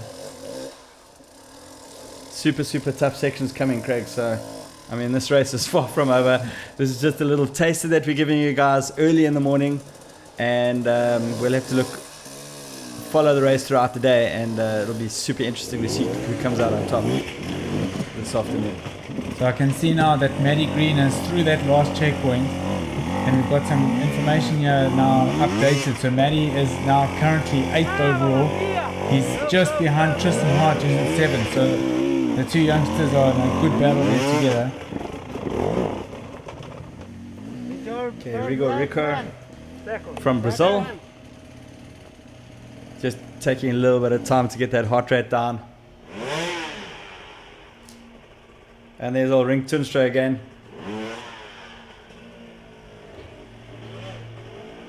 I mean, he knows what's in store for him, right? Nice riding there, just hopping over those holes.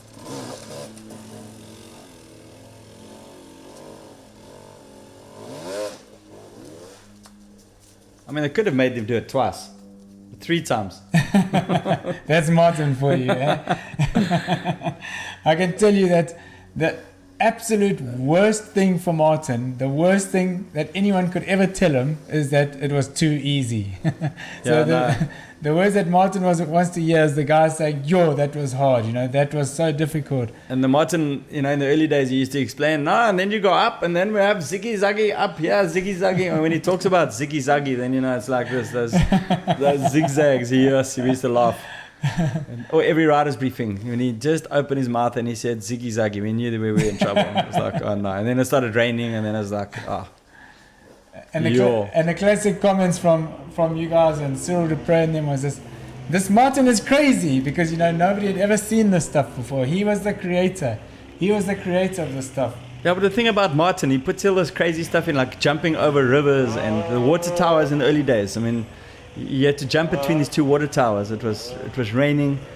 Like the takeoff was just a wooden pallet, and Cyril hit this thing completely sideways. I mean, if you crashed off there, you'd be dead. And then I got there and it was like, okay, Cyril nearly died here, so let's just close that off. And I was like, yeah, thank goodness.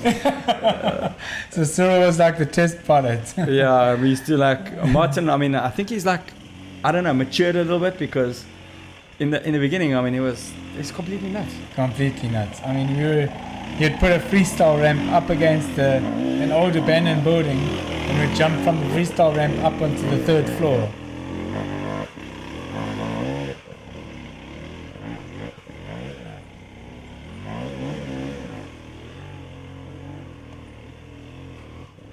But I don't think there's still lots coming from Martin, so let's go switch back to him for an interview.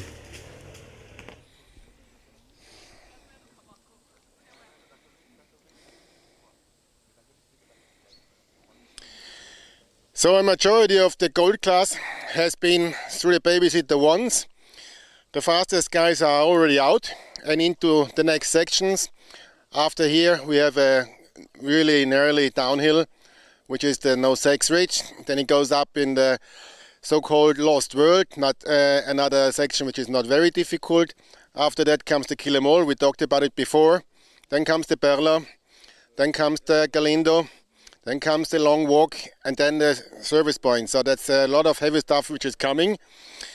I'm moving on now. I want to go further and I know it's pretty much the end of the show as well.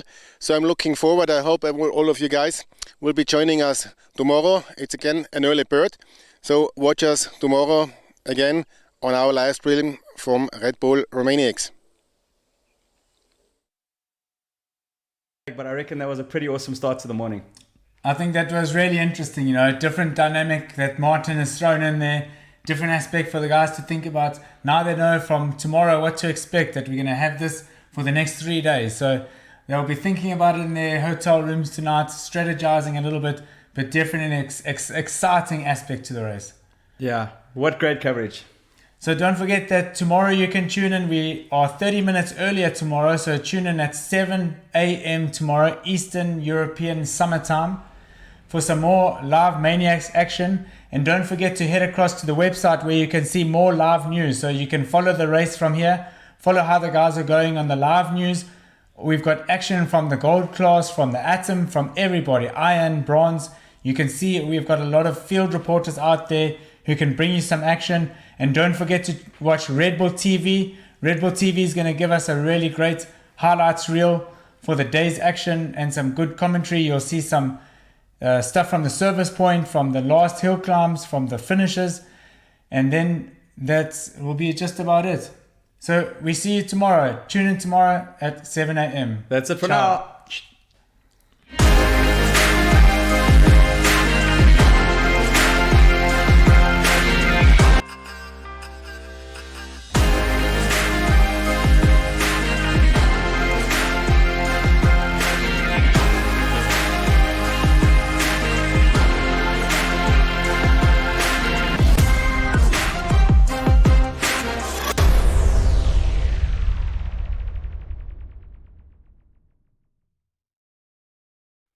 Good morning and welcome back to day 2 of Red Bull Romaniacs. In studio with me again is multiple Roof of Africa winner Daryl Curtis. Daryl, how much drama did we see yesterday? There was just so much, and there were so many changes in the top 5 that I couldn't keep up. I was out on track yesterday and I couldn't believe the pace of the guys. I mean, literally motocrossing from start to finish. They're going into some new stuff straight off the bat this morning. Yeah. What can we expect? So first of all, when I opened my window this morning, I got a crack of thunder and a big downpour of rain. And unless your name is Graham Jarvis, you're probably shaking in your boots. But the gold guys will go up 2 big hill climbs this morning and then head straight into Titanic, which is our section for live maniacs. And we have Diana, who is our field reporter, right in the section.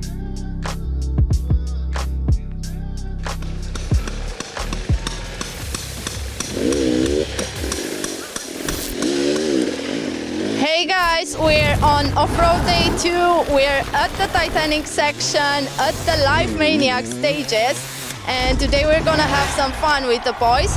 It's not too warm, not too cold, it's not gonna be so dusty like last day, and we're gonna see the riders on steep sections. First they're gonna do the river jump, and after that they have to go straight ahead, up, and then we'll have a traverse, very steep traverse. Then they will have to show some skills with the pivot turn, with the clutch control. They will arrive at some point at the high edges and they will have some rocky stones there. That will be a bit difficult for them, but for sure they're going to do it like they did it yesterday, because Babysitter and Kill 'Em All are killing. And I think I will soon pass the connection to my guest today, Martin. So Martin, tell us, is the Titanic still sinking?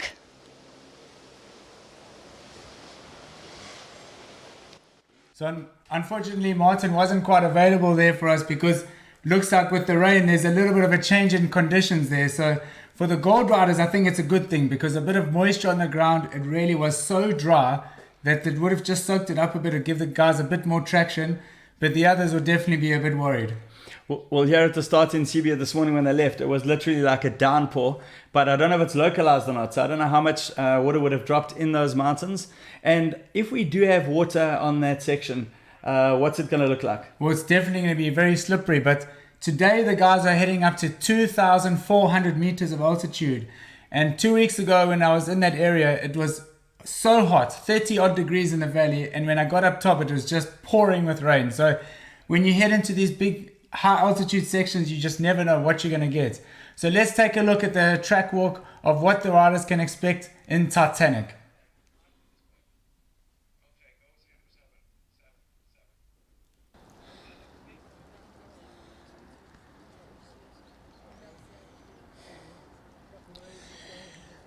Yeah. Is the Titanic going to sink up here today? I think not. To be on the safe side, I already made my moves and sing the song. But when I was coming up here and realized how much I was sweating, how much liquid I'm spreading up here on the trail, and considering that also the competitors will be losing quite some liquid on this trail, it could get quite difficult and quite critical for Titanic that it may even sink. Why is it called Titanic? Good question. When we opened up that hiking trail, it's like a hunter trail, and then came another time and thinking about how could we name it, and from far away, from down there from the road, it somehow looked like the sinking Titanic. So it's called the Titanic. Where are the guys now? They are also in 2 other signature sections. Let's have a look at what the track walk is, what the guys can expect. Hello and welcome back to day 2 of Red Bull Romaniacs, the 19th edition. This is the Live Maniacs. I'm Craig Stone and today we are at Titanic, which is the section that the gold competitors will have to complete 3 laps of. Each day we're bringing you live action from the sections that the gold competitors will have to complete. Let's go check it out.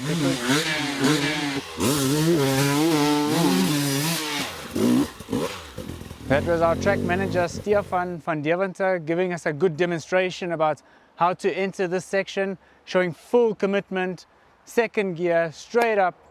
Now let's go see the zigzagging and the rest of the section. One of the most frequently used skills in the Red Bull Romaniacs is knowing how to do a pivot turn.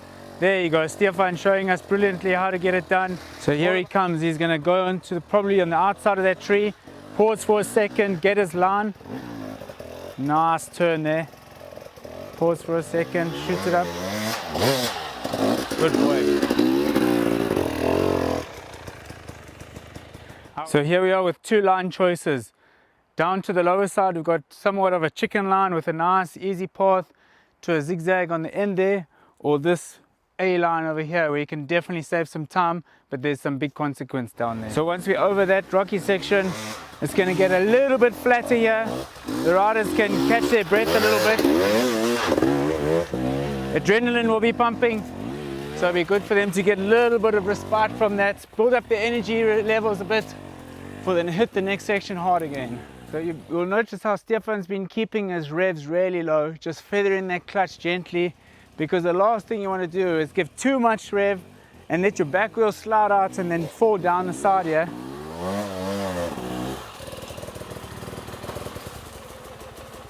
Because once that back wheel starts going, it's very hard to bring it back. And you'll use a lot of energy to pull on that strap, lift the back wheel up back onto the path again. So you can see this can turn into a real titanic struggle for the riders. So there you go. Could be a bit of strategy that could come into play here.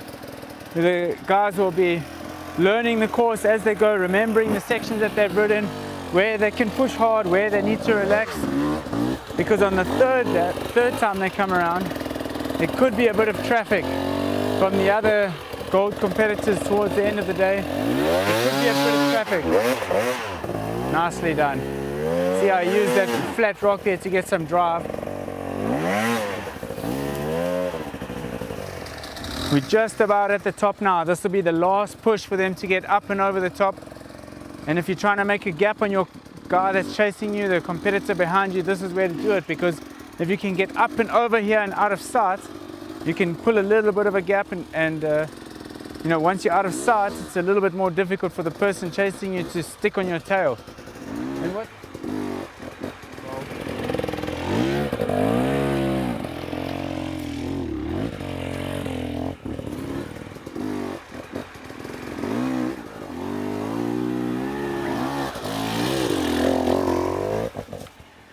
So then that is the Titanic climb. The guys have to complete this 3 times.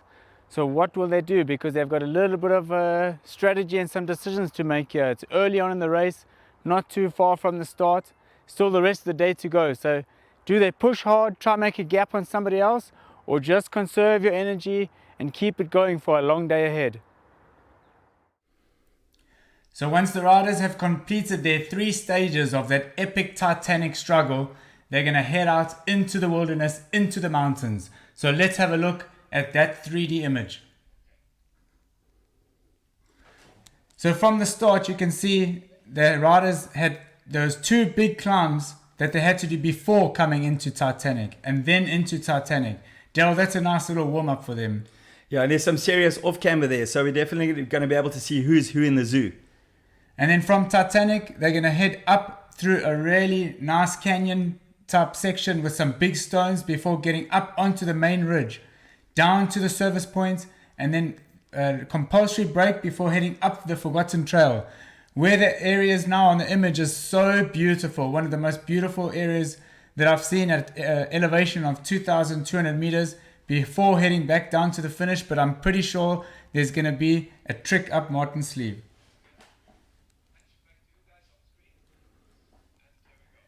So Daryl, what do you think we can expect for today? Because yesterday's action was just intense. I mean, we had the live maniacs first of all, where the guys got boiling and passing each other. We saw that the sun was just beating down. But when we ended that cut, I could not keep my eyes off the stages coming in, the pictures coming in, it was just so exciting. Yeah, and of course with Graham Jarvis winning the stage yesterday with a nice surprise of Theodore Kabakchev coming in second. I was out there yesterday, and when I came to the little village, it was 36 degrees.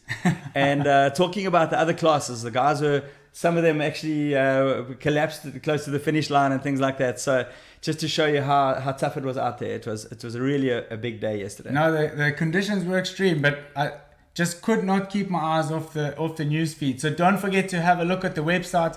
We've got so many people out there taking videos and pictures, bringing them to you live. You can track the riders as they go. You can see the struggles. You can see the battles.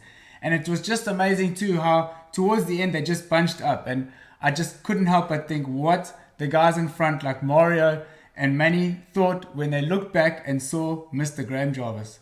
Well, I was standing there on some of the black climbs as we led into the finish. And, they did, like you said, they bunched up. And just to watch the skill sets as and they were still able to ride like that at that pace right at the end of the day, like really just boggled my mind. And I was there with Paul Bolton and we were just talking about it. Like the speed it doesn't let up the whole day. It's actually Well, we can talk a little bit about the different classes, can't we? Because a lot of guys come and enter the gold thinking, I win my local races, I can come and do a gold Romaniacs. But I can tell you, yesterday, after we had the first section of the babysitter, we still had gold guys just coming off babysitter when Graham was in the finish.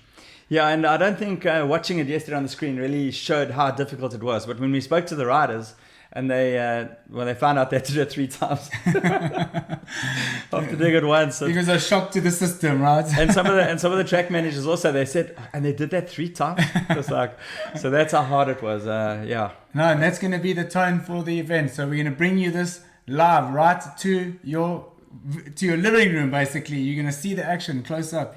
I can't wait for the start this morning because It's going to be really something else to see them go on that off camber. I want to see how they tackle it. There's going to be lots of pivot turns, and there's a very good chance of some of the bikes slipping down. So let's head across to Diana because she's in the right there where the riders could be coming in.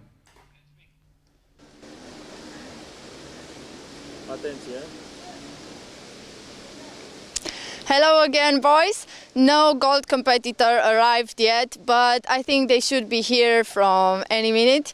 And I think they are already boiling because they had some difficult section. And if now Titanic is gonna come, I think they will be almost wasted. I hope not. I hope to see some happy faces, but if we think about the fact that they are gonna do 3 laps of this section, yeah, I might have the chance to see some sad faces also. Hopefully not angry like yesterday, but yeah. Back to you in the studio. Yeah, from Diana there, but we can see on the visuals we're getting that Graham Jarvis is almost at the Titanic. So we're gonna go to a quick commercial break. Don't go anywhere because there's mega action coming up.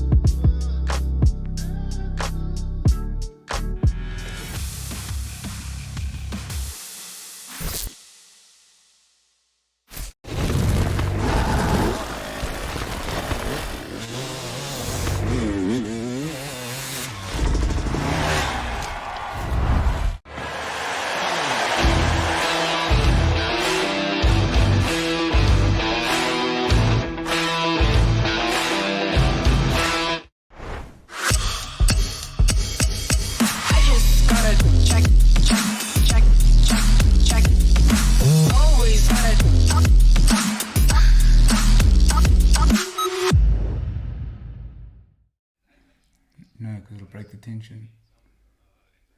Yeah, no.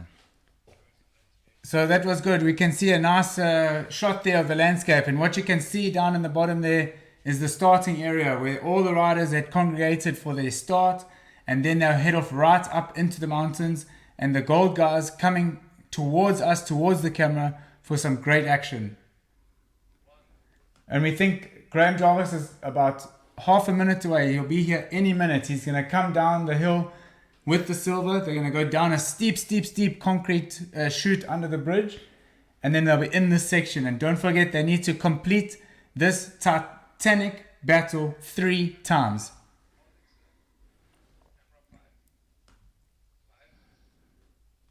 And look at that. Look how steep that is, Daryl. Yeah, that's incredible. I haven't been up that section myself, but I can see if it looks steep on camera, then you know it's really steep. You can see there's somebody's trying to walk down there, and yeah, you can clearly see how steep it is. I actually even ended up walking backwards. It was so steep because you just couldn't get a grip on anything. And in this section here, the pivot turn is just so important, and it's definitely one of the best weapons you can have on these sections. And how many different lines are there? It's a little bit more open than yesterday. So yesterday we saw a few guys getting held up once or twice, but there's definitely a few lines on this section, and it looks like Graham's just about to come into picture. So they've got a little jump across the river there when they start? That's it. So the 2 guys in picture there, on your right is Chris, on your left is Vidmantas. They're the 2 guys from MTB Hopper, and we've got a few of their jumps out on the course today, which is going to be so cool for the guys to just launch themselves, get a bit of motocross action going. And then when they jump the river, it's straight up. You hit the hill climb straight away. Pinned. You just second gear as hard as you can, because you need that momentum to just shoot you up and catapult you out, because it's just so steep. If you cannot even walk on that first section there. If you stop, you're just going to slide down all the way to the bottom. Okay, so basically what you're saying, if they don't get the run up perfect into this one, they're going to have to eject, turn around and come back down. And hopefully you get your run up right, otherwise you're heading straight over the handlebars. But then they'd have to go over the jump again, or not? Yeah, I think they'll have to go around and give it another shot. I mean, we saw that yesterday. The guys, they don't want to struggle. They don't want to burn their energy. So they come back down, turn it around and fire it back up again. And it looks like some of the other guys are still getting going. We've got the Atom class, we've got the Iron class, bronze, silver, and of course the gold. So here we have it. There we go. There's Graham. So he's fired up there. Straight over. He's going to go to his right. And that looks like Bolt's chasing him. Yeah, Graham was just exceptional yesterday. You know, he started in 11th place, 22 minutes down, and he just carved his way through the field. 22 minutes. And we can see there's a bit of dust there. So that rain was just a very, very brief shower, so it's not really going to help much to get more traction out of it. So similar conditions to yesterday, probably definitely in Jarvis's favor. Well, he's the master of traction, like we said yesterday, and he'll find traction where there isn't any. And also, like when it's raining and slippery, that's also like when it's dry and dusty like this, it's just as slippery. But he's going up here at such a speed. I just didn't expect him to be so fast. I mean, you know, when we did the track walk, the conditions were a bit better, but he is absolutely flying up this course. I mean, it makes it look so easy, right? It doesn't look difficult at all when Graham goes up. But I think as we see a lot of the other riders further down in the gold class coming up, then we'll really see how difficult. So he's taken that left line there on the tree, which is so steep, and there's a big consequence if you get it wrong. But he's just fired it up there, and he's missed that double switchback, which has saved him a lot of time. But look at the speed he's going up here. Hopefully we should get a visual of Theodore. He's not too far away. He's just about to drop into by the river. But Jarvis is just about halfway up this course already. So we have a GoPro camera following Graham here. This is a live pictures coming from a GoPro camera. So we can just keep in track with him, follow him all the way up. Okay, Graham with a quick little dismount there for that pivot. He just had that little log above his head there too. So maybe that held him up a little bit, but he'll turn it around and fire it back out again. Or the back sliding down just a little bit. But won't worry him too much. And look how he keeps his weight right on the back of the seat. So just so that he can get that back wheel, get as much weight on it as possible to give him good traction. So it looks like we've got Theodore's just about to come into the jump. But Graham is, I mean, he's almost at the top. You can see the sunlight there coming out the ridge. He's going to make a right at the top and the last fire up to the left before he starts heading down again. So if he can make it down really quick, would be really to his advantage before the other riders come in, before there's traffic on this section. So what's about a 4-minute climb, and they're going to do it 3 times. So there will be definitely a lot of traffic in here a little bit later, and it's going to be, I think it's going to create some nice TV action. No, definitely. I mean, we thought 4 minutes was a bit optimistic, but Graham is just ripping through the scores. So we've got Theodore, he's just about in the bottom now. And Tristan Hart's coming down the silver. So there's Theodore. So he's already done the jump. He's gone across the traverse and now he's in the zigzags. Looks like he's got a new pipe on his bike there. Maybe he damaged one yesterday. Del, did you come back with your pipe nice and shiny yesterday? I think I saw something on the left-hand side. No, they were there before. Don't get I'm sure it was a brand new bike, wasn't it? No, I had a very clean day. Looked like you had a bit of fun out there with both, which was good to see. Yeah, it was really, really good getting out into the mountains again. I think if you haven't ridden in Romania before, you have to get out here. It's some of the best riding I've ever done anywhere in the world. And like the scenery, I think we're going to see a little bit later on today. The scenery that the guys are going to see is just mind-blowing. But Theodore, I mean, he's a young rider, and I just can't believe how well he's riding. We saw him yesterday. He actually got the fastest time on some of the loops yesterday. Yep. And let's see how this unfolds. No, him and Graham really tore through the field yesterday. I think Theodore started in 14th position, so he also had a lot of time to make up from yesterday. And you can see there he took the different line to Graham, so he went over to the right and did the double zigzag. But we saw earlier that he had such good clutch control. He had those turns almost perfect. And I don't know if you noticed how soft his moose was. When he picked up that front wheel with his weight on it, it was almost flat on the ground. Every single knobbly from the tire was on the ground getting traction and drive. He's quite a tall guy. He's got such an awesome build. And he's currently lying 7th in the Hard Enduro World Championship at the moment, which is insane. So here's Graham. He's going to now get up onto this. This is the final shoot up. This is the final climb to get up onto the ridge. And then he'll go across and start coming down. And at the moment it's just him and Theodore in this stage, but Tristan Hart is just about to join the action as well. He's almost at the river jump, and then it'll be the 3 of them. And you can just hear how difficult that is. I mean, if Graham's getting off his bike, then you must know how hard it is. And he's so calculated, isn't he? I mean, he gets off, he doesn't want to take the risk, he doesn't want the bike to fall down. He knows he's got two more stages to do after this before he heads out. Where is he now on the course? Now he's out. That's the last climb. That's the last fire out. So he'll head across the top before coming down again. These are the silver riders. So the silver riders, they come down the same downhill as the gold. It's a really, really steep off-camber downhill. You need to really feather your front brake, not bite it too much, otherwise you'll lose your front wheel. And here's Tristan. So Tristan's jumped across the river as well. This is that left-hand traverse before he starts climbing up. And the next rider we should see after Tristan, I think, will be Mario or Michael Walkner. So Tristan's going to do 4 rounds of the Hard Enduro World Championship. He's not doing the whole championship. So he did Erzberg. He'll do Romaniacs. He's going to do TKO and Outliers. He started off with riding motocross until he was 7 years old. He broke his femur. And then he started racing extreme enduro races in the US from about 2012.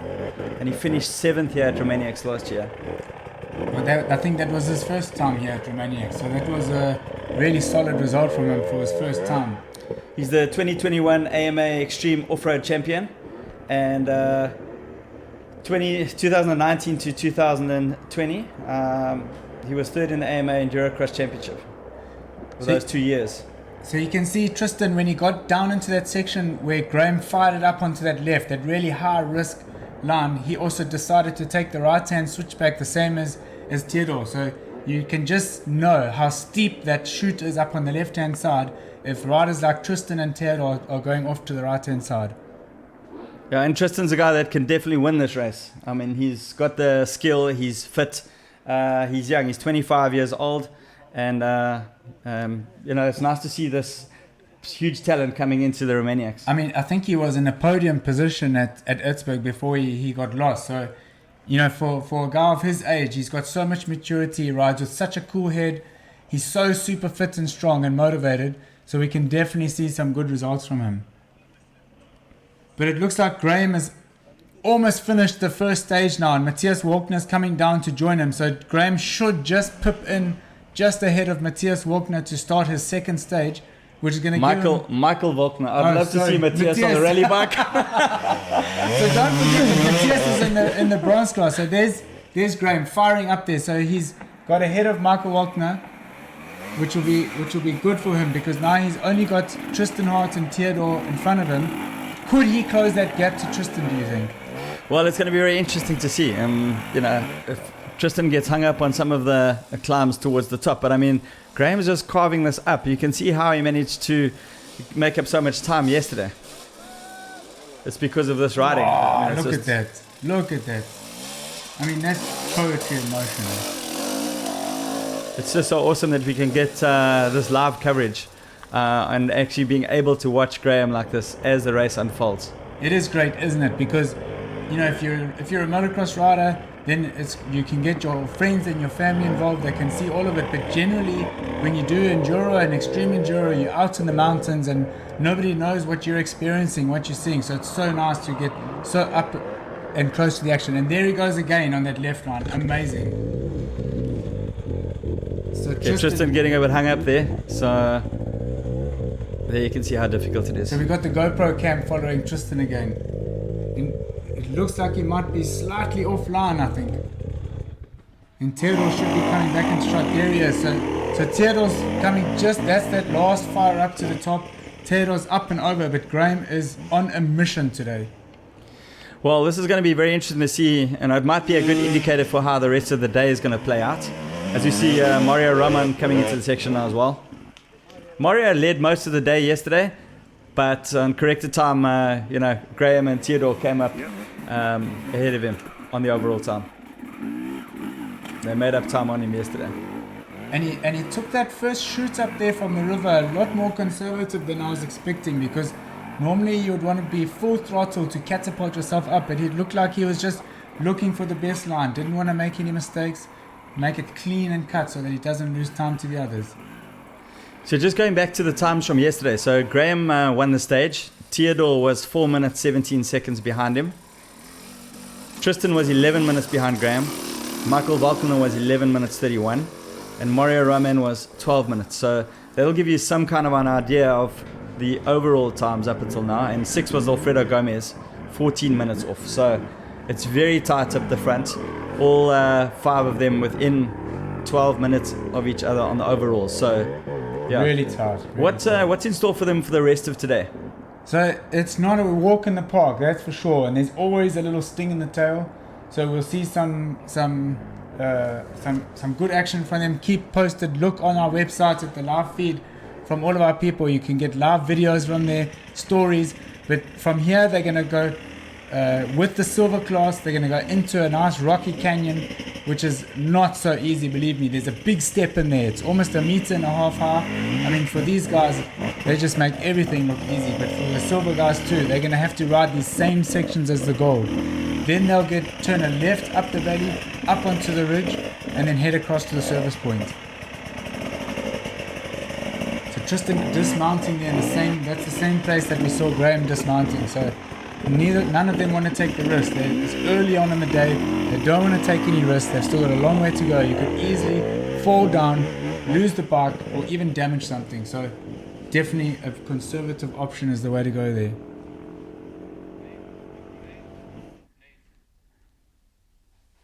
So you can see how we're back at the jump. Here's Theodore. So Theodore's coming in for a second stage now.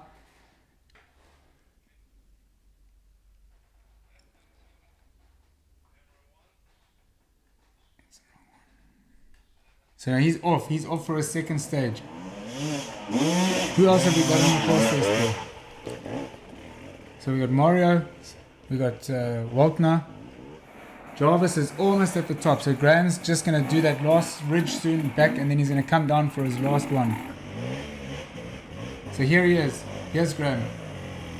Of course, he's going to be trying to catch Tristan Hart, and let's just see, he's getting a little bit hung up over there.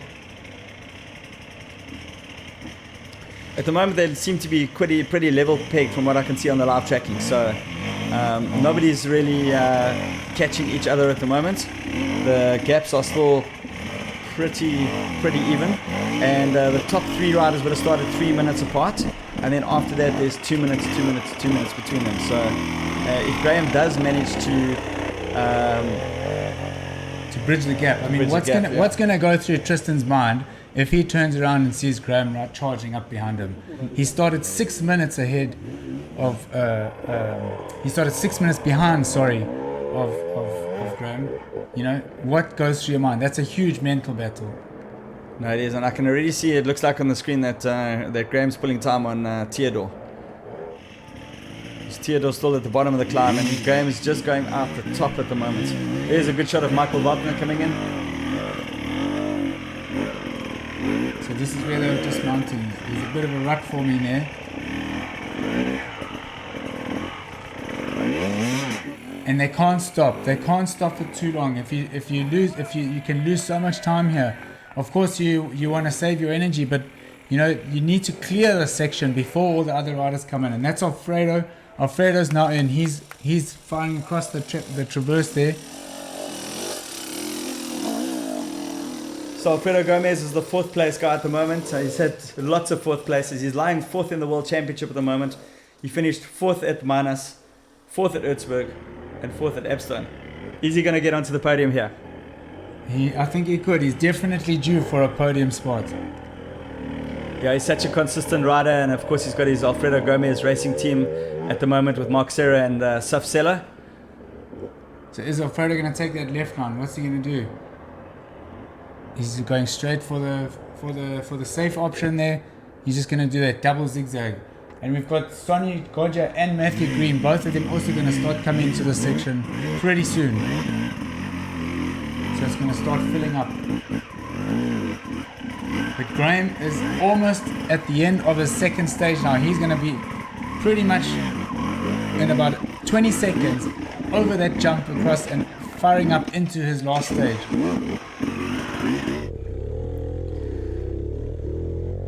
Nice shot there from Alfredo from our GoPro. He's going really quick across this camber. Look at him.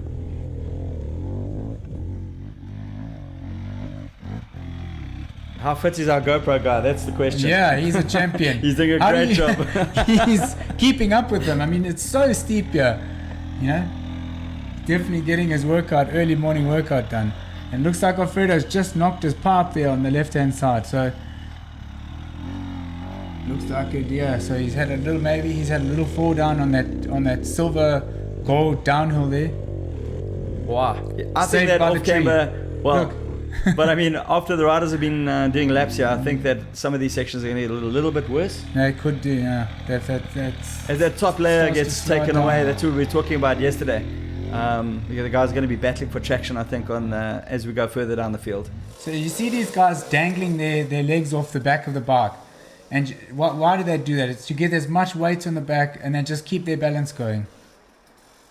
Almost like, what did we see from Paul yesterday, that riding? I did some goon riding for me, yeah, that was so funny. No, we were laughing, it was awesome. So here's Graham, he's going to take that left line again, I'm pretty sure. So Sonny Godja, they're just in front of him. If Graham shoots up the left, he can get ahead of him. There you go. So you see that left line is working so well for Graham. He just passed Sonia, didn't have to sweat, didn't have to pause up a bit and wait for Sonia. He just fired it up on the left side. Michael Wagner, they're heading up for his 2nd loop. Michael's currently 6th in the World Championship at the moment. So he got an 8th at Manas. He got a 6th at Extras, 5th at Erzberg, and a 7th at Epstein. So we saw him blow out at Erzberg. He was right up there with Manny in the beginning. And then he started getting tired and he dropped down the order. But I mean, a 5th at Erzberg for this youngster is absolutely incredible. I mean, at that age, it must be so difficult to hold yourself back from just, you see Manny, you see these guys in front of you, and all you want to do is stay with them and pass them. but you got to just bear in mind that how long the day is, how much more you've got to do. You can't burn all your energy in the morning. What did you say yesterday? Burn all your matches, right? Burn all your matches.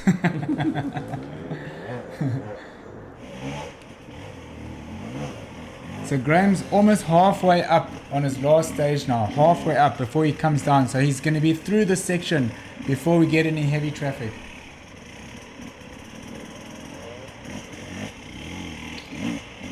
Theodore just getting a little bit held up there.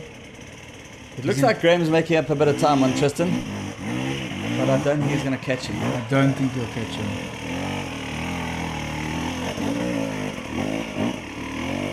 Great shot this from this right hand turn. It's so steep and we haven't seen anybody riding it yet. And there you can see how handy the long legs of Theodore are. 24 years old from Bulgaria. Last 7th in the World Championship, so there he's up and over. So Graham will be just about in the bottom. Theodore just crested the top of it, so I think there still could be a little bit of time between them, but I think Graham's starting to stretch that elastic a little bit. Looks like our GoPro guy ran out of breath there. Yeah, he's gonna have to go back down and catch the next rider, so he's doing a great job. There you can see actually in frame there how loose it's becoming as it's and look at that angle. Up. Look at that angle of the hill. Yeah, I think we have over 60 degrees on these climbs, inclination, so that just gives you an idea of just how steep it is. But it doesn't normally look steep on camera, but it does here, so yeah, it's difficult to even walk up. So we've got Tristan and Alfredo together.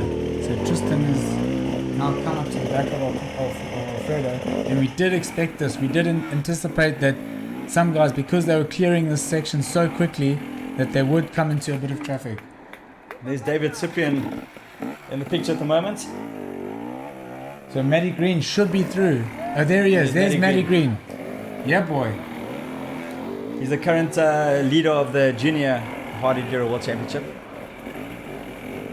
So these two are pretty close together. So they only had 1 minute between them. So Sonia's closed a little bit on Matty, but I'm sure Matty knows that it's a long day ahead. He's going to conserve himself. He doesn't want to overdo it here. Nice riding from the youngster. And remember, he's the current leader of the Junior World Championship.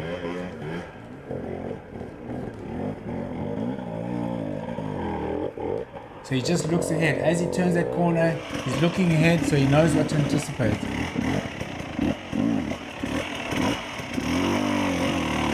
So Graham will be almost, so there he is, he's over the top.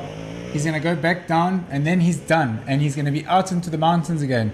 We should hopefully get an interview with Graham, because when they finish these 3 stages, they've got a 5-minute break. Get their energy back up before they head out again. It'll give us an opportunity to get a few words out of him. And here's Theodore. So Theodore's finished as well. So he's going to head out for his last one.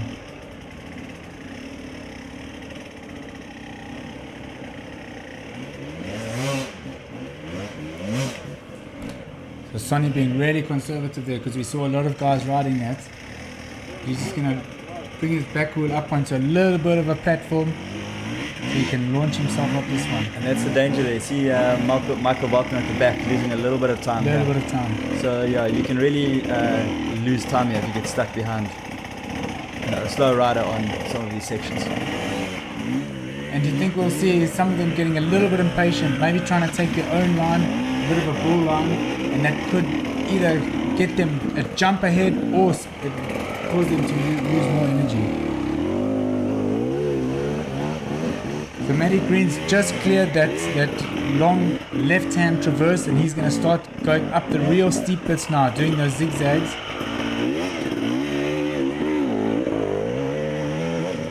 And that's Michael. So Michael's up and over, and he's going to start heading down again. And here's Theodore. Yeah, he's really impressed me so far, finishing 2nd overall yesterday. And he's a danger man for this race. We haven't seen Teddy this morning yet, so Teddy should be coming in pretty soon, because he started 3 minutes behind behind Matty Green, and we've seen Matty Green come through. Teddy had a little bit of an off day yesterday. Del, do you know what happened to Teddy at all? No, but I do know that he's a sprint specialist, so these rally kind of races over here are not his favorites. And I don't know if he lost a little bit of time already in the first couple of stages, so I'm not sure what happened to him.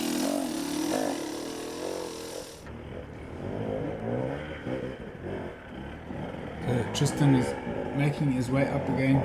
He's going really nicely through. So he's got ahead of Sonia there. So he managed to find a little gap somewhere just to get ahead of him. He'll probably take that right-hand line again. And Alfredo coming charging up behind him.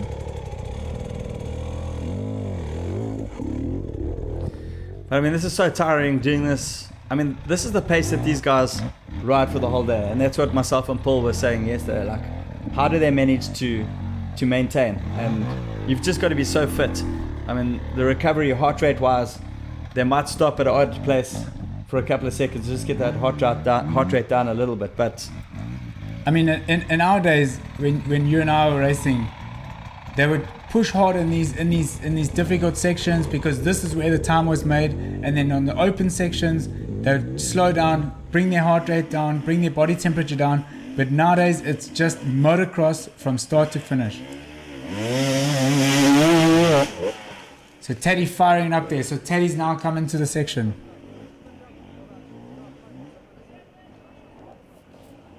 So we see Diana. We've got some interview now with Graham from Diana. So down to you, Diana.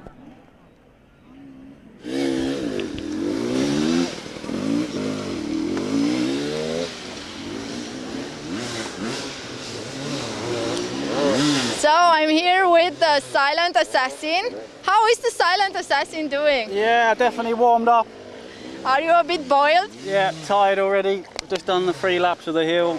It was intense, but a clear run this today. Yesterday I was behind riders, there was dust, so it was more enjoyable today. I'm sure. I saw you didn't jump over the river. Well, I try to avoid jumps if I can. I prefer the wheels on the ground. You take care of your knee. Exactly. Okay, and how did you like it? It's good fun so far. Not too tired, but a long way to go. Great, then I wish you good luck. Thank you. And take care of you. Cheers. Cheers. Nice to hear from Graham there. So he's taking it a bit conservative from the start. He doesn't want to take any risks. He's the leader of the race. He just wants to put his head down now and stretch that gap. It was interesting to say there that Graham didn't want to take the jump because of his knee. So remember, he had that ACL repair, as so many other guys have had injuries. So you've had lots of problems with your knees as well. And once you've had surgery... and it's always on your mind, isn't it? So, you know, a big surgery like that, it's always on your mind. You don't want to dab with that foot. You don't want to let it come too far off the side of your foot peg, because if something touches it, it can so easily tear again. Yeah, you just put your foot out and twist it in the wrong direction. Yeah, so Graham definitely making the right choices there to just be steady and consistent. So he's going to have a little bit of a break here, but I'm sure he's just chomping at the bit to get going again. But we saw him as well just topping up his camelback or his water bag, because he's got a long day ahead and doesn't know when he's going to get a chance to have a break because the sun's coming out again. Well, there's a mandatory break there, so they've got 15 minutes where they have to stop and fill up their camelback. So super shot there of the heli. Very nice.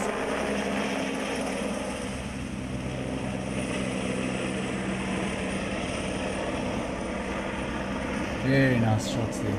It's a great way to watch the race. Prime seats. Okay, back to Theodore and Tristan Hart. So Tristan's closed that gap to them. It certainly looks like it, because Theodore started second this morning, Tristan third. So Tristan's made up time on Theodore, which is very interesting. Unless Theodore's on fire and he could have come in from behind him. I think Tristan's catching Theodore.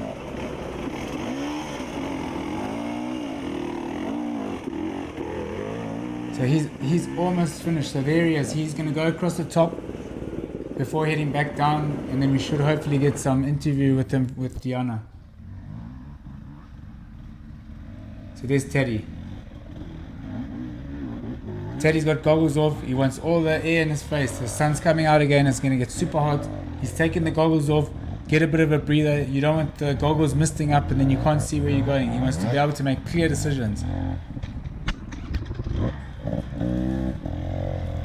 And he's just stopping it because he wants a bit of momentum over this camber.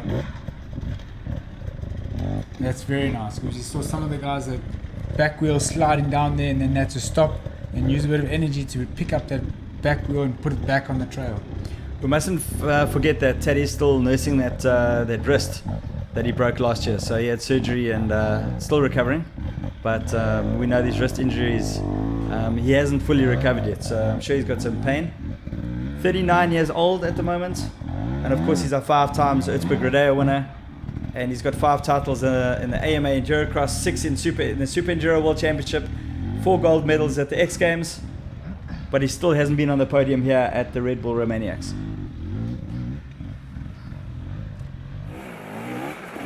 Teddy dismounts, and there's Safsella coming into the picture now on the Alfredo Gomez gas.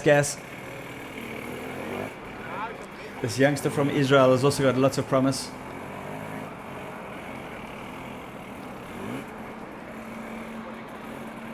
It looks a little bit like yesterday. The dust is starting to linger and hang around in the air. There's not too much wind in the morning.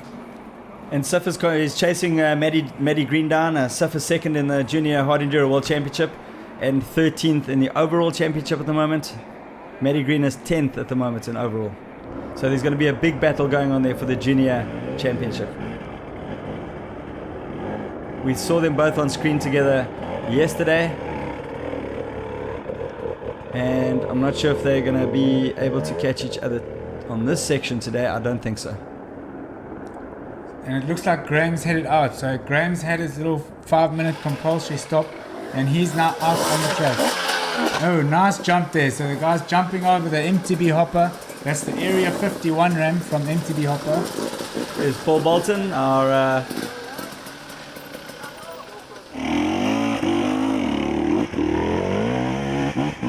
Sonny Gaugier again.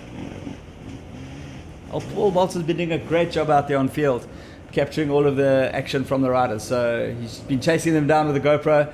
But I mean, even Paul yesterday was telling me that he was battling to stay with the guys. The pace is just so hot at the moment. So I've got some of the provisional times from the stages and how quickly these guys have cleared it. So Graham did 7 minutes and 24 seconds on a second stage and 7 minutes 25 seconds on his third stage. So only one. And then we've got Manny Lettenbichler coming into this stage. Nasty. So he's ridden straight up there. So everyone else was taking to the right. He's just cut right across that one. Very nice riding there from him. He's going to be pushing hard today to make up. And you can see, look how soft that moves is. Just getting so much drive. So we're going back to Diana now, I think is with Theodore. Back at the interviews, guys, we have here Teo Kabachiev. Teo, how is it going? Good warm-up. How were the sections before the Titanic first?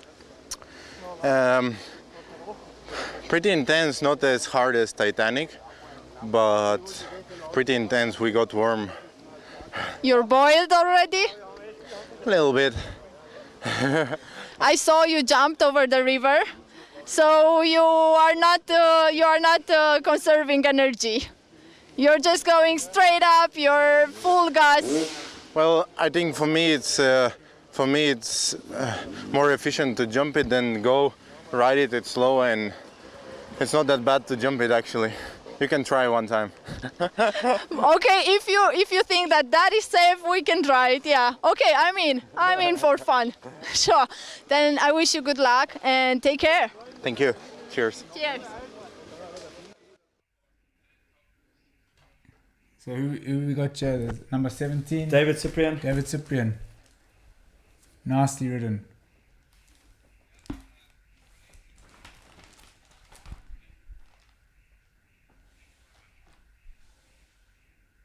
You can see how much grip he got of those rocks there, and everybody favouring that right-hand line. So the only one that we've seen take that left line so far is the King Graham Jarvis.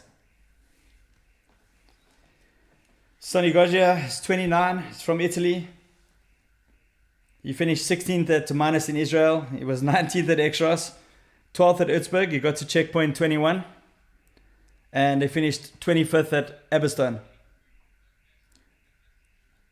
So we think we have Diana down in the field there with Tristan Hart. Let's go down to Diana.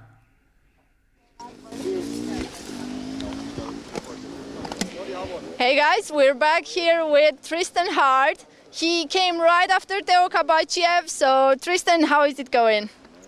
That was a good warm-up for the morning. I mean, right into 2 golds and then followed up by 1 gold 3 times in a row. So that's definitely a way to wake up in the morning. It was good. I mean, not too many issues so far, so just keep plugging.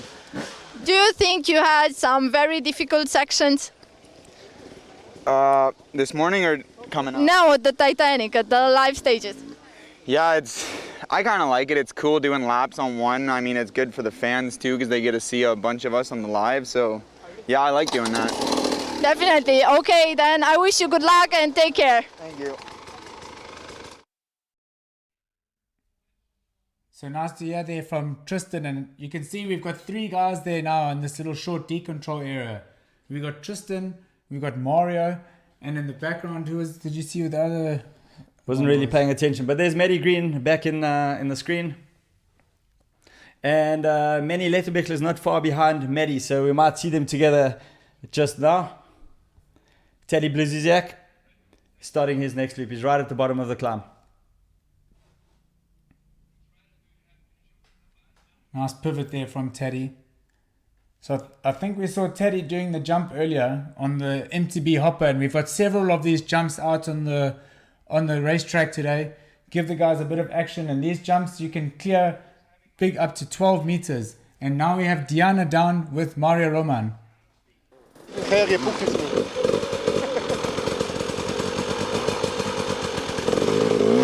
I got Mario Roman here. Mario, how is it going? Very good. We started early morning with a really tough stuff. Already, a lot of hill climbs and also sketchy downhills, but overall riding good. Trying to catch the guys in front and doing my best. Did you have any possibility to take them on, like to cross somewhere to? I was very close in the downhill before Titanic, but nothing happened yet. Not yet, but who knows, maybe right after the Titanic. What do you think about the Titanic? How is this section? It's beautiful and I am happy to make it 3 times. I think it's such a good idea by Romaniacs, so I hope we can keep doing this. I just can say that it would be good to have a couple of lines some places to overpass the lappers, but overall super happy. Okay, since we have such good feedback from you, maybe in the future we will also add these live stages, these live Maniac stages, because we call them like this, the 3 times laps. So maybe you'll be more happier when you'll see this. I wish you good luck and take care. Thank you. Bye bye.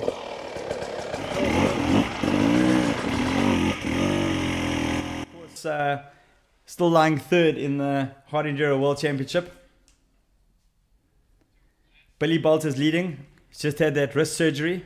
Manny Lettenbichler is 2nd in the World Championship. Like I said, Mario's 3rd, Alfredo Gomez 4th, and Graham Jarvis 5th. With Theodore, Michael Walkner is 6th, and Theodore in 7th. So Dieter Rudolph now, he's coming to the section as well. Just behind Teddy. We've got Dieter, we got Teddy, we got Sofsteller. We should see a Ring Tenstra coming in soon. And then Rigo Rica from Brazil.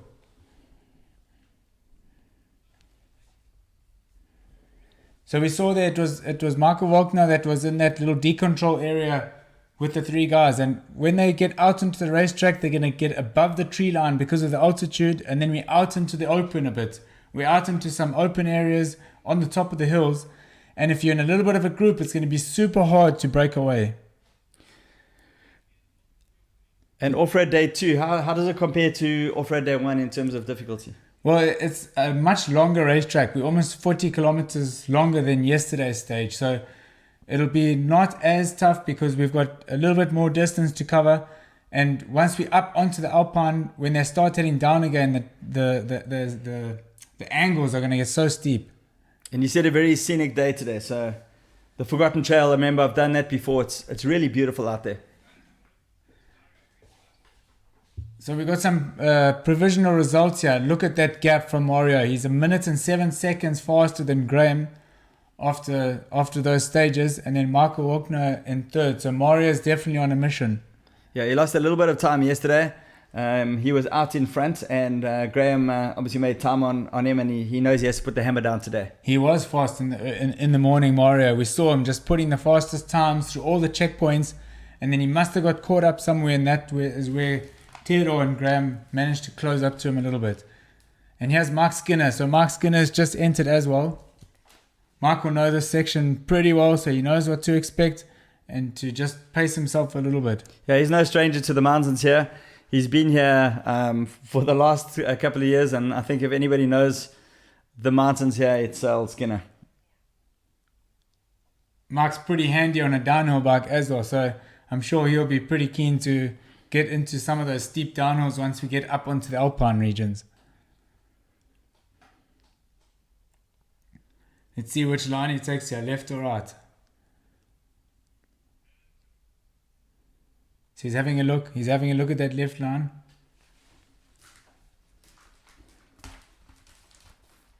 So Rigo Rico is coming to picture. Just spinning out a little bit there. Our Brazilian rider. Nice to see him in the gold.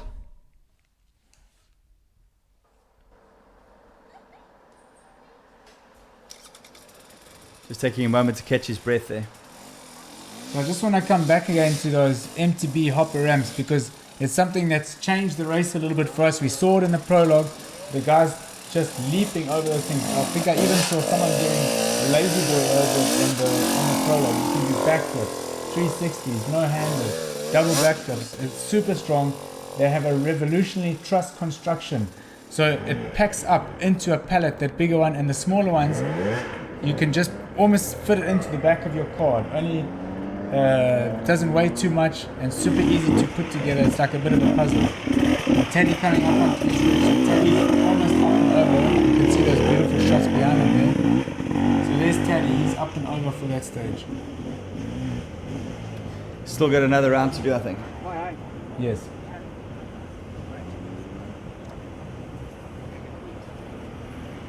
So we have an interview coming up. Diana's with Alfredo Gomez. Let's see what Alfredo had to say about those stages. So it looks like we're not quite with Diana. We're getting some nice shots of the valley there. The sun burning through the mist. And Suf Sela, so he's up and over. He's going to take that right line, I think. We didn't quite get to see which one Skinner went on, but he definitely had a good long look at that left-hand line. But a bit of traffic there for Suf, so he's just going to wait a little bit, losing a couple of seconds there. So David Cyprian back into the course again. Lap number 2 for David. So Matty Green, there's a bit of a battle going on there between him and Matty Green. Looks like Matty's just managed to get ahead of him. It looks like Matty Green's definitely pulling a little bit of time on Suf. They were a little bit closer earlier on. He's holding his own, and he's going to want to get out of the section in front of Suf.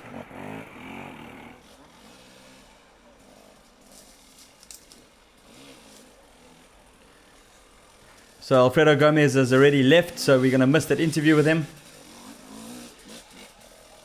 And I just want to give you a little bit of a taste of what's happening in the other classes. So in the silver class, we've got quite a big battle going on there. Mr. Chris Birch, former winner of the gold class, he is currently in third position, but there's only 39 seconds between him and the leader. So big battle there. And Chris, when we spoke to him at the beginning, he said, I'm just here for a nice tour and I'm just going to enjoy myself. And so we can obviously see that when that helmet came on, things changed. Well, they all say they're here for fun, like Matthias Valkner as well, who's currently reading the bronze class on that rally bike. And the leader in the silver class is Fabien Corot from France. They have Adam Giles from Australia, and then Chris Birch. And in the bronze category, would you believe it, Matthias Walkner is leading. He got his first stage victory yesterday in the bronze, so he's leading the bronze. And he's got 1 minute 40 over Edgar Sillens, and then it's Morris Povacci from Romania. And of course there was a big battle that we were expecting between Matthias Walkner and Paul Terrace, but unfortunately Paul yesterday went down and broke his collarbone. That's really unfortunate and really sad to see, because we all got geared up for this titanic struggle and this big battle between Paul and Matthias, so that's a real shame. Well, Alex Tomasic, I saw him yesterday riding really well. We should see Zoldwager from Romania right behind him, and then followed by Philip Kroll. So we'll see how these guys get on. I mean, the pros made it look really easy. Not that these guys aren't pros, but let's see how they get on up the Titanic climb. And Matty Green has crested the top of the climb now, so he's going to come back down. And here we're back with Manny. Nice to see some shots of Manny again. No. Looks like he's too fast for the cameraman there. Manny just going past Teddy up the climb. Manny picked up a penalty yesterday, so he started quite far down. But I mean, nothing's impossible, Joe, because I think he's starting 17th today. Yesterday we saw Theodore starting from 14th and Graham from 11th, and they came through the field really strong. And what we've seen so far from Manny, look at him, he's on fire. Yeah, so he picked up a 2-hour penalty yesterday, which is going to have quite a big effect on his overall. So I think he's just going to try and push as hard as he can to try and make up some time. He'll be really aggressive out there today. And, well, we'll just have to keep tabs on him and see how he does.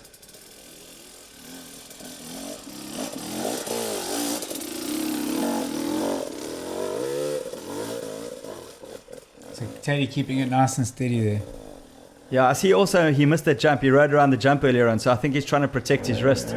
Pretty much the same as Graham Jarvis. You know, that impact, every little impact throughout the day is just going to add to that pain. So, yeah, riding conservatively, doesn't want to make any mistakes. Nice and smooth. And for a longer stage today, do you think the guys will be not opting for that super gummy, super soft tire, because we have got almost 170 kilometers to go today? Yesterday, you were down in the finish there. What did some of those tires look like? Well, I didn't see I didn't have a good look at the tires. To be honest, I didn't really spend too much time at the finish. But I think in terrain like this, they could go for a medium tire, not a super gummy, because you know, it could well wear off by the end of the day. But by saying that, those gummy tires, even when they do wear off, there's still amazing traction. So we could have Matt Green now at the end of the stage. Hopefully we'll get down to him with Diana and see what he has to say, see what his thoughts were. Dieter Rudolph there in the frame. Looks like he's doing a really good job so far. Let's see how he handles his pivot.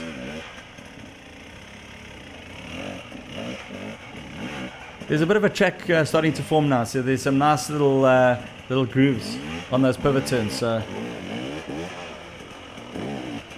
at the moment for these day 2 results, Mario is up on front, so he's definitely on a charge today.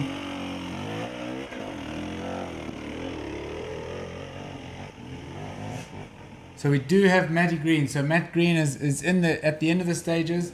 He's going to have that little 5 minute decontrol before he goes out again. Let's head down to Diana and see what Matt had to say. Ladies and gents, we have here Mr. Matthew Green. How are you, Matthew? Yeah, all good. How is the Titanic? It's hard, eh? We've done this hill a few times and nothing quite wakes you up like doing 3 laps of one of the hardest passes in Romania before 8 o'clock in the morning, eh? Do you think the Titanic is sinking or not? No, I think it's all good, eh? That place is not going anywhere anytime soon. Seems pretty strong. Would you like it? Ce se întâmplă? 30 seconds.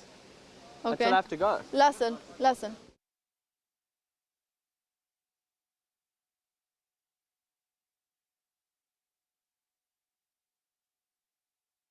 He wants to get going there.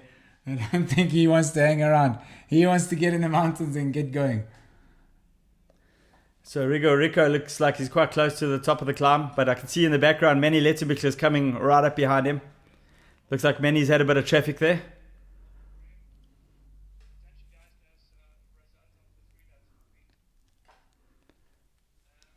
Sofcello, and right behind him there's Manny. There's Manny. One move. Picked up a bit of traffic there. So far we got Mario Roman in first place, Graham Jarvis second, and Michael Volkner in third up this section. But Manny has still got to come through all three, so that could change because Manny looked like he was on a charge there. So that's just from the riders that have completed their 3 stages of the Titanic. And we haven't spoken too much about the name again today. So this one was Titanic because when we first found this one, Theo and Martin were trying to get up here and they just could not do it. They came back the next day and tried again. It was like a big Titanic battle for them.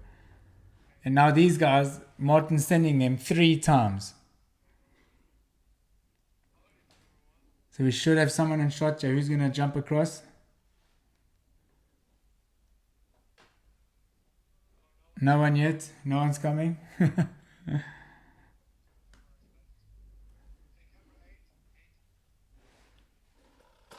So Dieter Rudolph is in now.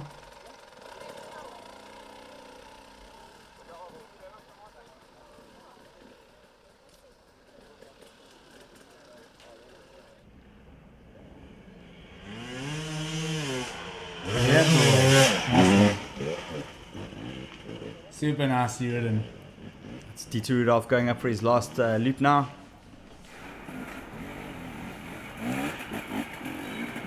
Here he comes across this left-hand traverse and then he's going to start the zigzag.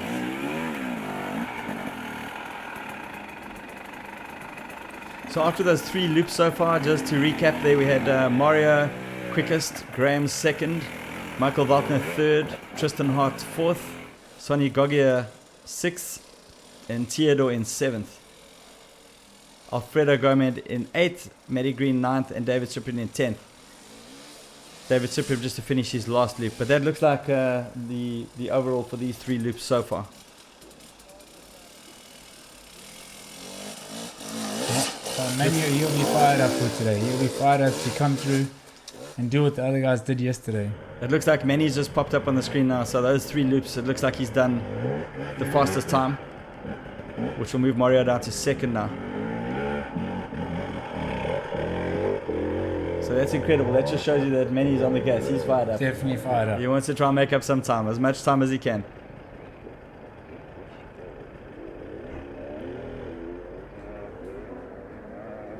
And that goes for a lot of these different trails and these different sections that we have here at Red Bull Romaniacs.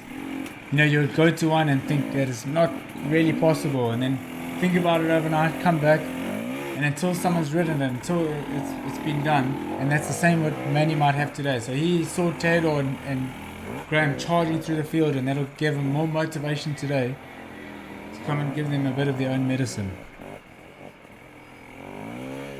So here we go down to Diana. She's got Letty in the finish.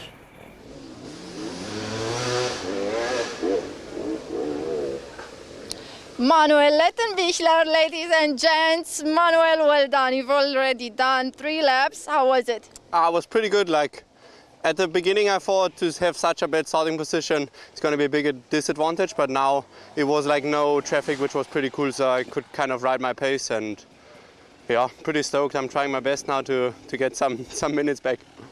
What do you think? Is the Titanic sinking or not? It's definitely sinking now, let's say. Like I hope, hopefully next year we're gonna do something else, because you can see that it's written in now.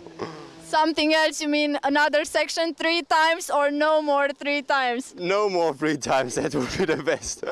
Okay, then I wish you good luck and take care. Thanks.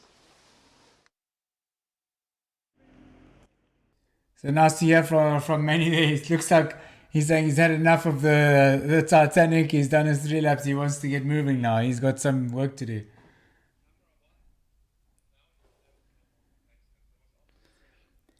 Okay, so that's Philip Schultz there. So obviously just running back down to go and try that again. That's come off the jump there. Somebody else coming in. So it's going to be pretty hard for them from here. They need to get some good drive because they've got no momentum from the jump. Okay, there he's got it up. So, Mark Fager from Spain is right behind him. He'll be the next rider up there.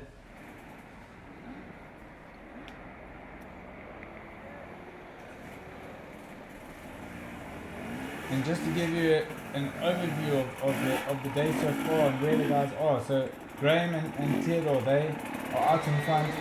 They have now finished that river canyon, that rocky canyon with the silver guys. And him and Theodore up on the Alpine. So they up and out of there, while the other guys are still battling in the Titanic. But Mario and Mark Walkner are coming up pretty close behind them.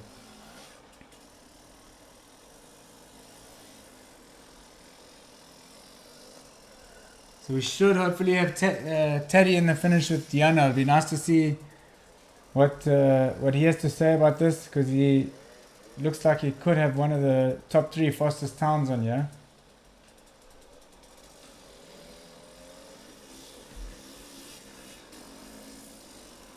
Philip riding nicely up there, good turn from him. Philip's got a really solid background in trials as well. So I'm picking up Teddy was 11th fastest on those, 10th fastest on those 3 loops.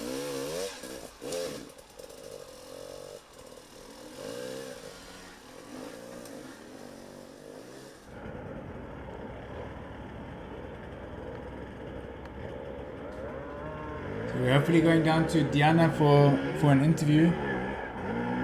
Nice to hear the rider's perspective of what they've had in the morning, their struggle. Theodore saying it was a good warm-up for him in the morning, but he's already sweating.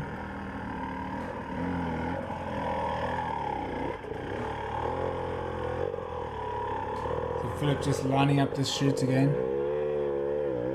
He's going to go through that gap. He could take that left line there.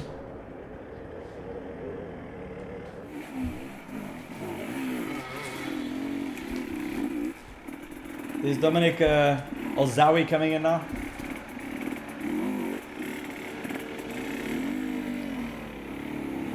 And just going back to the results from yesterday, so we had Graham Jarvis, who's 4 minutes 17 seconds ahead of Theodore. Tristan's 11 minutes down. Michael Wagner 11 minutes down. Mario Roman 12 minutes down. So to give you an idea of the times that these guys have been posting through each of the stages, on all 3 stages, Manny Littmickler posting the fastest time, so he's on a charge again.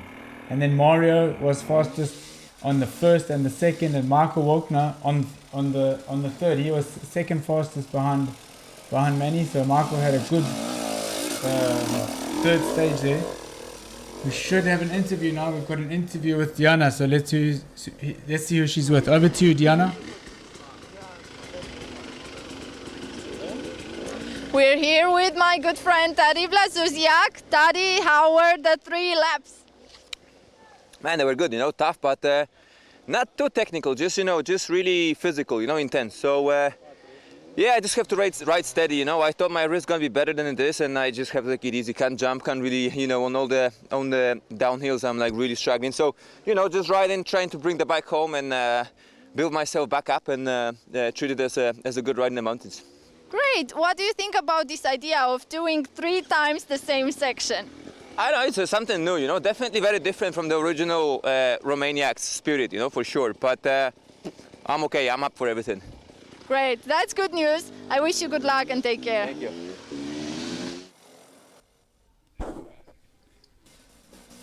So there's Rink. We're not quite done yet. We've got Rink.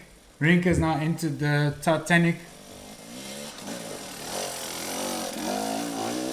So he's a local here in Romania. He knows these mountains backwards. He would have been up here, I think, a couple of times already.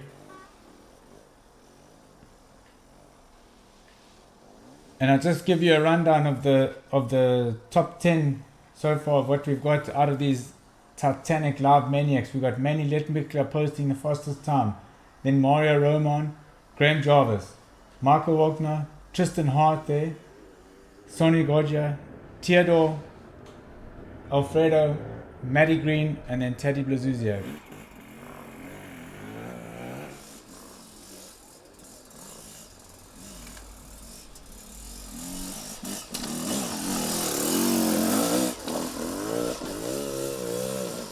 Francesc Morot there from Spain, doing a nice job of it. Looks like he's got a hiking boot tread on his boots there, Daryl. You think I haven't seen too much of that? Yeah, yeah. Looks like almost like a little bit of an extension there on the soles.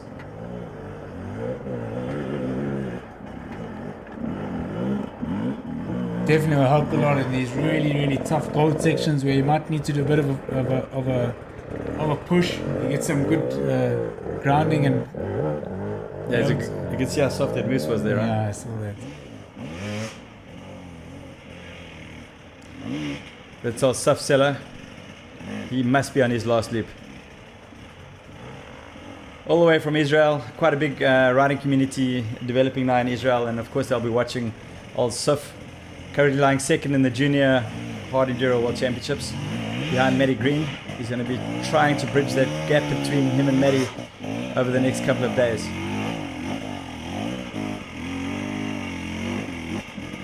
He's also ridden a lot with Paul Bolton.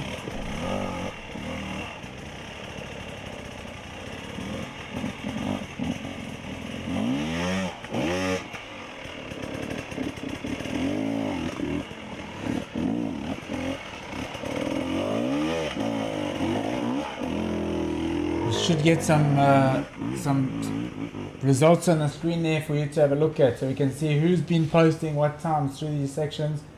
But Manny, from what I can see, Manny's definitely taken the fastest times on all three stages consistently, and Michael Walkner in a really impressive second fastest on that last stage, only 25 seconds behind Manny.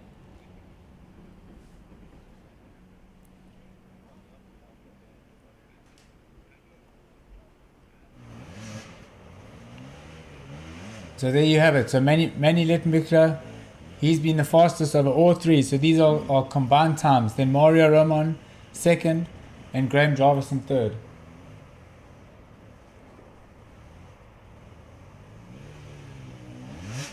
And if you look down in the valley there, that's the start area again. So it looks like almost everyone is out on track.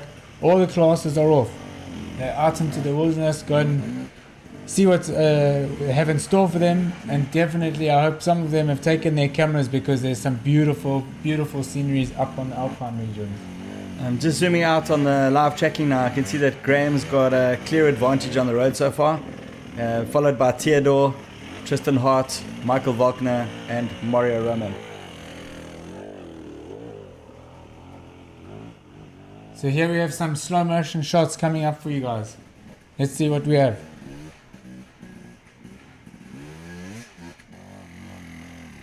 So Michael will really look, I mean, this is where he put the hammer down. This was on his third stage.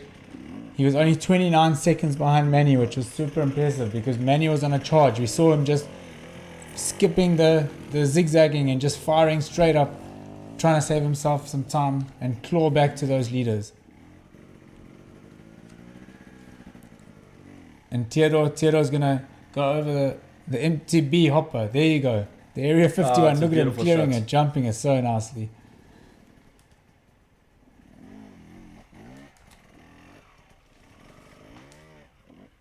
And this was that right-hand one where we hadn't seen anybody riding it yet.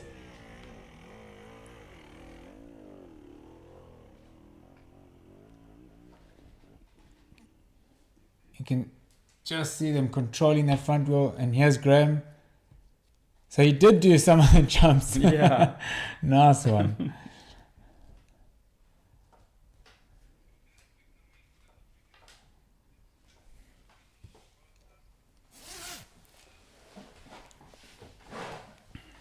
So Graham just turning out to do the last little decontrol and then out in the mountains. Beautiful shots from the heli there. So Joel, that was some good action that we saw. We saw Manny really pushing hard. He's on a charge. He wants to catch back up again. Graham trying to just break that elastic from the others because he doesn't want anybody following him in those open out areas, because if they can see him in their sights, they're going to close that gap really quick. So let's see what Theodore's going to push hard to try catch Graham out there. So yeah, it's going to be a super exciting day. That intensity was crazy, wasn't it? Super. And don't forget to stay tuned to the website, because you can follow live news on our website. Follow the live news, see the videos, see who's doing what, look at the results, because our results come through straight away as the riders are scanned. You can just have a good idea of what's happening out on the trail there, and we should have some good action again tomorrow. Tomorrow is a slightly to give you a bit more of a sleep in tomorrow. It won't be such an early day. So look at the website. We'll keep you updated at what time we're going to be broadcasting tomorrow. And we should have another action-packed day out there, Daryl. We'll see you tomorrow. Adios.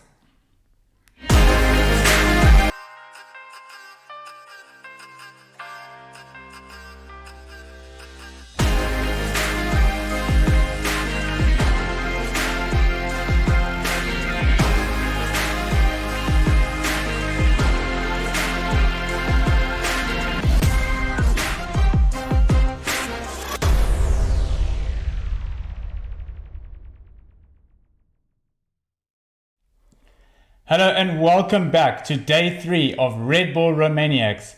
In studio with me again today is Roof of Africa champion Daryl Curtis. Mr. Daryl Curtis, what can you tell us what's happened today so far? Well, first of all, we got Billy Bolt. He's going to be our field reporter today. You know, he had some recent wrist surgery, so it's really good to see him out here. This morning kicked off with some really fast sections that played into nicely for Michael Volkner and Mario Roman. They won the first 3 stages. But, you know, it's early days. It's going to get into a lot more difficult stuff this afternoon. You definitely want to stay tuned, because we've had a lot of drama out there. A lot of things have changed. So let's go across and have a look at some of the morning impressions of what's happened so far. Now we are at off-road start 3 and it's looking so awesome. So it's like every year at Red Bull Romaniacs, they do some good job, and I really enjoy the riding here. When you look at the start, it's quite so cool, and yeah, I really like it. I don't know.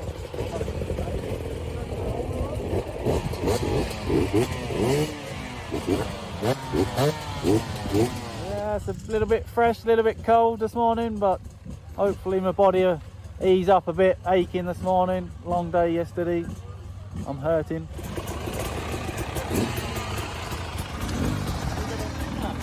Yeah, I think day 3 is very important in Romania, so I will try to do my best, try to recover some minutes if it's possible, and if not, try to don't lose time and get ready for the last day of Red Bull Romania.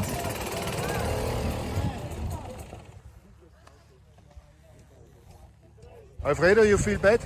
Feel better. Yeah. Couldn't eat. I eat rice this morning and that's it. But let's see. Strategy. If I feel good, I go. If not, I stop.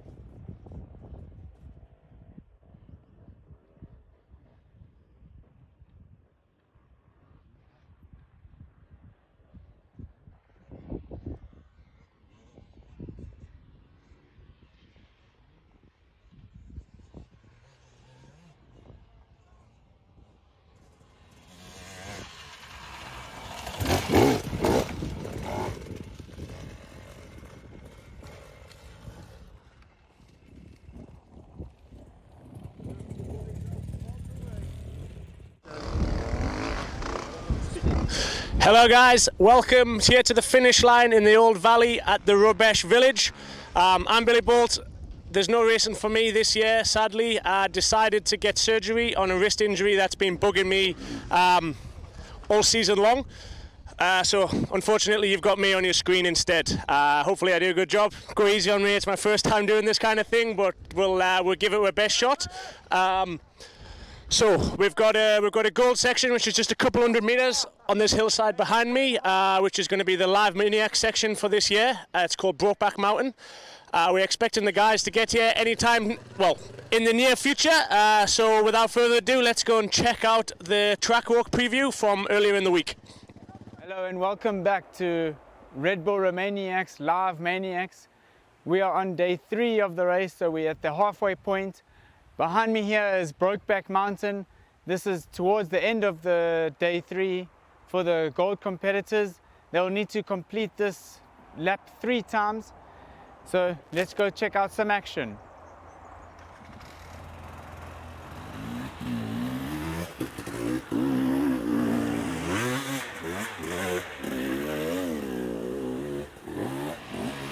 This climb Brokeback Mountain starting out a lot easier than the others. Nice and pretty smooth. Get the guys to get their rhythm going. And once again you can see how important it is to master the skill of the pivot turns. Because the steeper the hills get, the more you need to pivot turns, change your direction, look for an easier line. But this is pretty good going. Nice and easy for Stefan. The gradient's going to really start getting a bit steeper now as they get higher up in the mountain. A bit steeper, pivot turn again, and you can just see the skyline at the top. So some riders might think that this is just a short, sharp climb, but once we're up on the ridge, we're going to go even higher up. Fire it up. That's it.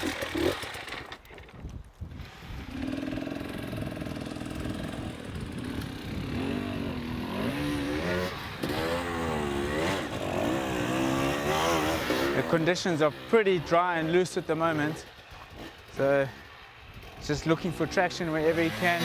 And on these longer, straighter sections, you can fire it up, get good drive out, and ride out the top. Now then, the higher we go and the steeper it gets, the hillside becomes a lot more exposed. So some riders might choose to go a little bit off the main line and ride above these stones and these roots here, because if you hit the front wheel on the stone at the wrong angle, it could spit you down on the hillside, way down back where you started again. So some might try to get right higher and above those lines and shoot up just like that, get a good line, turn the bike again and ride out the other side.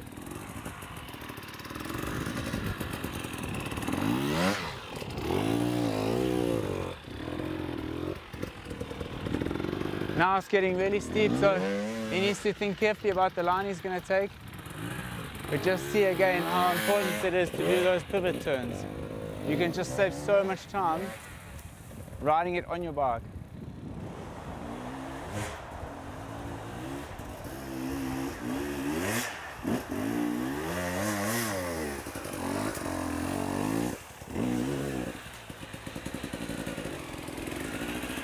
The soil up here is really loose at the moment, so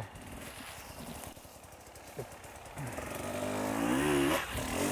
see the back wheel sliding out a lot, as well as all the leaves from the winter time on the ground. So the first rider through is going to have to open up and make the tracks for everyone else to follow, so which could be a disadvantage. You know, if you're the first one through, opening up the tracks for everyone else.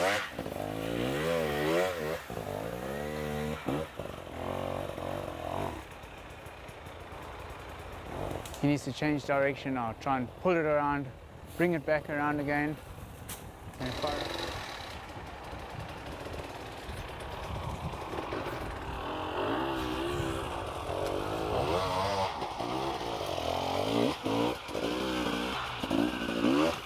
We're almost at the top of the climb now, and you don't want to risk sliding back down, wasting more energy.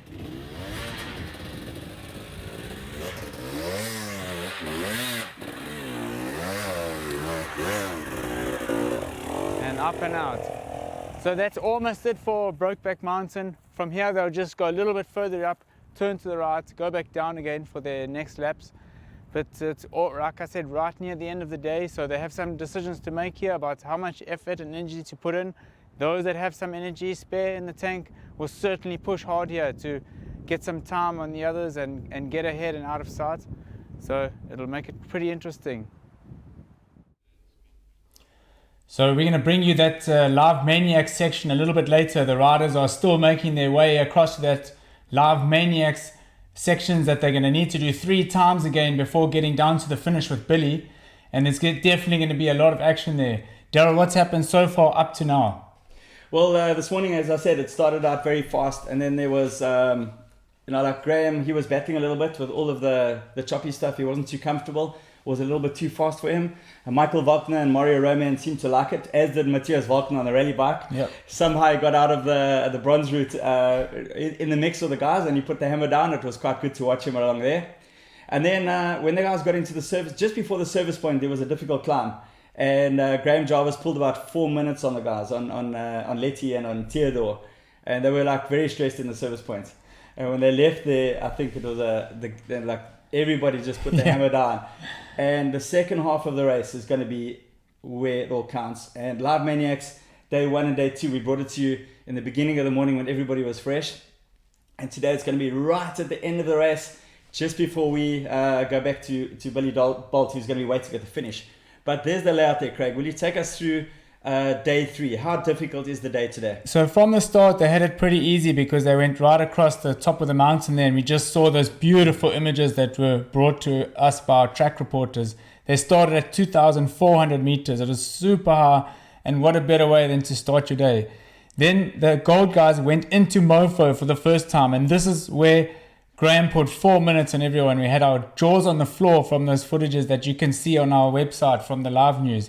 After service, the gold will have 6 sections, 6 different very hard climbs before they even arrive at Live Maniacs.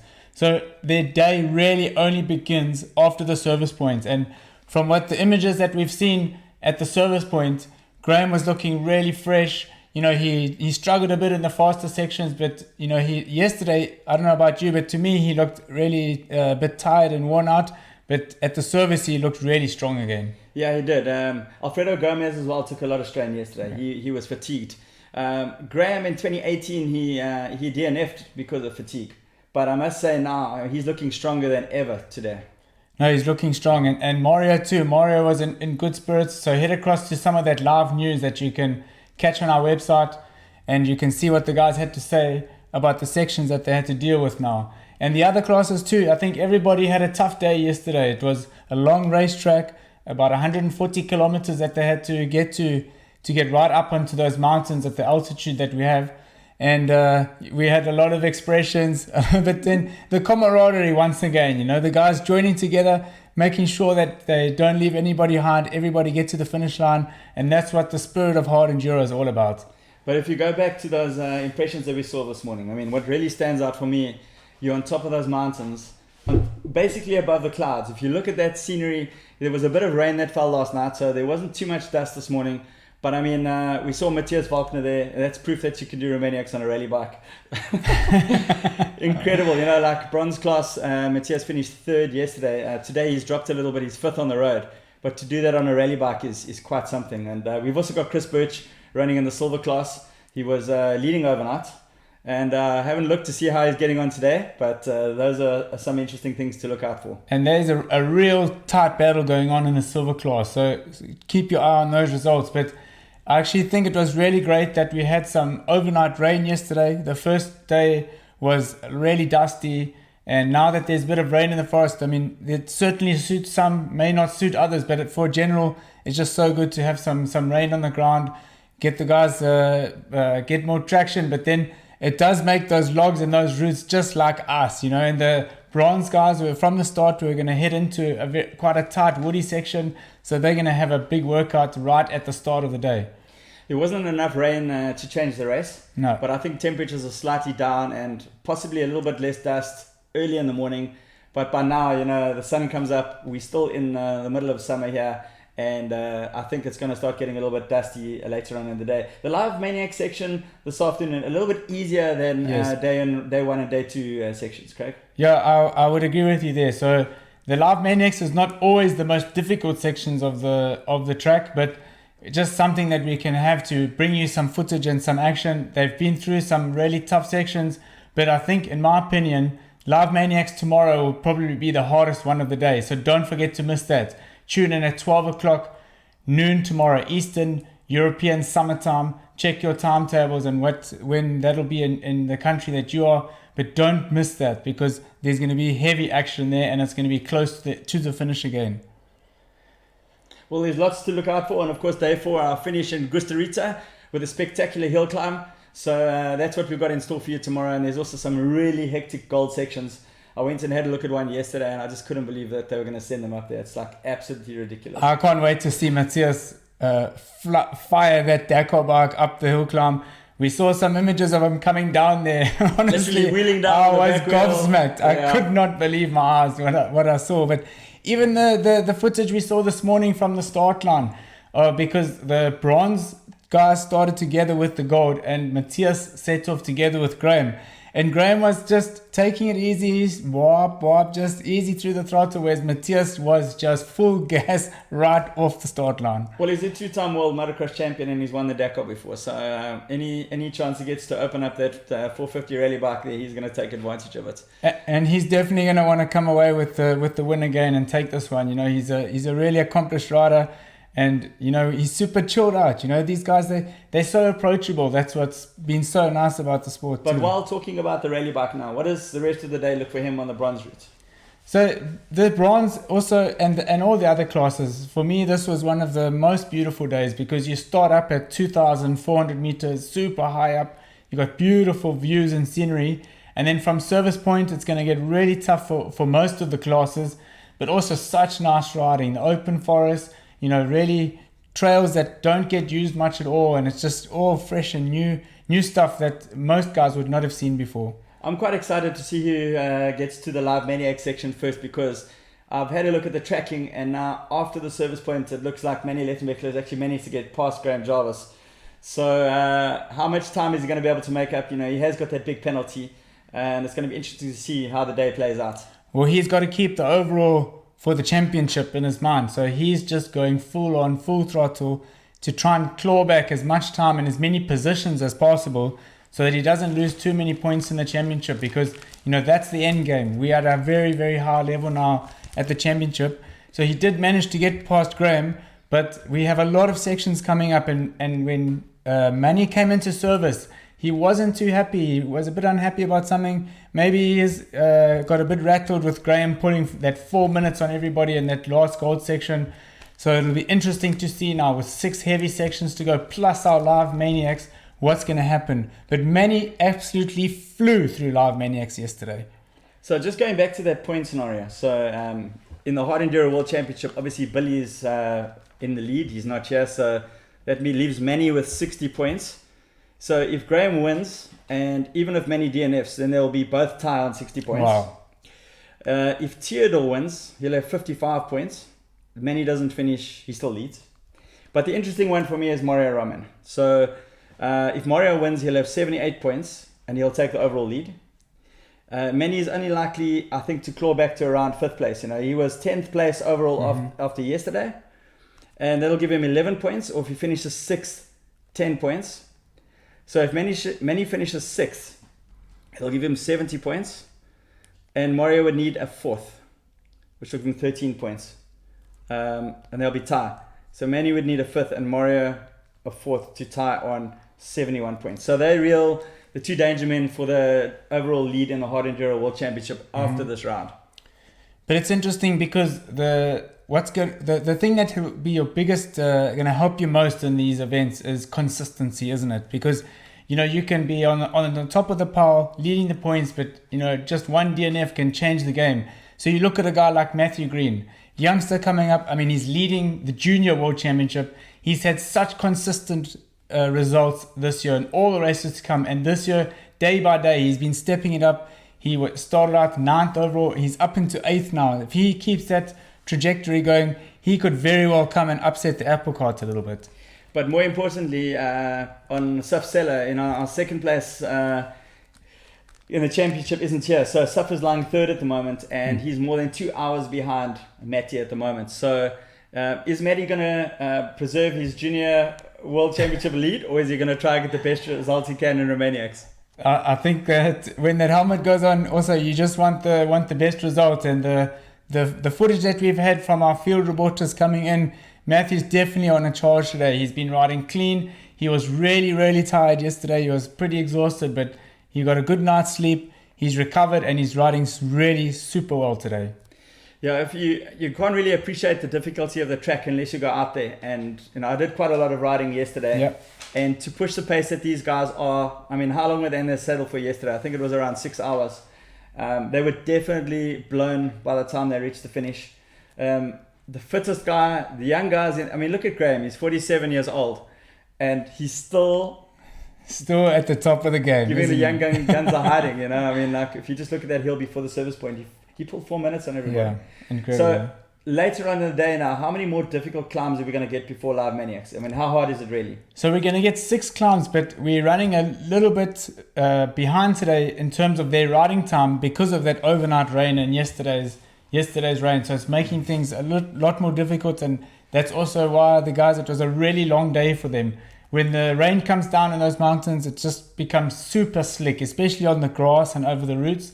So they are running slightly behind, but just goes to show that they're still human, And you guys are going to have to put up with us for a little bit longer then while we wait.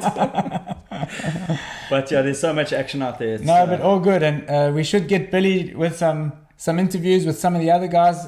We're coming in to Billy. He should have some thoughts from the bronze and others, but we'll come back to Billy right after this commercial break.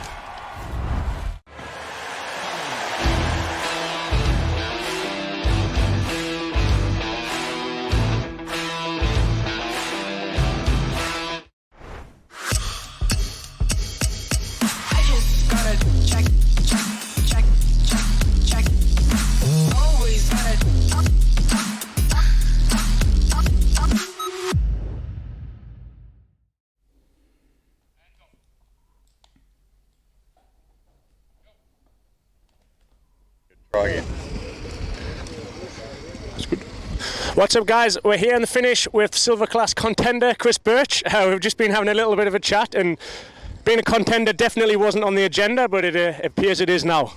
Yeah, it wasn't exactly the plan, but it's way better than going and thinking you're a contender and finding out you're not. So. Definitely, there's obviously still some youthful spirit in there. I've just been checking the results, and you've been having a right old battle with.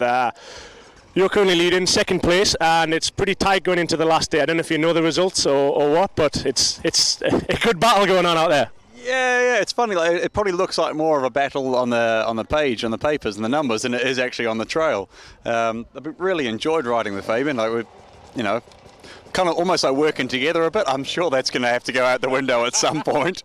But yeah, we're arriving to the finish line of the whole race at some point tomorrow. So at one point, I think the elbows are going to have to come out. But he's won today, so you've got the advantage going into the last day of starting behind him. So I think the ball is in your favour for tomorrow. It sounds like you know more about it. Okay, he hasn't seen the results yet, obviously, because he's just finished the day. But other than the results, how's your week going? I see you've gone for the big girl on the 500. It's a pretty brave decision for the silver class, but so far so good, eh? Oh, you know, there's no replacement for displacement, eh? No, the plan was just to come and have a good time, really. And then KTM said, hey, would you consider doing it at the 500? And honestly, I've never really ridden a 500. So the obvious answer is, yeah, sure, why not?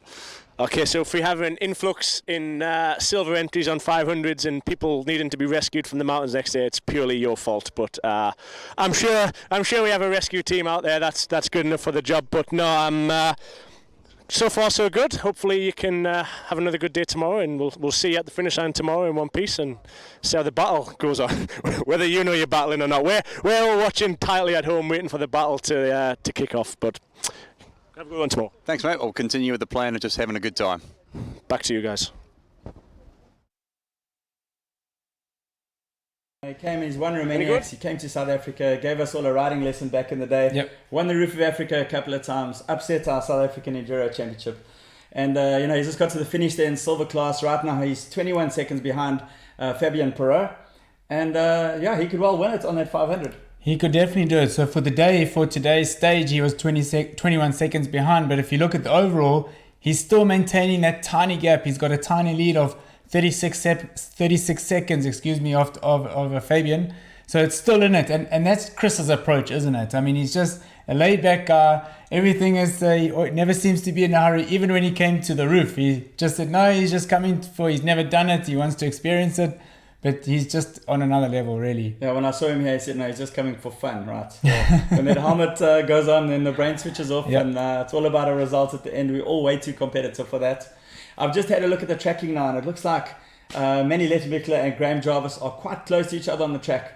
So Live Maniacs is going to be very exciting. If we manage to get them both there at the same time, it's going to be a real show to the finish line. It's going to be a real titanic battle in the Brokeback Mountain, because Manny managed to pull a bit of a gap from Graham. Perhaps he was trying to just get out of sight so that Graham couldn't hunt him down. But the Silent Assassin is right on him again. They've just got one downhill, a really steep downhill to do. Then they're going to go across the valley and up onto Brokeback Mountain for Live Maniacs. I can't wait for it. It's going to be a little bit dry, I think. Maybe a bit of dust on the section, but certainly a lot faster than the last ones that we've watched. And then it's just a short little stretch over the ridge, and we're going to catch up with Billy Bolt there. And the gap that they've managed to pull on the other riders could well mean that they clear the section. So Manny and Graham could be in the finish before the other riders come into the section, which will be really good, because then they can just bash each other, struggle bar to bar, up motocross style, up this last section of Live Maniacs. I've done a little bit of stats there. So Manny ended up 17th on day one, because he got a 2-hour penalty. He won day two. He pulled back 16 minutes on the guys. 16 minutes, that's huge. Yeah, on Graham actually. Currently he's in 10th overall. That's where he started this morning, but still 2 hours behind. So, you know, and so far he's won both Live Maniac sections collectively by 9 minutes. So he's on a charge. He wants to make up time, but it's going to be impossible to make up 2 hours. So the question is, how much time can he make back? Where is he going to finish overall? Well, that's what it is. So he's just on a charge. You know, usually at this race, the guys play a little bit of strategy, a bit of a tactical game. They don't want to always be the first one out with that 3 minutes gap, because if the guy starting in second closes up to you, closes that gap, it's already an advantage. But Manny's got no other choice than to go full gas. And Graham this morning, he didn't feel comfortable and he didn't push, you know. Typical Graham style. But when he got into the climbs, he preserved his energy. You know, there was bone-shaking stuff this morning. Teddy Bluziziak pulled out. His wrist isn't ready yet. We heard him there. A big struggle. You know, Cody Webb, they broke their wrist at the same time in that last round of that German championship. And Cody's still sitting out. And it proved now that Teddy wasn't ready yet. Yeah, really sad and unfortunate for Teddy. And it just shows that how much experience that Graham Jarvis has. You know, he knows that those open sections aren't his game, but he just keeps that average speed going, keeps it up, keeps it going, and now he still managed to just keep in touch and then extend. Preserving body, and we know that Graham, he knows what's out there in these mountains. He's done it, so he's won this race 6 times. And he's just waiting for those difficult hills, because that's where he's going to charge and make up time. And we saw it before the service point. 4 minutes on one climb. He gave them a hiding. Yeah, and tomorrow being the last day, you know, after day 2, mentally you sort of think, I'm only halfway through. I've still got a long way to go. But once they finish today and they've got one more day left, mentally, that's such a huge battle. You know, you're just about there and you can just push everything out of your body and get to the finish line. So the legend Graham Jarvis, I'm just going to run through a couple of stats here just to put it into perspective. Okay, so he's won Erzberg 5 times. He's won Hell's Gate 5 times. He's won Romaniacs 6 times. He's won the Sea to Ski 5 times. He's won the Roof of Africa 4 times. He's won Allestrem. He's won 5 times British Trials Champion. He's the 4 times winner of the Scottish 6 Days. So if you put all of that into perspective, still racing at the top of the pack at 47 years old. So let's have a look at some of the footage that we had in 2019 when the guys had to tackle this live Maniacs.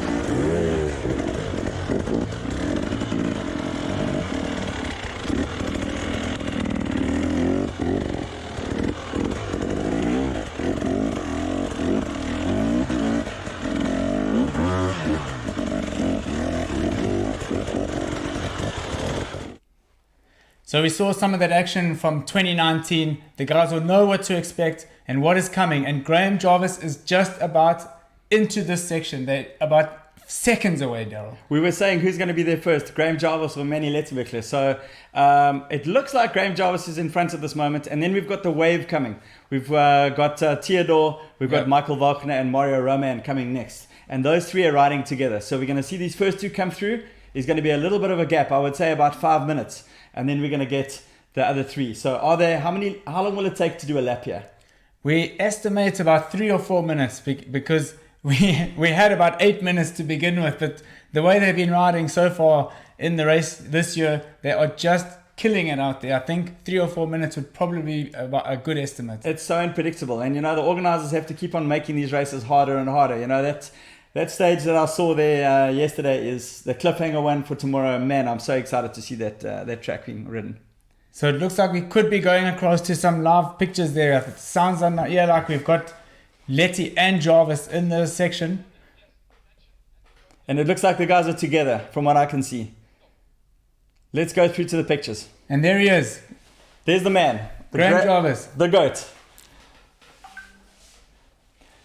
So Craig, it looks like Graham's gone into this trail first at the moment. I expect to see Manny in frame at any time. And wouldn't it be, there we go. Fantastic. What a race. Now the battle is on. This is going to be full on. Do not go anywhere. Forget about the kettle, your coffee or your toilet break. You need to be here watching this. This is going to be intense racing. This is motocross hard enduro. I mean, after the whole day today and they're riding like this at this pace together, it's just incredible. And the thing is that they're pushing each other. They're pushing each other all the way to the end. They know the finish line is right inside. They can go over the limit if they have to because they're so close to the finish and then get on and do some recovery. But it's all about taking minutes away from all the others behind them. And they'll know also that from the other live maniacs in the previous 2 days, when the other riders start coming in and it gets a little bit congested, it's going to slow down their pace. So they're going to want to clear this before anyone else comes in. I can tell you that the climbs these guys have done up until this point have been a lot harder than this. And you can see how dry and dusty it is. The guys struggling to get traction there, and lots of pivot turns needed. This is insanely steep. The camera doesn't do it any justice. But if you just have a look, anybody that rides an enduro bike can have a look and see how steep it is. We actually need to do a pivot turn, right? Daryl, yesterday we saw Mario and Alfredo suffered a bit from dehydration because they didn't take on enough fluids in the day. And when Graham had cleared the live maniacs yesterday, we saw him pouring water and filling up the bladder in his Lizard Enduro hydration pack, even though it was still early on in the day. And that just goes to show how much experience he has, because he knows there's still 2 more days to come. And if you burn all your energy in the first few days, it's so difficult to recover. And that Enduro hydration pack and water bladder was designed in South Africa by Lizard. It was initially developed especially for Jarvis, just for him. But now it's available to anyone who wants to look like Graham. And it's all part of his Graham Jarvis 1 range and a start of a collaboration with more to come. And there's Paul. So Paul Bolts is also on track. He's going to get some good footage there and motivate the guys to go even faster. Yes, he's done a great job up until now, hasn't he? So just looking at this, Manny Letterbickler has won all of these live maniac sections, and collectively by 9 minutes. So he's going to definitely want to pass Graham Jarvis. Can Graham keep him at bay until the finish line? Keep him behind him, because there's no passing opportunities here. And we know between these two, we saw Manny straight lining it yesterday, straight lining it straight up the hill where others were doing the zigzagging. And we know that he's definitely knows in his mind he's not going to be able to do that to Graham. He's not going to be able to push past him unless Graham gets held up on something. But the way he's riding, they're both just dominating here. Yes, isn't this great footage from our GoPro? Watching these guys in the thick of the action. And just, I just have to mention that Graham is nearly double Manny's age. Put that into perspective. It's incredible. Absolutely amazing. I mean, we were racing together with Andreas, Letty's father, together. We bashed bars together, we were racing together. And Graham as well. Graham too raced with us, and now he's here racing Manny. Well, I've raced with Graham so many times, and I stopped racing 8 years ago. So I look at it, I ride out in the mountains, and I just look at it like how can he still be in the front? It's like, it's impossible. No, he's a phenomenon, He's like Greg Minnaar of the downhill. These guys don't come around very often, and when they do, it's just amazing, and we're just so lucky to be able to see these guys in action. Just to go through Graham's race so far. So currently he's leading. He came from 11th after the prologue. He won day 1 by just 4 minutes to Theodore. He finished second on day 2, losing 16 minutes to Manny. And again, Theodore was only 4 minutes behind Graham. So on the overall time, Theodore Kubachev is only 9 minutes behind Graham. It's just insane. No, and Theodore did a really good race yesterday. He pushed so hard in those sections, and he took some of the best times of the day on the sections like Man Ridge, which when we first put on, we just were not sure if it was even possible. And these guys just make it look so easy and effortless. There's a great shot of Manny. Also second on the Live Maniac sections, it's actually been Mario Roman, and third, Graham Jarvis. So, I mean, Graham's consistently been third here. Manny's, there we go, we can see Manny has in fact passed Graham Jarvis there. So the data doesn't lie. Manny's faster on the sprint.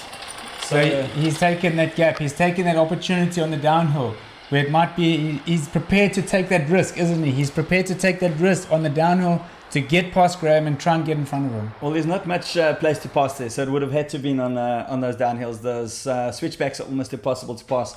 But Manny definitely wants to get to the finish line first today.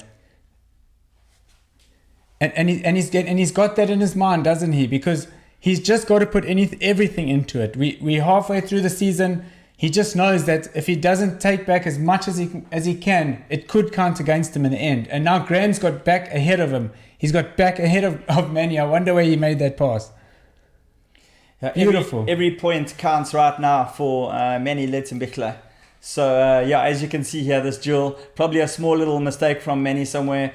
Graham will be, he won't ask twice. If there's a gap given, he's going to take it. It could have been at the bottom, because at the bottom, the path goes up to the right and left, and there's some really big step rocks on the left-hand side. And I won't be surprised if Jarvis just flew and launched his bike up over the rocks onto the path just so he can get back ahead.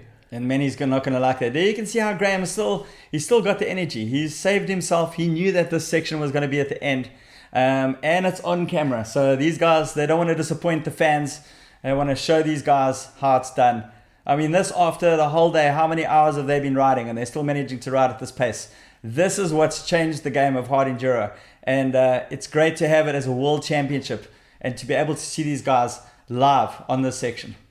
You know, it's really a professional sport now. So, you know, guys like Manny, who have the Red Bull Training Institute, they are so finely tuned. They have such a strict program, such a strict regime, diet, sleep, everything is so finely tuned.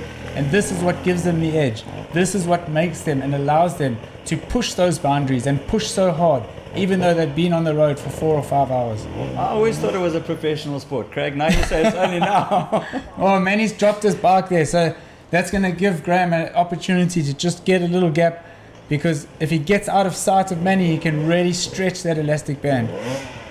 Well, not much stretching to be done now between now and the finish, but there you can see like a little slip of Manny. Those seconds when you have to pick your bike up as well, that's also going to cause some extra fatigue. You know, you don't want to be doing that. Heart rate goes up. He's stressing now. He wants to get back on the wheel with Graham. So, and this is where Graham is so good. But Graham's also having to get off once or twice, so he doesn't really gain the big advantage there. And the thing is that when you get hung up like Manny did, your blood is just pumping. All the adrenaline is going through your body. And it's so difficult sometimes to keep that up for a long period of time, because your muscles just they can't take it, and that he'll get an opportunity when they get to the top to come back down again. Maybe he won't take those risks to catch back up and just use that 20 seconds or so just to get his body, bring the heart rate down, bring it back into the zone that's a little bit better for the muscles. I haven't done the section yet. Are they busy on their second lap? They're busy on their second lap now, so Graham's at the top. So Graham's up and over, and he's going to start going down again. Manny not too far behind him, so it's still a tough battle, and as long as Manny can stay in sight, if he's got Graham in his sights, it'll definitely make it easier for him. And these boys are tired. They just got to dig deep. They're digging.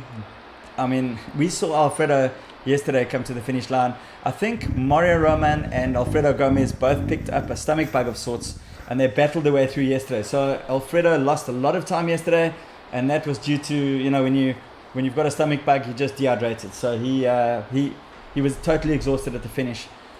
Mario got a 2 from what I hear, but it looks like Mario today is in better shape than Alfredo. Oh, and here we got Theodore. So Theodore's just come in shot. So he's going to be up on his first section now, while Graham and Manny are on their second. So hopefully for Graham and Manny, they'll only have Theodore on track to deal with.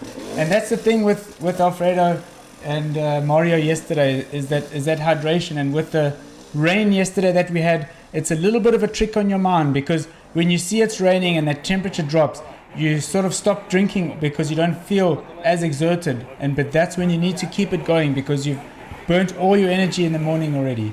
Okay, so Teodor Kabakchev, he's from Bulgaria. He's 7th in the Hard Enduro World Championship. He's currently 2nd overall at Romaniacs. He's 9 minutes 11 seconds behind Graham Jarvis when they started this morning. He only lost 4 minutes 17 seconds on day 1 and 5 minutes on day 2. And he's 5th fastest on these live Romaniacs sections so far. He finished 8th at Romaniacs in 2021. So Graham and Manny are coming down to the bottom now. They're going to go up and do their last section. It's going to be their last section before they get to the finish.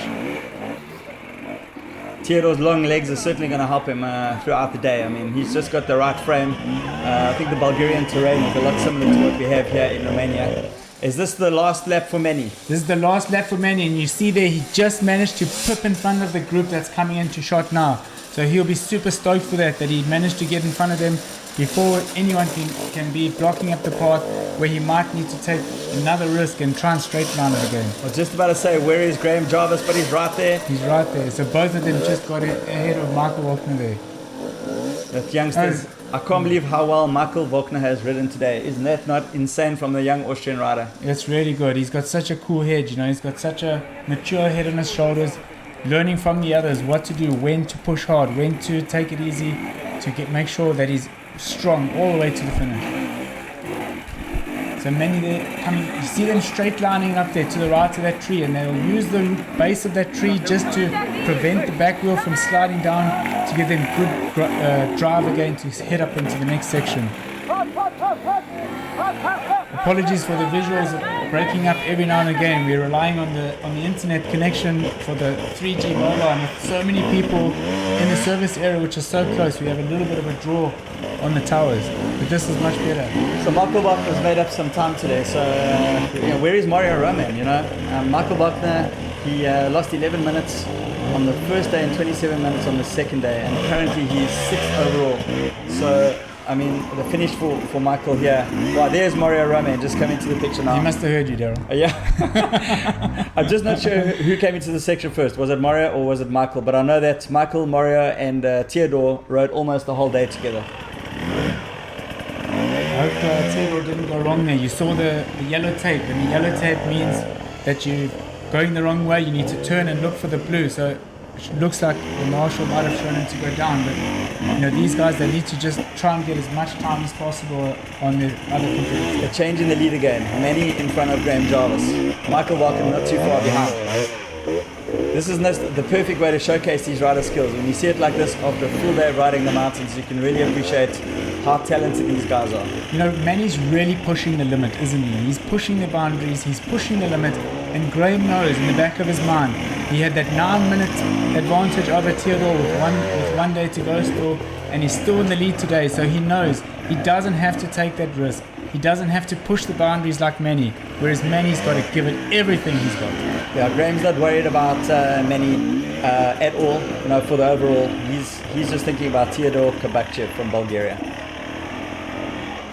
So Michael just picking up there, taking the safe option to get off, turn it around before he gets going again. So these two are up and over now. Manny and Graham, they're up and over. They're going to start heading down to Billy in the finish, and we're going to get some raw emotions from them.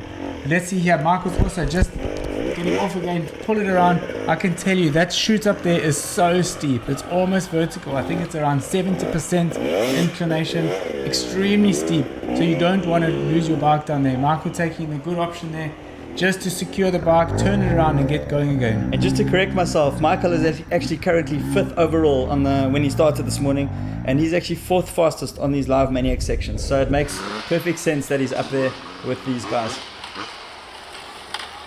So Teodor heading down now. Teodor heading down back to the start of his next section. He's going to go through the gates and up for the next section of the track. And then Manny's onto the back wheel of Teodor. Is he going to pass him? And when we saw it, when Teodor started, he had a really fair gap on Manny. So Manny's really closing down the time again. Mario onto the second lap now. Off he goes, up again. still motocrossing it. He looks like he's not tired at all. It looks like he's overcome his stomach bug, being so close to the leaders. I think he's been able to recover nicely. So Theodore will have Mario in the sights as well. It's always so helpful when you have someone ahead. It helps you just push that boundary a little bit, and he's got to make up time. So he's in a position like Manny, you know, he can't afford to stop, take a breather, line up. He's just got to push to the end. The finish line is right there.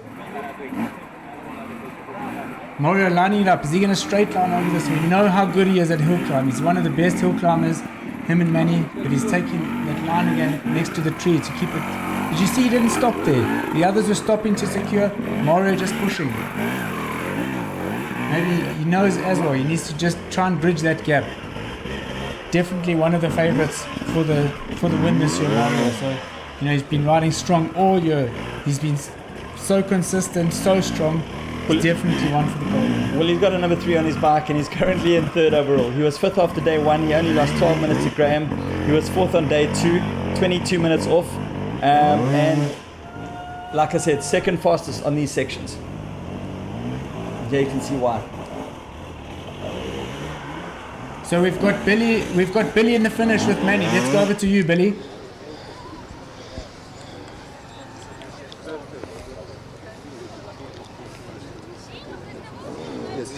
So guys, we're here in the finish. Manny has just arrived. Pretty tight battle for the most part in the Live Maniac section with you and Graham. How was that to end the day on? Man, it was actually pretty cool. Like at the beginning, I let just Graham go because he's literally fighting for a win, and I'm not really fighting for a win at the moment. So he made a really good job. But at the end, I passed him at the down, and I was like, oh man, I have to get in front now because I'm a little bit better in the zigzags. But it was a good ride now. Congrats to the king. He absolutely nailed it today. He's arrived. What was going on there, Graham? Can we ask? There's no TV cameras. It was on Roxy's film on my vlog. If anyone wants to go and watch Graham get a little bit lost at the end, but we'll get to Graham in a minute. But back to Manny. Overall, how was the day? I seen you lost a little bit of time this morning. I'm guessing it was a pretty difficult track to lead out on, and there wasn't, navigation wasn't easy. But happy with today, or was the time left behind? Nah, definitely happy. Like it was super difficult in the morning with the navigation, and I think I tried my best, and I think I did a pretty good job. But for sure, lost some minutes to Graham and to the other guys. But yeah, still stoked. I think my riding was pretty good. I'm definitely tired because I was pushing too much the last 2 days now with this huge mistake. So I can feel my body quite a bit. One more day to go. Go and get rested up and come out swinging tomorrow, and hopefully we'll see you in the finish tomorrow. Cheers, man. Thanks. Should we go straight to Graham, or what's the plan? We might as well go straight to Graham because I think you guys are on me. All right, Graham, how are you feeling? You're looking magnificent, I must say. Oh God, look at all that sweat dripping out. Loving it as ever? Yeah, I mean, I was tired this morning. It's when you struggle to get out of bed. You're tired every morning, so what difference does that make? It's not much difference to a normal day, but just couldn't get going this morning, and just long grass, I didn't like it, I got scared. And then this afternoon in the forest, the tough stuff, I did really well. Yeah, I think overall wise and time wise it's not too bad. Been kind of in control, obviously there's been kind of in control of the overall all week. I guess how you like it. What's the plan of attack for tomorrow? Yeah, just try and focus on the track, but you know, them guys are fast, as you know. Theo caught me up, Mario caught me up. You're under pressure, aren't you? What do you mean? You're getting under pressure. Yeah, but you're handling it. One more day to go. Bodies, I'm sure feeling wonderful, and you've got no complaints there. We'll not give you any airtime whinging about how old you are. And yeah, hopefully we'll see you in the finish line tomorrow. We'll see how it goes. Very good. You have to wait for them to come through the finish checkpoint. So nice to hear from Billy and the boys on the finish line there. And Daryl, how much respect do these guys have for each other? I mean, they're Manny acknowledging King Jarvis, Billy as well. They all have so much respect for each other. Yeah, no, isn't that just great to see? But my question is, as we're looking at Mario Roman in the frame there, what would this race have looked like if Billy Bolt wasn't injured? He's our current hard enduro world championship leader. And some of the guys that are missing here, we got Cody Webb, he had a broken wrist. Wade Young's got a back injury. Johnny Walker has had knee surgery. And of course now we lost Teddy this morning. He's out. What would this race have looked like with everybody here. It would have just been insane. You know, there's just so many guys at the top of, such a high level now. It just makes it so exciting. And this is why we bring you these visuals. This is why we bring you the live Maniacs, so that you can get up and close and see what these guys have to deal with, see the struggles they have, and acknowledge how much respect that we have for them and how fit and strong they are. Yeah, well, I can tell you now, when you actually go out onto the course and you go and actually look at some of these stages where you can't walk up them, then you really, really appreciate it, you know. TV, yeah, it looks all great, but if you remember how many hours these guys have ridden for, they've ridden over for more than 5 hours today. So, sure, it's just actually unbelievable that they can ride at this pace. The stuff that we don't get to see on camera now, we're going to pick up from all of the Red Bull motorsport coverage. It's going to be popping up, but you know, I mean, it's just fantastic that they managed to get such good footage together in places that we miss. So Mario is on a real charge, because I'm looking now at some provisional results of these different stages they're doing, and so far he's taken the fastest time on the first 2 stages. He was 43 seconds, faster than Manny, and 2 seconds faster than Graham on the second. So remember, we saw Manny get held up there on his second stage. He got his wheel slid down, he got stuck in the hole, so he lost some time there. But Mario on a real charge.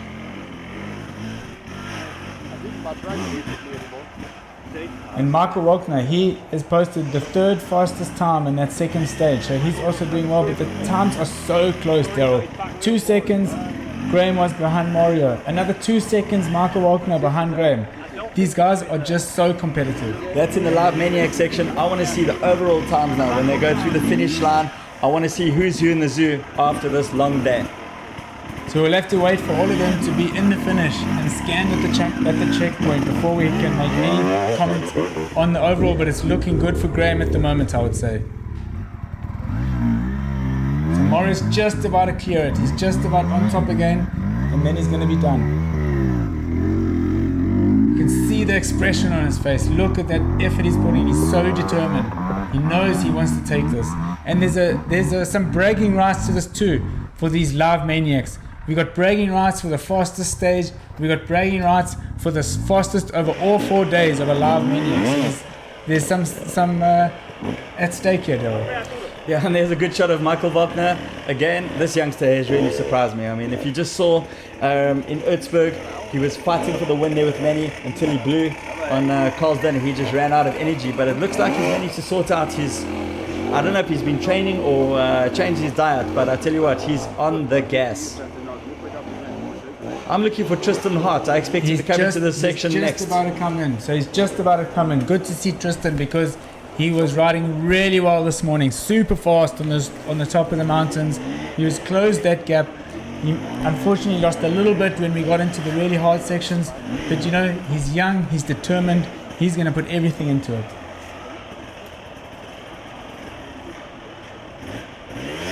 Michael Wagner also, he's got long legs, quite a skinny lad, tipping over there. But he's just riding, he just keeps getting better and better. No, he's just gaining so much experience. You know? He's also part of that group, he's part of these guys, he just feeds off them, he feeds off their experience and what they do. Mario on that downhill, he must be almost finished with his 3rd lap now. So I'm looking at... There's Tristan Hart. Tristan Hart's just come into the frame now. Currently 4th overall. He was 21 minutes off the lead after yesterday. He was 3rd on day 1. He lost 11 minutes. He was 6th yesterday, 28 minutes off Manny's time. And of course he finished 3rd here at Romaniacs last year. Oh, it doesn't... Look at the expression in Michael's face. He's just exhausted, but he knows he's almost at the finish. He's almost there, but he's just giving it everything he's got.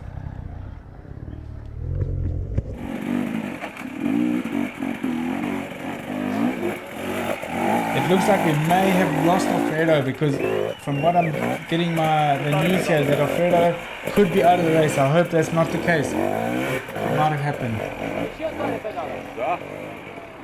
The other riders are still coming in. There's a bit of a gap between Matthew Green, David Cyprian and Sip Stella. So they're a little bit behind these guys. They'll have clear track ahead of them when they get here, but they're not quite in the mix today.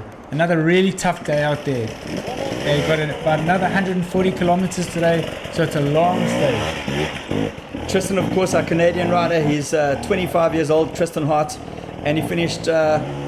He's the off-road. He's the 2021 AMA Extreme Off-Road Champion as well. So hard enduro. That's what he's been focusing on. Yep. He's only doing 4 rounds this year. So he did Erzberg, Romaniacs, TKO, and the last one, the Canadian run. He'll be right at home there. And Mario, I think, is in the finish with Billy. So hopefully we'll get some insights from Mario of how his day was and how it's been. He's ridden super well today. He knew he lost time yesterday. He knew he had to catch up and make it, and that's exactly what he's done.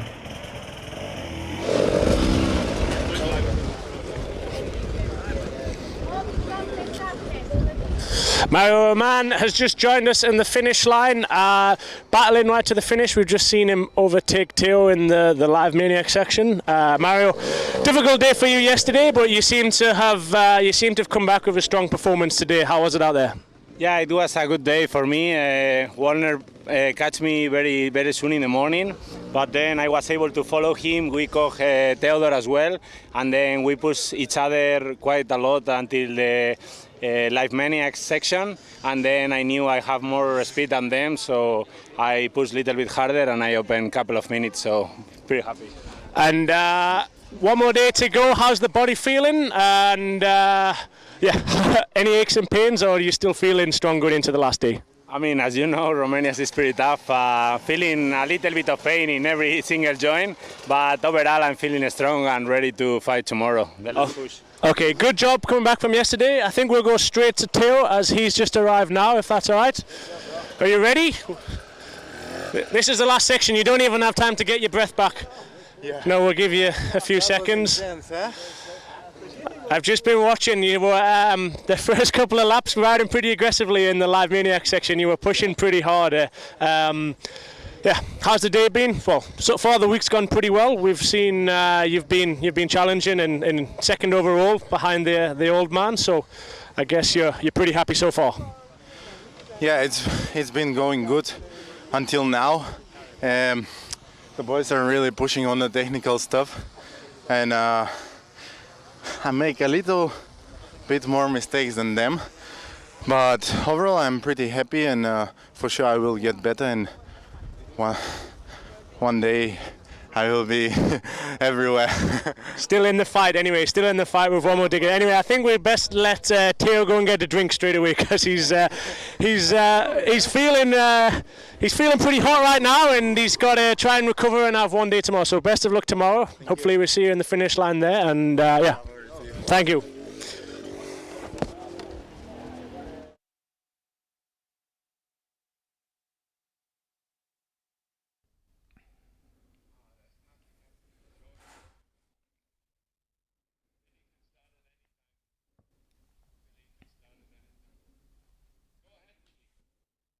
Still a while, but... Well done, man. You was in the APC in Austria, huh? No. We're here. I'm at Mikkel Wagner. How's your day? Yeah, the day started quite good, so I tried to push as hard as possible in the beginning and was riding with Mario always. He was in the front and me was in the front, so we pushed together and I think we were quite fast in the beginning, and yeah, after the service point also quite good, but just the last uphills here, the media laps were quite hard for me because it's so hot.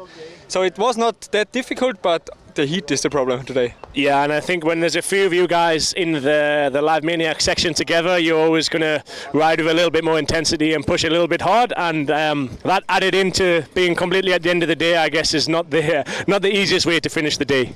Yeah, exactly, like you say. So like yesterday, when it was in the beginning, the media lap was not that hard, but if you are nearly the finish line, then you try to push as hard as possible and do everything 100%, and then you get exhausted. Yeah. Anyway, good job today. There was some. I was watching the results earlier. Some really strong checkpoint times throughout the day. So, good job. Best of luck for tomorrow. Hopefully, we see you in the finish line then as well. Thank you, Billy. So good to hear from the guys down there. So great to have Billy as our field commentator, isn't it, Daryl? Giving the guys gears. I mean, joking with Graham there and saying, come on, Graham, you tell us you're always tired.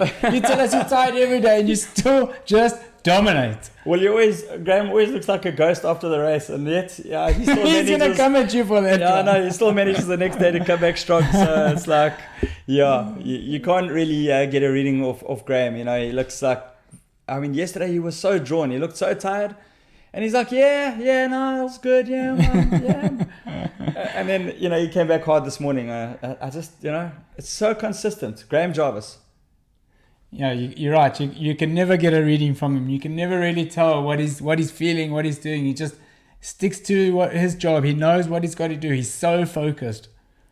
As we're looking at Tristan Hart over there, I think he must be on his third round by now. Tristan having a fantastic Romaniacs. He wants to be on the podium here. He's got a way to go, but tomorrow is going to be the decider. For me, I want to see who's going to come out on the top of this Romaniacs, because Graham Jarvis and Theodore Kubakchev are so close on the overall. So provisionally for the day, though, we can look at that for now. Provisionally for the day, Graham Jarvis has taken the win once again, ahead of Mario Roman by 5 minutes. So Graham just extending there. Michael Walkner in third, and then Theodore, who is, I think, 5 minutes behind Graham. So that gap is just extending between Graham and Theodore. And that's where the respect came from, many calling Graham king at the finish line, because he tried everything today. He just put everything in, didn't he? And Graham still managed to smash it.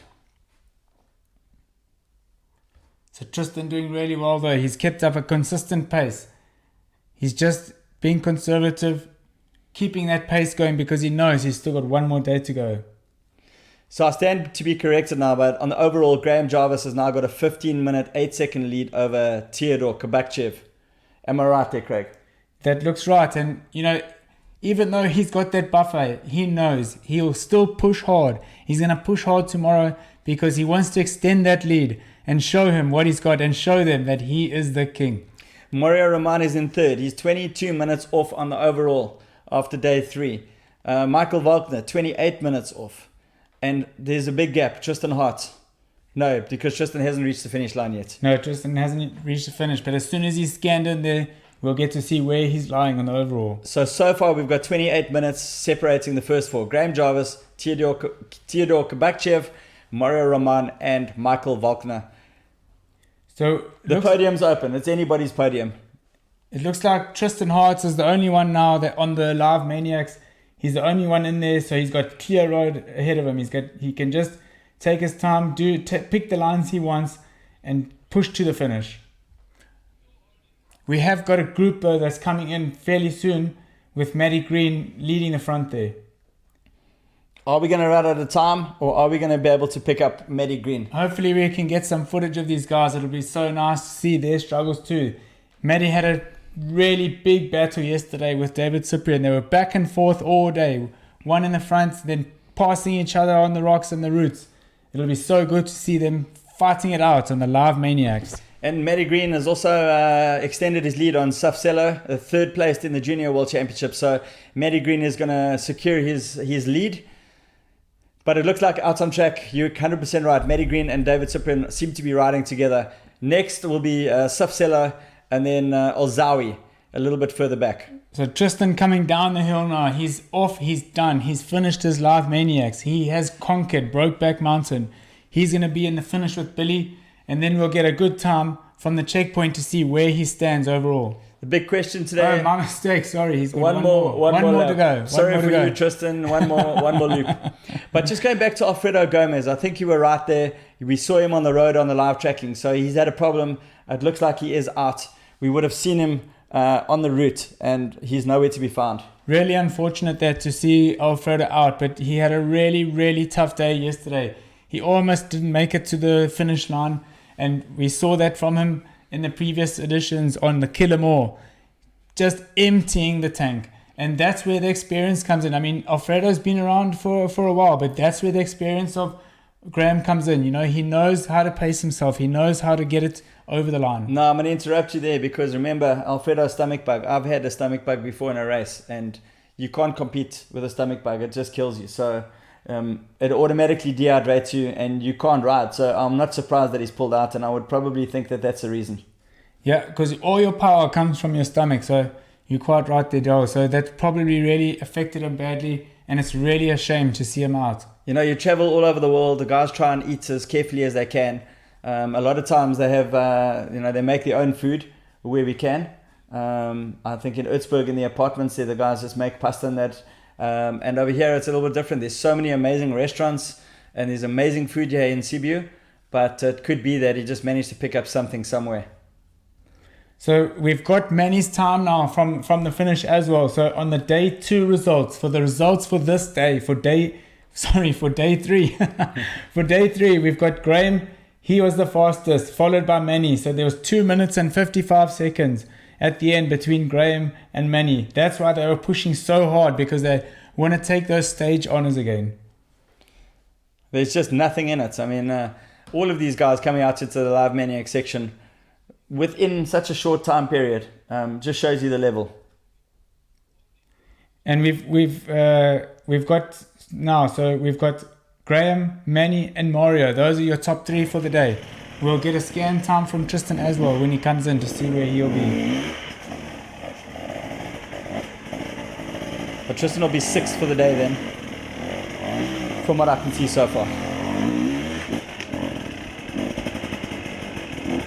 The thing is, when you're riding alone though, you just don't know if you're on the pace, is it, hey Daryl? Because when you're riding with a group or you're riding together, you're pushing each other, and sometimes it can be slower if you're overtaking each other too much. But if Tristan's riding by himself, I mean, he'll push as hard as he can, but if there's somebody in front of him dangling that carrot, he's definitely going to push harder than he would be on his own. So he could be losing a little bit of ground here.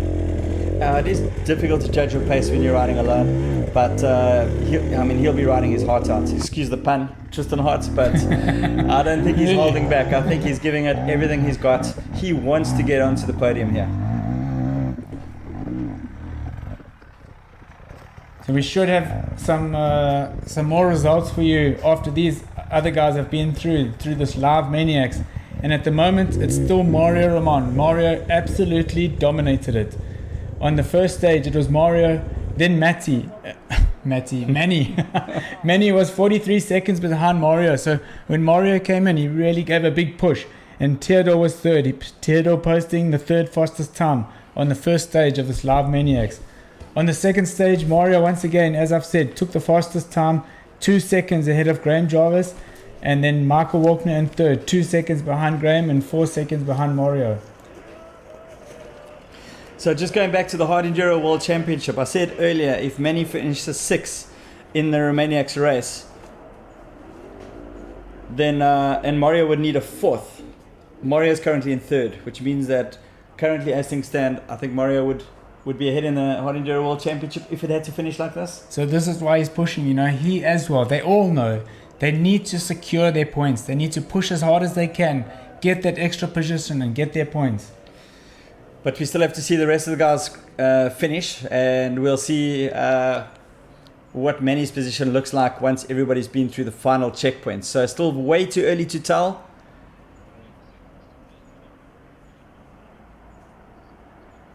So Tristan now, he's making his way down. He's going down the hill now. He's going to get into the finish. We'll get him to post the time and see what it is, and we're good to hear from him. We've also got Martin in the finish. Martin is in the finish, our race creator. Martin Fernandez, the creator of the Red Bull Romaniacs, is with Billy Bolt at the finish line. Hello. What's up, guys? We're here with the creator of this complete madness that we call Romaniacs, Martin Fernandez, here in the finish of day 3. How's everything going so far? Everything, I guess, nothing is to plan, but also everything is to plan. How's things going? No, actually everything runs quite smooth. Yeah, it is as planned. Yeah, we did make a plan. Yeah, and morning was really nice, sunny, and just hard to get up. But it worked out. Once you sit on the bike, things are going. And yeah, the tracks were good. I've been in the Happy Birthday, which is one of the more heavy gold sections, and the boys are riding really amazing. So it was nice to watch. Yeah. Yeah, the pace is high at the front, that's for sure. One more day to go tomorrow. Any surprises that they should look out for, or are you being gentle to the guys tomorrow? Now there is definitely a few new hills as well. We're using in the Sado Valley one of the new hills, the Fratzidler Hill. That's really heavy.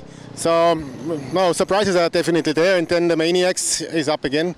Okay, so we have action-packed day tomorrow. There's no rest. The guys are going to be working hard right to the finish line. So Daryl, wasn't that some great action? We saw bar-to-bar motocross style between Manny and Graham. Yes, it was exciting. It just doesn't get better than that. You know, to see them both after the long day that they had, just like motocrossing, that last little section, man, that was exciting. And we've still got one more day to go. We've still got one more day to go in this great race. Red Bull Romaniacs tomorrow is going to be action-packed. Don't forget to watch Red Bull TV and get the highlights or reel of all the other days that have passed. We've got some great footage there for you, some great stories to tell. And also on the website, we've got live news from the stories of the other classes, because it's not just about the pros. We've got 4 other classes in this race, Daryl. We've got atom, we've got iron, we've got bronze, we've got silver, and we've got gold. There's just so much to tell.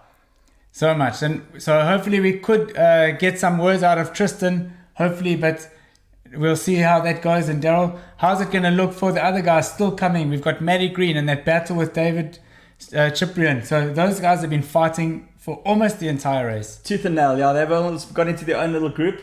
So quite excited to see how Matty comes through. But tell me a little bit more about tomorrow. I mean, day 4. What does it look like? Well, we'll get a good 3D image of that for you tomorrow, but the guys are in for some real fight tomorrow. Are we going to go down to Billy, who's with Tristan in the finish?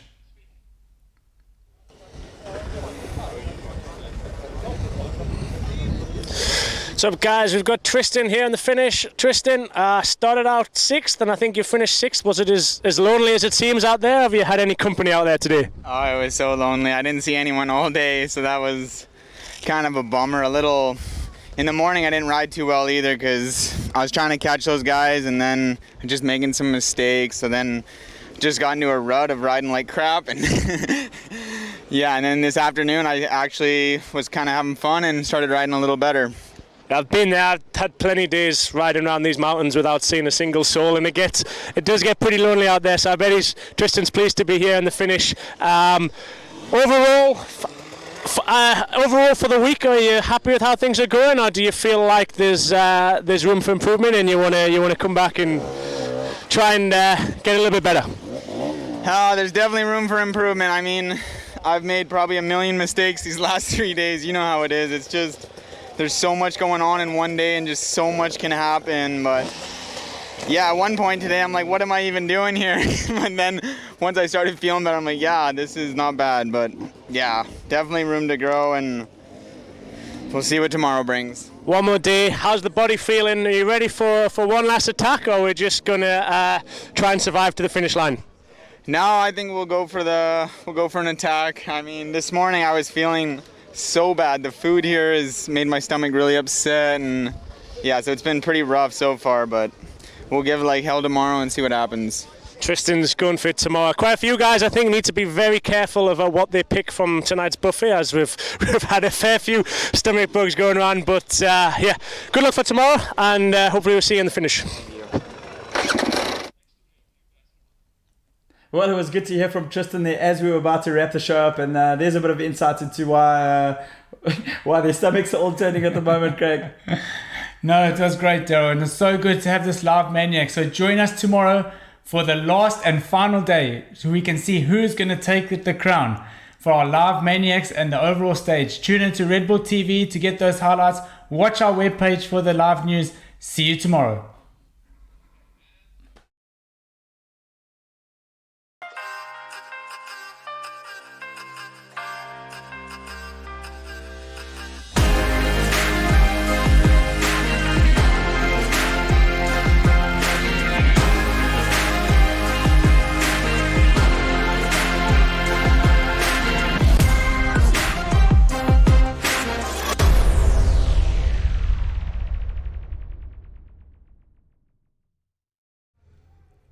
Hello and welcome back. to the last day of Red Bull Romaniacs 2022. In studio with me again is Daryl Curtis, Roof of Africa champion. Daryl, what can you tell us of the race up to now? Well, it's just been nail-biting the whole way through. I mean, it's so close at the top.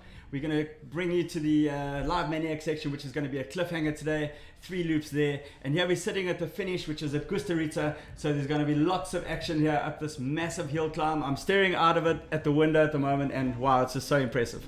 Lots of action and also lots of raw emotion, tears of joy, of jubilation, of conquering the world's toughest hard enduro rally. Let's go ahead and take a look at some of the morning start impressions. What's your strategy for today? Well, my strategy is to ride good and just keep my pace. As low as possible.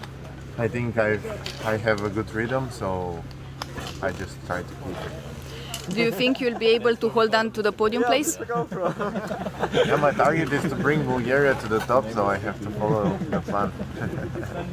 What do you think will be the hardest part of this day? I have no idea.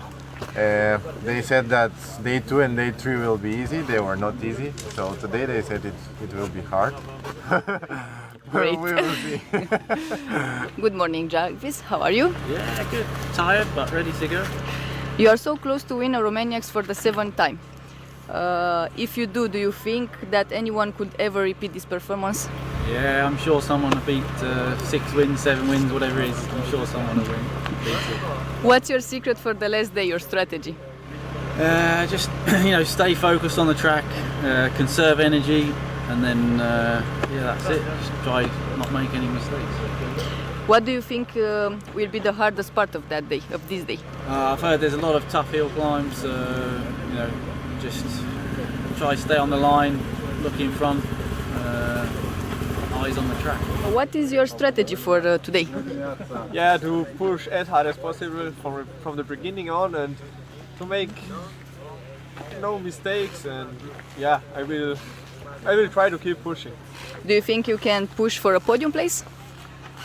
Yeah, maybe, but it's hard, but I will do everything for it. So, like I said, I will keep pushing and do everything to get on the podium. What do you think it will be the hardest part of this day? Well, I think till the service point there are some hard uphills. So, like last year, maybe it's more or less the same. But yeah, there are some hard uphills out there today. And yeah, we will do the best. You're competing here at Red Bull Romaniacs in the gold class, and you're here without a proper support team. How was your first Red Bull Romaniacs so far for you in the gold class? Hello. So far, up to now, I'm sitting on a 12th position and very happy with my riding. I like the race here a lot, and hopefully today I'll be in the top 10. So we'll see what will happen.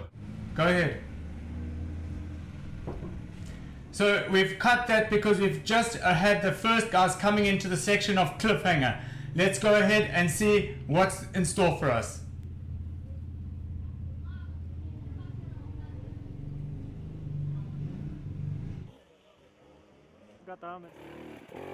Manny's just come up the first chute. He's heading up to the right now on his rocks, and I can tell you that first chute up is almost vertical.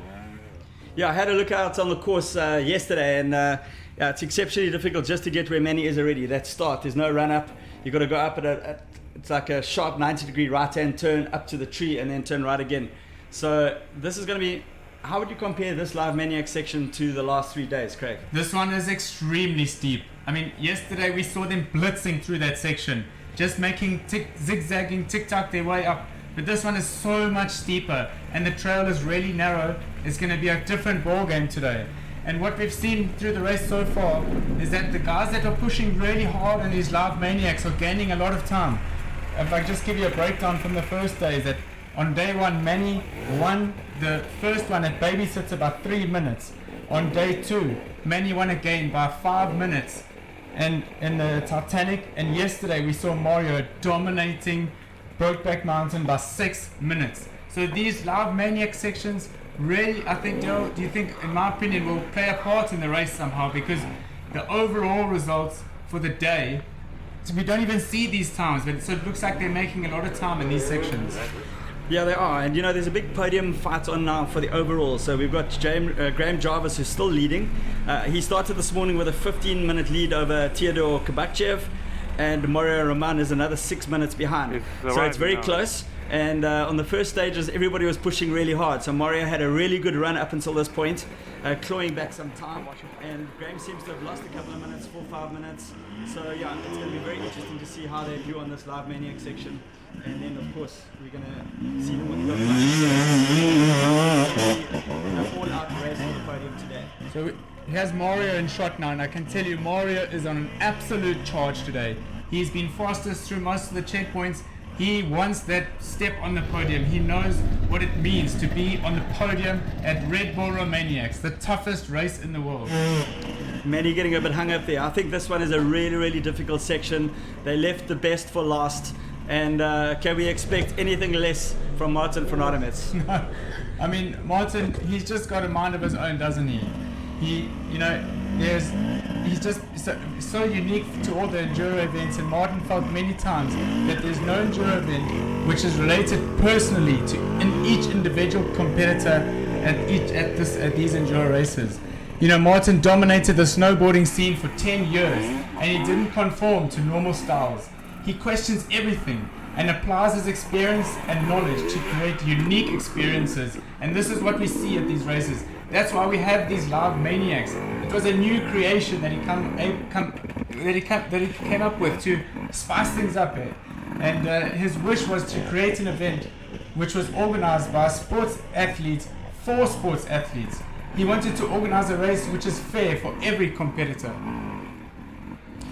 Well, here we can see these are two of the best extreme riders in the world. And Mario so far has been consistently second fastest on all of the Live Maniac sections. So, I mean, Mario, he lost a lot of time on day 2 when he was a bit dehydrated. So, you know, it could have been a different race to him. He could have been much closer to the front because, you know, we had him on our list as one for the win. So, he's definitely pushing super hard.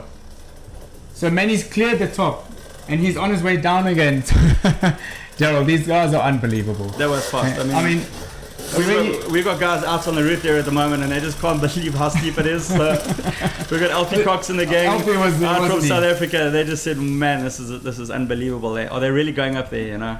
There you can see the gradient sliding down. He's going to work his way back down to the road at the bottom, and then he's going to go around for lap number 2. I mean, when Alfie got to the point, Daryl, didn't he say, "Guys, I'm pretty sure this is not the place because they can't go up here. Are you sure I'm at the right place?" Absolutely. So Mario's almost at the top as well. There's a couple little zigzags left, and then he'll be out. So he's been up here really quick as well.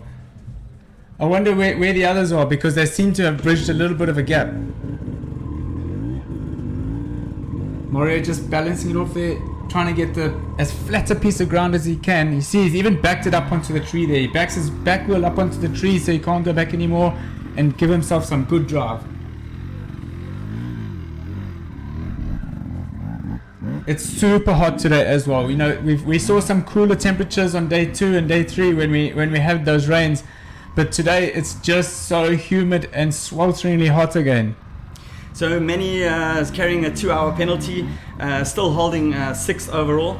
And you know, the fight for the overall the lead in the Hard Enduro World Championship is between Manny and Mario. So it's going to be very interesting to see how the day plays out. So Mario currently is sitting in 3rd overall, and Manny is in 6th. So right now, if that stays the same all the way to the finish, that means Manny will end up with 70 points and Mario will have 73 points. So right now, Mario is going to take the lead in the Hard Enduro World Championship, but things could change. Interesting that Mario taking that line there between the trees because it was pretty narrow, just wide enough. And here we see Jarvis. So Graham Jarvis has entered the scene. The king is aptly named by Manny yesterday. After yesterday's stage, yeah. It was, I mean, Manny pushed everything, and Graham still managed to pull 1.5.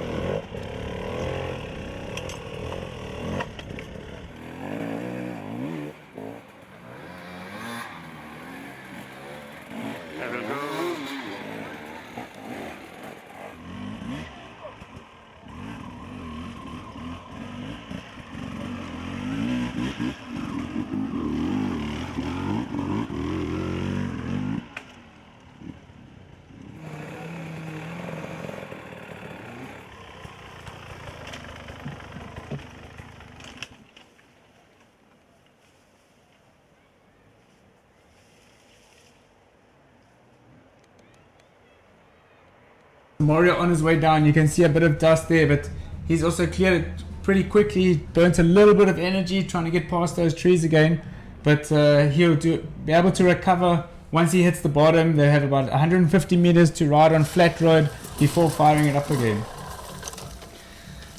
Mario managed to claw back quite a bit of time this morning. He's feeling really good. I managed to get a little video of him during the day at one of the stops there, and he said that he was feeling so strong. Theodor Kabakchev. Okay. What a race for him so far. Second overall. And he was posting some really quick times yesterday in the gold sections. You know, we expected that, we know that Graham Jarvis, Manny Lekmikler, these guys have always notoriously been quick through these sections, but yesterday Theodor really surprised me with the pace that he set. And Theodor is currently 7th in the Hard Enduro World Championship. You know, he finished 6th at the Manus, 2nd at Extras. He didn't finish Erzberg, and he got 8th at Epstein. This result here, 2nd, will definitely push him up in the championship order. He only lost 4 minutes to Graham on day 1, and 5 minutes on day 2, and 6 minutes on day 3. I mean, that's just incredible consistency. And Graham's managed to get ahead of Theodor now. So on the road coming in, Theodor was in front of him, but Jarvis just showing his strength. He managed to somehow get past him because this trail is so narrow. There's almost no passing opportunities. So we've got some good footage here too from our GoPro guys, and I must just tell you that these guys with the GoPros are incredible. The pace that they can run up these mountains, which are almost vertical. I mean, a normal person wouldn't go there. And what was funny is, Daryl, yesterday when the guy that took them to these points was telling me, when we brought the runners to show them, you know, this is where you're going to go. This is where you need to follow the riders. They said, up here? No. Are you really serious? They ride up these hills? And I mean, on the flip side too, we can't believe how fast those guys can run up the hills. So, you know, it just shows how a sports person in their area of sport that they focus on, and how they become such fine-tuned athletes. There we got Tristan Hart in the frame at the moment with Mario Roman. So did Tristan manage to get into the section before Mario? Mario's on his second loop. He's catching Tristan Hart. Wow. Mario is so good at these climbs. Soft mousse, soft compound tire. They would have put the gummies on for today. And you can just see, I mean, you look at his boots. You can see those hiking soles again on his boots, and that's just going to give him extra grip for when he needs to hang his legs off the back, maybe give it a little push and get over the rock. You're not going to slip off, and you're going to save a lot of energy by those. So Manny's entering his 3rd stage already, his 3rd and final one. This pace is just unbelievable. I mean, when you look at the bottom, that piece is already like almost unrideable. It is so difficult to get to where he is now. It makes it look so easy. So easy. He's going to cross this ridge, and then he'll get a little bit of a break on this right-hand traverse because it's been got a bit of a line going, not so steep, and then you just get him a bit of rest for that last push up to the top. Hardly even stopping there after that turn. He's going to over the step, he fires it up over that rocky step, and then he's got to negotiate that thin little trail. And you can see that he's been conserving his tire too. That tire looks in pretty good condition. So, you know, that's always in the mind of these guys. They've got to make the equipment last all the way to the end, and you can see Manny really conserving his tire. Graham Jarvis coming down to the checkpoint there, so he's going to go onto his 3rd loop now. So he's going to come across to the right, and then this is where that steep shoot up is. From here he's going to fire up, and I can tell you it's almost vertical where he is now. But they just make it look so easy. I mean, that was effortless. Effortless. Nice to see a lot of spectators in this point as well. Guys getting so close up to the action and get an appreciation of what these guys what our riders are capable of. So Graham won day 1. He lost 16 minutes to Manny on day 2. So on day 2, Manny really blew out a little bit. He just pushed so hard. He suffered on day 3. And Graham won day 3 again by 1.5 minutes to Manny. And there's the consistency that we spoke about a few days ago. You know, Graham taking 2 of the day's wins, and he just manages to just gain not huge time. He doesn't have to make huge time. He's just making minutes and minutes each day. Keep consistent to make sure that he's going to save his energy, save his body for all 5 days. So Graham's currently lying 5th in the Hard Enduro World Championship after his DNF or his DSQ at Oetsburg. And he's won Romaniacs a record 6 Can you times. believe it? Can you believe it? About to make it 7, but the times are tight. Can Teodor Kabakchev catch Graham Jarvis? This is the question. Graham's tight, also looking really good there. So these guys know that today is a really tough day for them. This was probably one of the tougher days for the gold guys. So they're really, and it's on the last day, Daryl. On the So last how far, day, tell me how far this is. So Cliffhanger, how far is this from the Gusariti Hill Climb?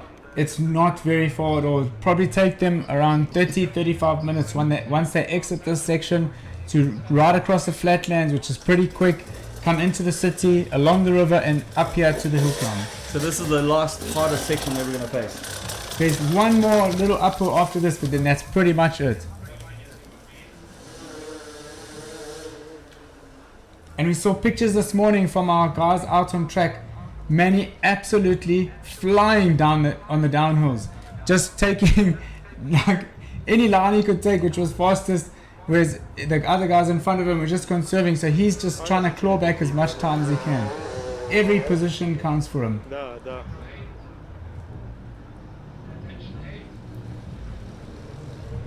So he's going, looks like he's going at the checkpoint now, and then he's going to head out and towards us here at the finish.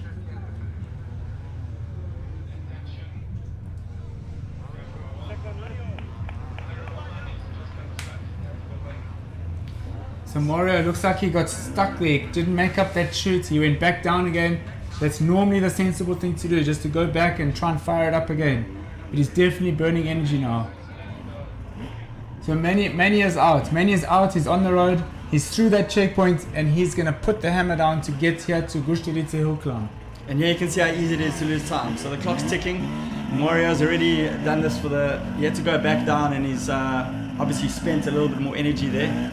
Heart rate's going up. I mean, this really is a crazy piece to do 3 times. It's nuts, completely nuts.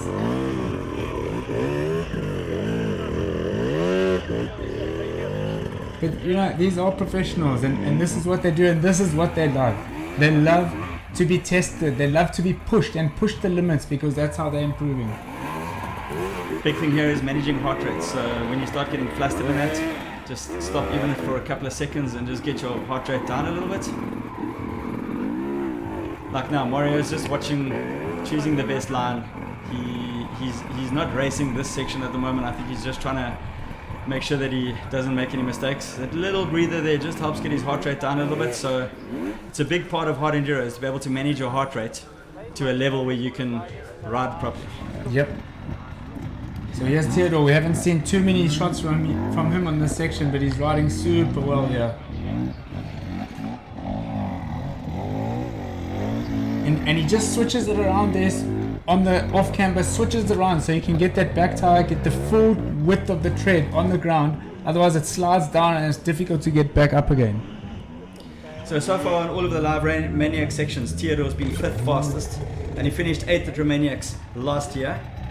I mean, he's going to make the podium this year. What an incredible achievement. It's not quite a done deal yet. Mario, he knows he's got to push. He's got to push and try and get there. But to see Theodore on the podium will be really awesome. Another young rider, up and coming star. And we've got a bunch of those guys there, don't we? I mean, Maddie Green. We've got Maddie Green, Saf Sella. There's so many of them coming through, and it's so nice to see. I can't wait to see Maddie Green on the section. You know, he's leading the Junior World Championships, and he's got quite a big lead on Safsela. He just has to manage himself to the finish line, and he'll maintain quite a healthy lead there. So here's Graham. He's firing up for the last time now on this section here. And Maddie Green, Daryl, he's got such a mature head on his shoulders for his age. I mean, you would never say. The way he just paces himself, he knows how to learn from the guys, the older guys in front of him, the older guys that have been around, and he just takes it step by step. He doesn't let anything fluster him, and he's just got such a strong head.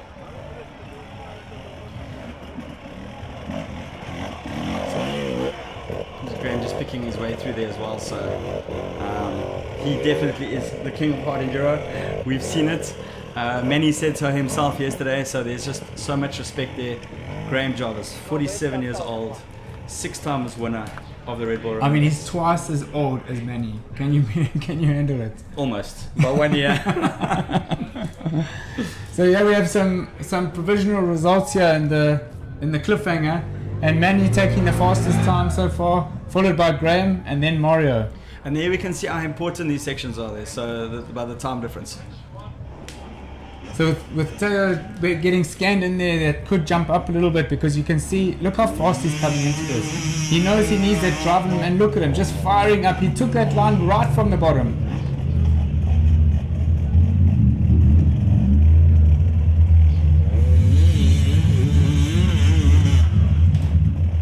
Apologies for a bit of noise there. Daryl now, we're sitting in a bit of a hot box. Container on the side of the mountain in Costa Rica. And we've just got so many people around everywhere. There's just so many spectators who have come out to enjoy the sport, to come and see what the action is and what's going on. There's bikes everywhere. There's children. This is the start now. This is the start. So Theodore's got a bit hung up there. Michael Volkner's just come in, and he's lost all of his momentum there to get up around that tree. So he's going to be pushing a little bit there, or he can opt to go back down again. So Michael, he fell off today. I saw him nursing his foot. So he had some ice on his foot. He had his boot off, and it looks like he's just put his boot back on, and he's definitely going to have a bit of pain, and just wants to make it to the finish line.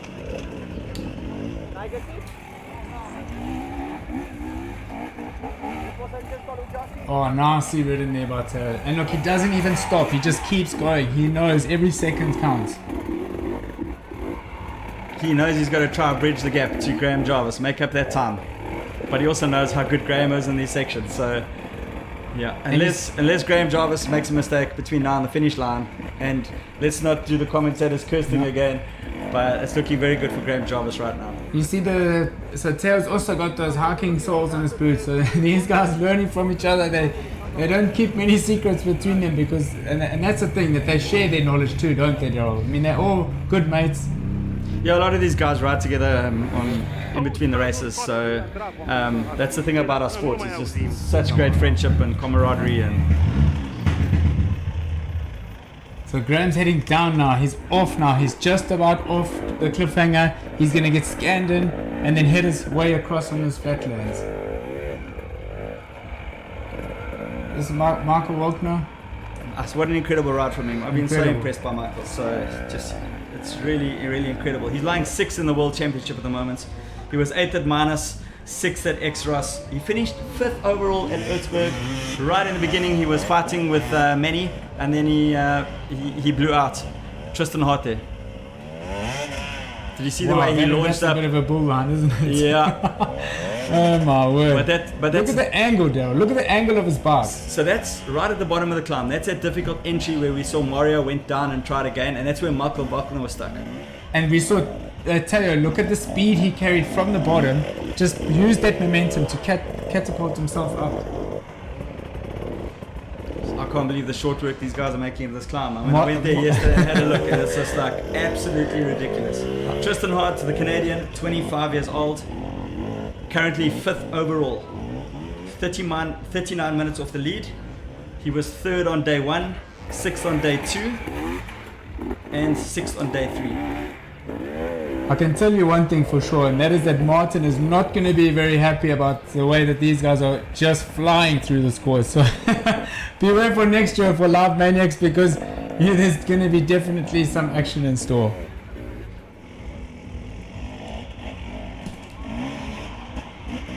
So Theodore making his way across the top now. So Michael Wagner there, they were in screen together just now, so he just had to do a little bit of pushing at the bottom there, so you can see that Theodore's made a bit of a jump on him. This will be impossible to pass if you catch somebody here. Well, look at that line we saw Manny take yesterday in Brokeback. I mean, he passed Graham on the downhill. You know, these guys, they're prepared to take the risk. They know what's at stake. They'll do anything to get that crown.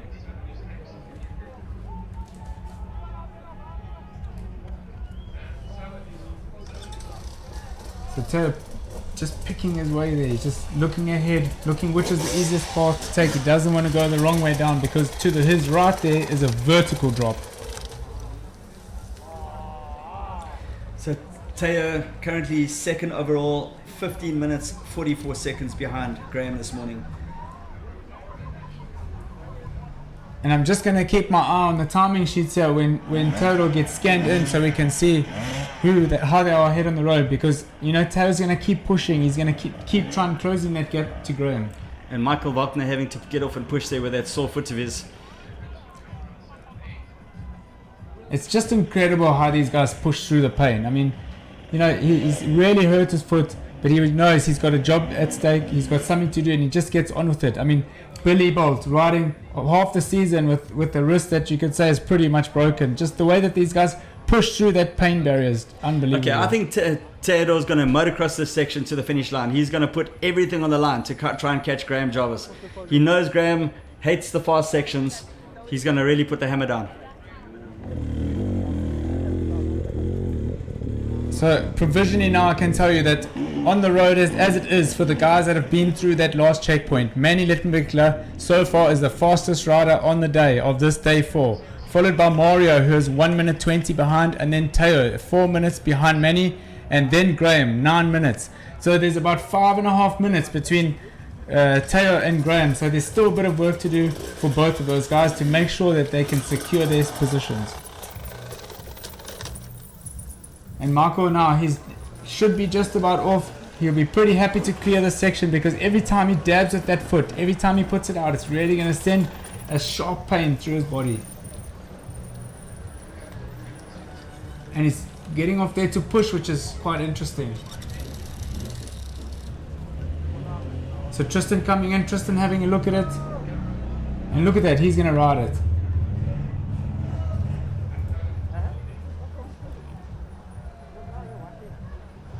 And you see Tristan there, he had the bike right up parallel to the mountain just to help those tires dig in and give him a little bit more grip.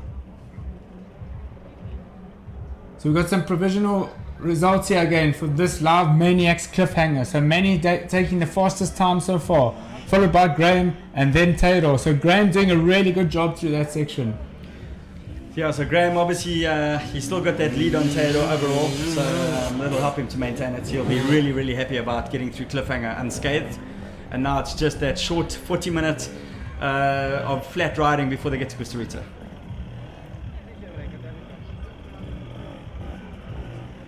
So Marco having to get off there now. So now he's going to try and remount. Let's see if he's going to get across the camber, if he goes back down to try and shoot it up again.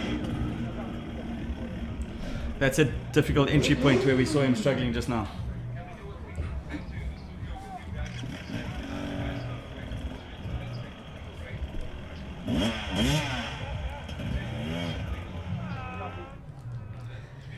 So there was some good action there in the cliffhanger. We've seen some great times. So let's go to a commercial break now. Don't go anywhere, because we've got some serious action from Costa Rica and the final finale of Red Bull Romaniacs.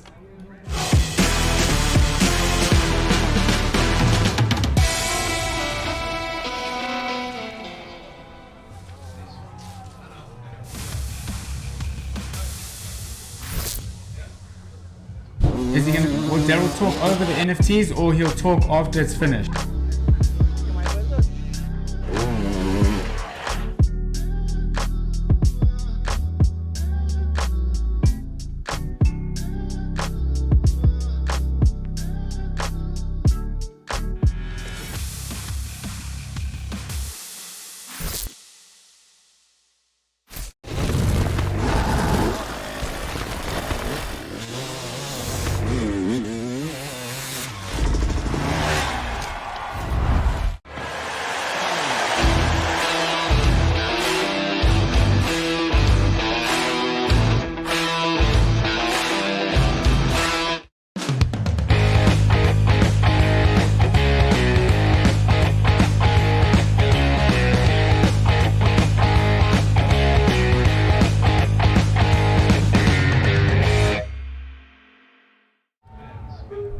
Well, I'm really looking forward to the after party, and for all of the cryptocurrency fans out there, pick up your NFTs online. There's some amazing opportunities on the website. So now we're going to cut back to the action and let's see what's happening on cliffhanger. So Marco, he's still in the section, but he's just going to try try and thread the needle there, get back across. He'll be really relieved to get off this section and onto the flatlands and into the finish. And just look how steep that is. Look at the angle of those rocks as well. Yeah, only by walking that section can you really appreciate. But I mean, you can just see how quickly Manny, Mario, Theodore and Graham blitzed through that section. But that's why they're at the front of the leaderboard, aren't they? Yep. Hopefully we should have some of the other guys coming into this live Maniacs just now. We've got Manny Green, David Chipria, and they've been at just bashing bars pretty much the whole race, back and forth. There you can see the struggle. I just wonder what this race would have looked like if we'd had all of our missing injured riders. You know, Billy Bolt, we're going to see him, we're going to cut across to him just now. He had his wrist surgery. Cody Webb has got a broken wrist. Wade Young has got a back injury. Johnny Walker had knee surgery. Teddy pulled out yesterday due to the pain. Not quite ready after his surgery. And Alfredo Gomez was out yesterday due to stomach problems and dehydration after eating some bad food. And of course we lost Sonia Gaugier yesterday, also with a broken wrist. So yeah, if we'd had all of those boys in here, then what would it have looked like? No, it would have been just a fight to the end, tooth and nail for it. That's quite a long list of guys you've got there, so you can just see and tell how extreme this sport is, how the guys just put everything on the line for it. Yeah, hard enduro is brutal. So Michael Valkner, he did fall off this morning. He's hurt his foot. Wonder if that's holding him back a little bit. I don't know how much pain he's got right now, but this youngster has really impressed me. I mean, what I have seen over the last 4 days is the fatigue setting. So you could see it on day 2 when Manny pushed so hard. He wasn't able to fight on day 3, and all of these riders now, as they get into day 3 and day 4, they have to really manage themselves. The bikes are really good these days, but the pace that they're riding the whole day at is honestly, it's unbelievable really, and you've got to be super fit or super skilled or a combination of both to be able to ride them without over exerting your body too much. No, definitely, it's a long day. It's a long game, should I say? It's a really. Yeah. I always look at Graham, like he's 47 years old, but his skill set is so high. So, but yet again, the youngsters should be a lot fitter than him. So I just don't know what it is about Graham Jarvis. He really is a phenomenon in our sport. At that age, to still be winning these races against the youngsters. Like we said earlier, he's almost double Manny's age, and yet he can take the fight to them. It's just, it really is, it's unreal. And that's the mental game that he plays with them too. I mean, the others are wondering, how does he do it? How does he stay in front of me all the time? You know, it just, in science and in theory, it just shouldn't work. But Graham, you know, he's an absolute phenomenon of the sport. The silent assassin. He doesn't have that name for nothing. So the atmosphere here at Kusturica is really building up now. We're getting so many people in here. If you're in and around Cebu, in and around the city, get here. Come, bring your family, bring your bikes, come on however you can. Set up your picnic spot, see the guys conquering the big hill climb that they need to get up. This year, some are making it a little bit easier than the last. We saw that last year there was quite a bit of rain on it. It was a little bit difficult, but you know, these guys, the jubilation of just getting out of the top of this hill climb is amazing. So a little bit earlier here, while we're waiting for some more pictures to come into play, we saw Matthias Valkner smashing this Kusturica hill climb on the rally bike. That was unreal. But I think Billy Bolt is ready for us. Let's see what he has to say. Hi guys, it's Billy Bolt. You've got me for the second day in a row. We're here at the finish line by the infamous Kusturica hill climb. The guys are clearly on a blistering pace. They've caught us out a little bit by surprise. I'm sure they're going to be here any minute now.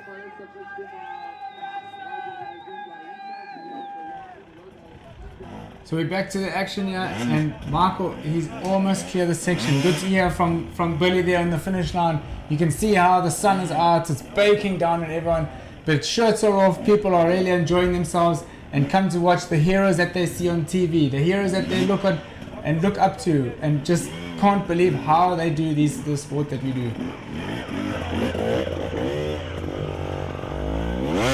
We should get an interview from a few of the other guys from Billy a bit later on, so don't go anywhere because it'll be good to hear from some of the guys from the other classes And let's talk a little bit about Matthias Volkner on that Dakar bike, Daryl. I mean, how impressive was that? Yeah, it was insane. You know, he won day one. He finished day third on day three, fifth on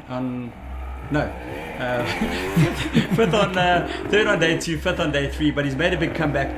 He's actually finished on the podium. He's finished third overall in the bronze class, just 11 minutes 22 behind Edgar Sillens, who won it. Marius Popovici from Romania was second. I mean, what a show! I could not believe him ride that rally bike up the Gustarita hill climb. He just flew up there. I mean, there's a bit of a jump at the bottom where you can lose your speed, and he just had that thing pinned all the way to the top. And let me tell you, even though it's the bronze class he won, the bronze is not so easy, especially on a Dakar bike. You've got thin little single track trails to negotiate, where you can't get the handlebars and the tanks through. So he's done a really amazing job there. We can see Michael here on screen now. He's really had to get off his bike, use his energy to pull that back wheel back up onto the trail again. And another very interesting fact here, we've got Chris Birch, who's won the silver class on that big bad boy, that KTM 500. He told me there's no replacement for displacement yesterday, and he's managed to get that big bike to work on these mountains. Mr. Birch just came here for a bit of a holiday and a scenic tour, so he said. Fabien Perrault there, the French rider, only 1 minute 26 behind, followed by Adam Giles from Australia. Michael Volkner, you can see he's losing massive time over here now. I think it's just the fatigue. You know, we know how well Michael rides at this section. It just shows you really how difficult it is for a rider like this to be struggling here. And as we get further down the field, we're going to see more struggles. Yeah. And we're also going to bring you some action from the guys when they come into the finish. So just keep your eye on that, because as soon as we get light or ear of Manny and Graham and Theo and Mario coming through, you're going to see them flying up this hill climb. Well, it's hot again here in Gustarita. I'm pretty sure it's above 30 degrees here. There's some promise of some rain this afternoon, but this has been a dry Red Bull Romaniacs this year. Not much rain. We had a little bit overnight, but for the most part, it's been dry, it's been hot, and it's been dusty. So we should see some of the other guys coming through now. Matty Green and David Ciprian, they should be almost in this section. Of course, Matty Green and David have had a royal battle throughout the whole race. They've swapped places so many times, and I think they've really enjoyed riding with each other. Sif Seller had a great day yesterday. Israeli rider, he finished only 3 minutes behind Matty Green, so it was his best day yesterday throughout the race. So he's quite a long way off. He's more than 1.5 hours behind Matty. He's second in the... Matty's first at the moment in the juniors, and Sif Seller is second. So I can tell you from what I'm hearing and what the information I'm getting is that Manny Letty is almost into the city now. He's going to enter the city, go along the river, and be at this Gustarita hill climb in front of us. And behind him is Mario Roman and then Graham Jarvis. And Theodore Kabakchev is fourth on the road at the moment, followed by Tristan Hart. So it doesn't look like Theodore's been able to make an impression on Graham Jarvis today. Michael Volkner really emptying the tank here on this Live Maniacs cliffhanger. I'm sure he's going to be glad to put this behind him, because this last lap of his seemed to be a real struggle for him. It just shows me how difficult this climb is, and the fact that the front runners went through this so easily. It just really shows us. So now he's going to go across the top here and then head down again. He'll go through the checkpoint and he'll be very happy to get some fresh wind in the face and recover again on his way to the hill climb.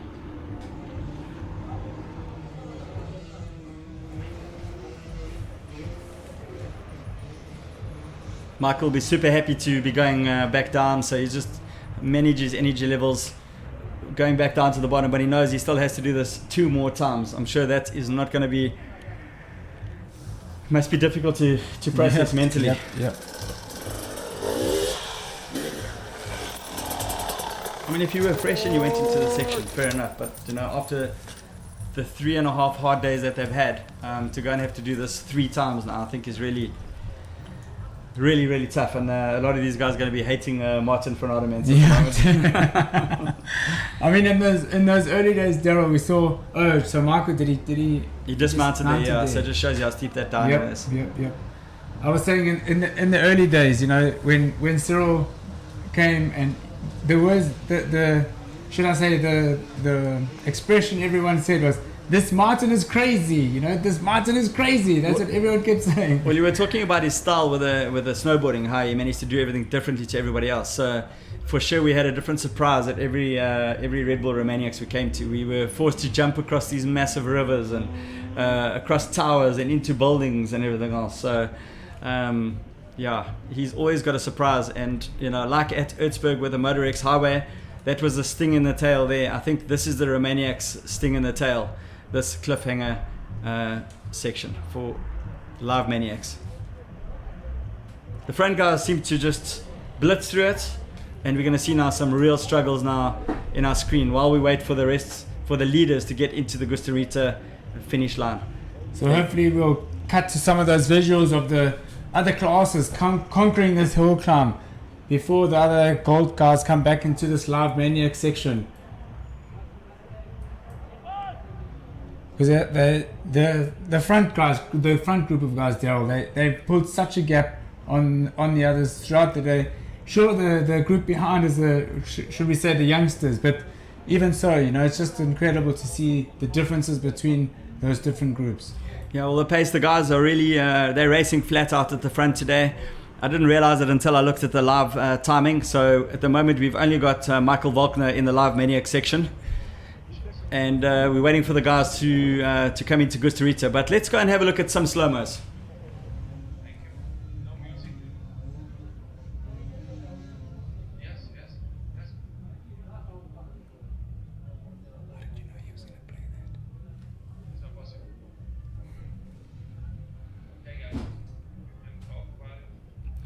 All right, so there's some beautiful slow-mos coming through there. So we saw a shot of Manny just now. And there, Mario Roman. These guys really ate this section up. It made it look so easy. I only saw Mario once at the bottom there. We had to go down again and do a second run up. Yeah. Graham Jarvis making it look like a flat dirt road, just riding up as if it's nothing. I mean, Mr. Consistency, isn't he? He just paces himself. He doesn't worry about what's going on around him. He doesn't worry about any of the other guys. He knows he's got a mission to do, and he goes and gets it done at his own pace. He has a beautiful shot of the entry. So as you come in here, there's no run up, and then there's a right-hand turn, and you've got to be in second gear right about here, and just blast it as hard as you can up around this tree at the top. That's the hardest part, I think, one of the hardest parts of the whole climb. It's the entry. Graham going across the top and then back down again.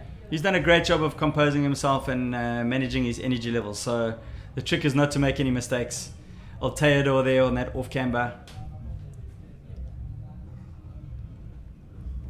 Tire selection has everything. I mean, the guys are using these bikes are so good. They've got so much torque right off the bottom. They're using super gummy tires, and just the way that the tires have progressed is also what's helped these guys just push the sport so much further, so much harder. Because I mean, we were racing on motocross tires almost all the time. It's just a completely different ball game to what the equipment they're using now. And this is how they can conquer these sections so fast and just blow our minds on everything that they do. This little pitch here was really, really tricky. It's such a narrow little gap you got to get through, and you know, keep your wheels in between the gap. Try not get your foot pegs or your back brake caught on it. It was such a fine line. That's that critical entry point right at the bottom. I think this is where Mario had to turn around and go back down again. This could have been his second run.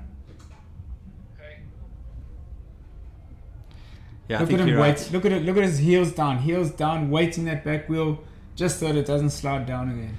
The trick on all of these things is placement of your body, its balance, and then your traction. To find traction where there isn't any, and that's where Graham Jarvis is so good.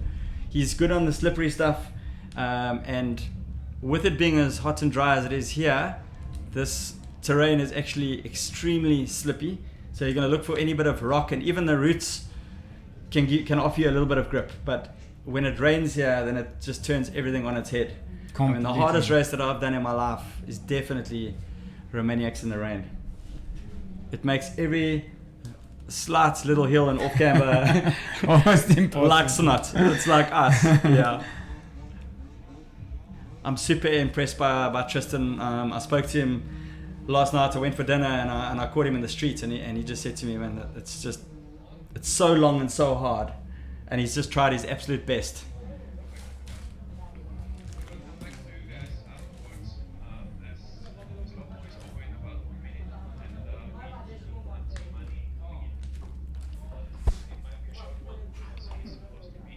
So we're expecting the guys into the finish fairly soon. Manny is now in the city. He's gone under the river and he's going to start making his way across to the hill climb. I'm just feeling for Michael Walkner at the moment, because I think that he's really spending himself at the moment on this climb. He has to do it 3 times. And man, I think it's just going to suck the last little bit of life out of him. He's got a sore foot. So I can give you some... He's digging deep. I can give you an overview of some of the provisional results for the combined times for the whole race at the moment. So Graham Jarvis has got a 10-minute lead over Theodore. This is combined times for the prologue. Day 1, day 2, day 3 and day 4. So 10 minutes is really great. So here we go. We're going to go to a commercial break soon after this, but oh, look at that. Spinning up the tire, trying to get every bit of grip out of it.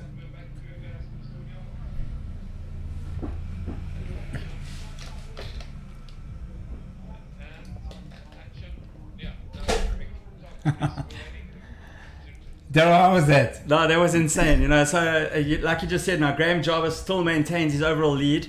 Theodore's managed to pull back 4 minutes, and Mario has managed to pull back 8 minutes today already. So Graham knows he's got a bit of time to play with. I think he's just been really taking it easy. He didn't make any mistakes on live on the live Maniac section, and he knows that Gustarita is just a push and a shove away. He really knows how to play the long game, doesn't he? He's so good at that strategic, maintaining what he needs to do and playing the long game to make sure he comes out on top. And this will be number 7 for him, Daryl. Well, don't jinx it yet, because he's not there yet.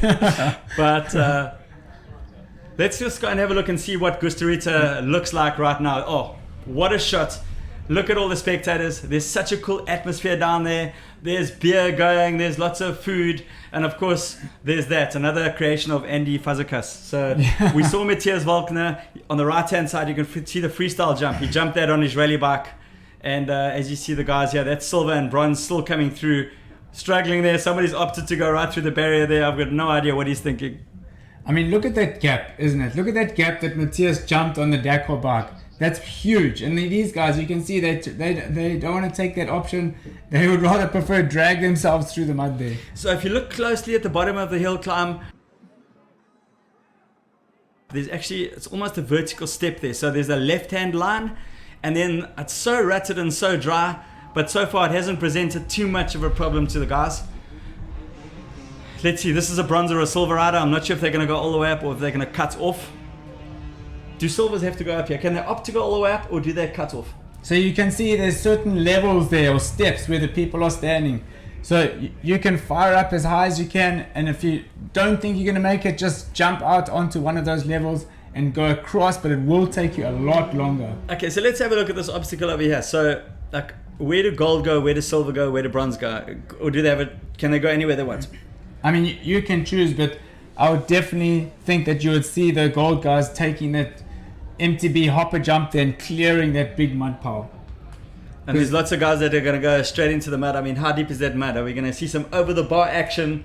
What can we expect there? Most definitely. And, you know, that balancing beam there, after 5 days of racing, your concentration is not what it was right at the beginning of the prologue. So the safer line would probably be, if you got a bit of motocross background, if you do a bit of motocross for training, that MTB hopper is going to be the one to send you over it. Well, I didn't see any tire marks there on the balance beam, so I'm not sure if anybody's taken it yet.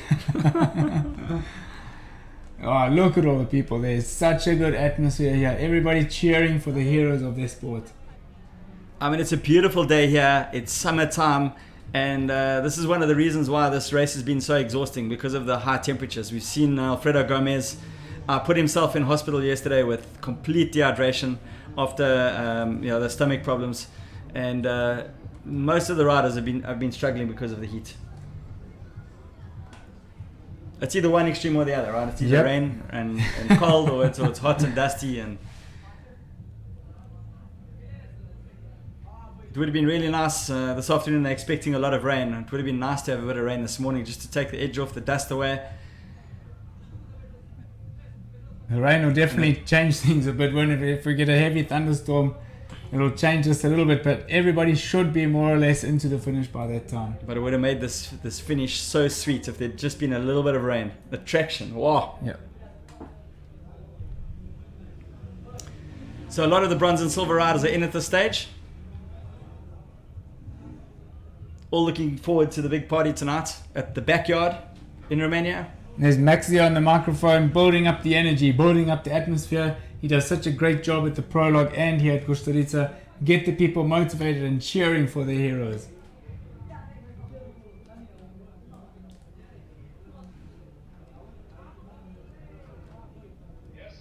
And so exciting for the kids too. Come and see there, guys. I mean, you look at this hill climb, it is so intimidating, isn't it?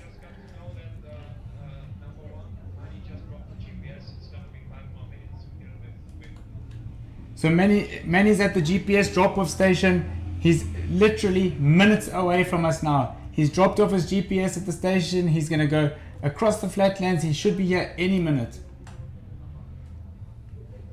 So what does the gold section look like? There's a couple of little up and downs here before they hit this big hill climb, Craig. What's in store for them down at the bottom here outside our window? I mean, we've seen some crazy stuff here in the past, like 3 or 4 meter drop-offs that they have to go up and down. It's not a walk in the park when they enter this arena, because we want to see the action and get the spectators involved. They want to see what their heroes can do. They want to see them conquer these steep up and downs.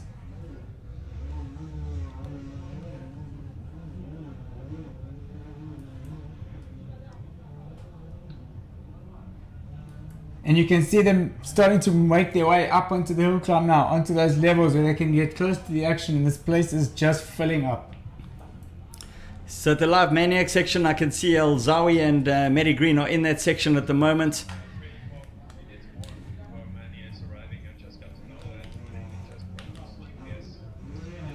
And Safsela is on his way as well, so they've still got another 40 minutes before they reach us. So on the tracking, yeah, I can see that. So Manny's dropped his GPS. Mario is almost there, followed by Graham, who's literally minutes away. They're almost in the group now. Mario, Graham, Theodore, and Tristan Hart. So they should arrive more or less all together into this arena. And we've got everybody going up here. I mean, all classes can give it a shot, which is so great. That's why we've built the levels into it here. Andy and his team. I mean, everybody wants to try and conquer this hill climb, and everybody can give it a shot up at it.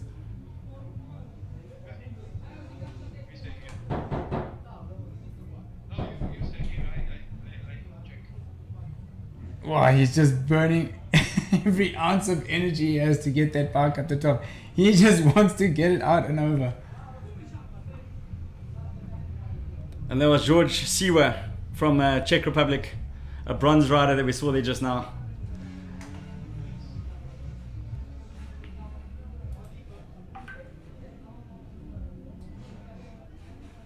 Awesome shot there. Look at him firing up, back wheel bouncing all over the place. And the sound of the bikes here, isn't it just so great?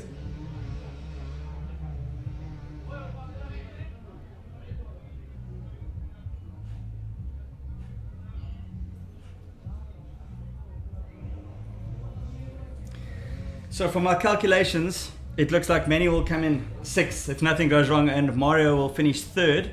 And if that's the case, then they'll put Mario 3 points ahead in the Hard Enduro World Championship standings.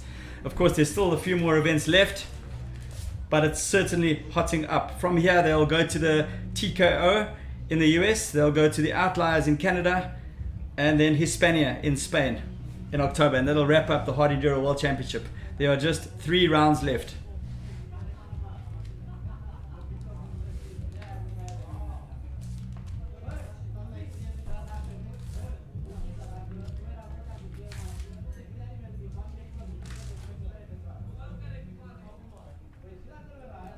So the big changes here in the World Championship, of course, Billy Bolt with his, he was leading, and he's going to get a did not start here with his wrist. And Alfredo Gomez, who was lying 4th overall, is now going to have a DNF here. So that's going to put him a little bit back.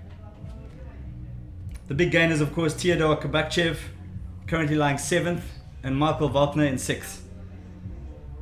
They're going to move up the order. So is David Cyprian, who's currently 9th, and Matty Green in 10th. So there are going to be some nice gains there as they move up the leaderboard.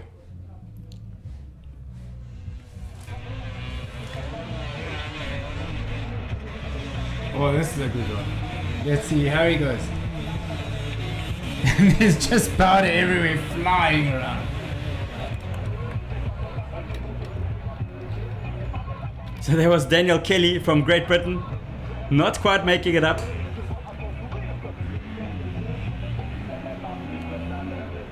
Oh, and you can see how powdery and loose it's getting at the bottom. And the more and more riders that try it, the more and more it's carving up this. It's going to become. This is like fish at the bottom there. It was so cool. On the big 4-stroke. We don't see too many 4-strokes here. Mostly 2-strokes that the guys choose to do this race. And Daryl, the 2-stroke, just a little bit lighter, a little bit more manageable. Yeah, like Chris Birch, I spoke to him yesterday on that big bad boy, that 500. He said he was working twice as hard as normal. But yeah, he managed to smash it and win the silver class. What a flippin' great effort from old Birchie. There's one of our iron riders, Gary Jones from Great Britain. Not quite making it up. Of course, we've got 5 classes here. We've got atom, we've got iron, we've got bronze, we've got silver, and we've got gold. If you haven't done this race before, I think it's definitely one on the bucket list. You've never experienced hard enduro riding or the most beautiful riding in the whole world until you've come and ridden in the forests of Sibiu. I mean, those clips that we saw from yesterday's start up on the mountain, 2,400 meters, absolutely beautiful scenery. My favorite playground in the whole world, and every opportunity I get, I come here to Romania to ride. Martin didn't have to ask me twice. I said, yes, Martin, of course I'm coming. Get a bike ready for me. I want to go riding. And next year is the 20th anniversary. Can you believe it? 20 years. And I can tell you, for next year, there is going to be a lot of excitement, a lot of new things, a lot of exciting things. It's the anniversary of this amazing event. I can just imagine what the 20th edition is going to look like. And there we've got somebody. Let's see who that is. That's at some class. That's Jan Thundercliffe from Great Britain, getting stuck in the mud. Yeah, I want to see how deep this mud is. I want to see some of them flopping in there. I mean, they're going to take a little bit of a swim in this heat. But it doesn't look like the entry to the on the balance beam is very good. Oh, power. Nice one. Now the power's down. That's the... is that Santi? It's Santiago riding up there, so that's Martin's son giving it a shot at the hill climb. Exits are just in the middle there. So if you don't get a good run up, then it's better to abort. But I mean, the pro riders have to and get up here. And this is Sevi. So Severin, he's also one of our track managers. So the track managers are getting involved here. They're going to show the spectators how it's done. Or not. Or not. Yeah, but great to see how everybody involved here, putting on a bit of a show for everybody that's come to see. Look at all the people that have come out. And I think a lot of people after the event, they're going to go and have a couple of runs here again. This is a festival that's going to last the whole afternoon here on the outskirts of Sibiu. Oh, that's a good one. Look at the drive he's getting. Oh, he's made it. He's almost at the step. Let's see how he goes on the step. Hit it, boy. Yeah, boy. Almost. And back down we go. All the way down. There you can see how steep that last little piece is. Where his front wheel is right there is a massive step, let me tell you. You've literally got to launch up there. It just kills all of your speed. I mean, you need third. Would you go third there? Second gear by the time you're at that stage, and then just launch it up over the step. Full throttle, full gas, third from the bottom, and just knock it down into second just before that step, because you've got to try to go a little bit to the side of it so that you don't get your back shock getting full compression, because then it just bounces you off. Pin it to win it. Christina Badia there in the picture, so she's been involved almost since the beginning. She does so much work behind the scenes, speaking to all the riders, involved with all the inscriptions. So So get in contact with Christine and put your name down for next year's event. So we're expecting Manny Lettenbichler here any minute now. He's first on the road. He's not leading overall, but we're going to expect him to come into the section here, the finish at Gustarita, first today. He'll be here any minute. And I hear the crowds. I hear the crowds going mad. There's Manny Lettenbichler. Come on, Manny! He's going to make short work of this climb. Look at the balance. You'll see him launch it up onto that step now. There's the step we were talking about. Like child's play. It's like nothing. Yeah, up and over. Nice riding, Manny. And he's going to wind his way back down the hill now. So there's one or two more little up and downers that he make, and then he'll be at the finish. Do you think he's going to jump the MTB hop or go for the balance beam? Of course he's going to jump. That's not even a question. I saw Matthias Walkner there. He just had a little look at it. He turned around and he nailed it on the big rally bike. That was so impressive. Yeah, a couple of little, there's nothing difficult here. It's just a couple of little up and downs until we get the MTB hopper, jump, and then it's straight into the finish. We will be waiting with Billy Bolt. We'll be talking to the riders. And last year we saw such entertainment here once the race was over, because it was so difficult for the guys to get up because of all the rain. And the guys gave a great show here. Billy, Johnny, all the boys giving it a run off. And there's that Manny getting stuck at the top of that climb. I think we just saw Manny. That's Manny over there on the right hand side. They're just getting stuck momentarily. He managed to push it out to the second part of that climb. So there is a little bit of a difficult climb there, Craig, on the left hand side. With a sting in the tail. Need to look out for that.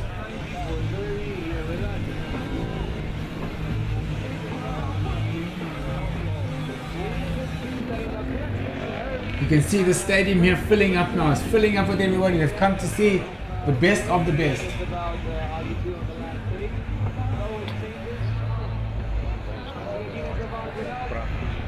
So there's Manny. Oh my word. Look at him. Manny Lettenbichler into the finish. What a race from him. So that should leave Manny in 6th overall here at the Red Bull Romaniacs after his penalty on the first day. He tried to claw back time, but 2 hours is just too far of a stretch. These top guys didn't give him the opportunity to make time. What great scenes these are, Daryl. There's Manny with his father, Andreas, and the team all around him, all the support, because you know this is a team effort as well. So the riders are on their own, but it's everybody involved. There's so many people behind the scenes. Now, Manny was so disappointed in the beginning, but so there we see Billy Bolton picture there. Can we go down to Billy for an interview with Manny soon? Here we go. So Manny just tidying himself up a little bit to look good for camera. Down to you, Billy. Yo guys, first man to the finish line, Manny Lettenbichler. Bit of a slow start this morning, but I guess you could smell the beer this afternoon. Definitely, like stoked now to be in the finish. Like it's such a cool atmosphere again. I think it was a pretty good day, solid riding, and definitely when we went through the Live Maniacs, I was glad that we went through. So yeah, stoked.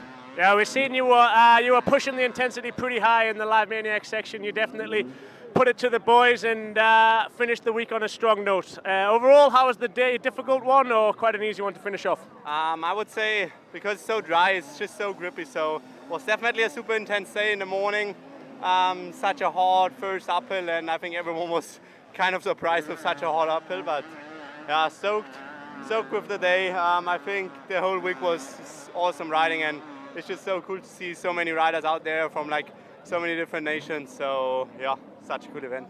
There we go. Obviously the week hasn't started how we wanted, but I think he's definitely been the fastest guy out there. But that is what it is. This is motorbike racing. And one final thing before we go, we've seen you had to throw the bike up this final hill here. Do you think this could get interesting for the guys later on? There's still some battles and some guys are still pretty tight further down. Do you think we could have a repeat of Alfredo from a few years ago?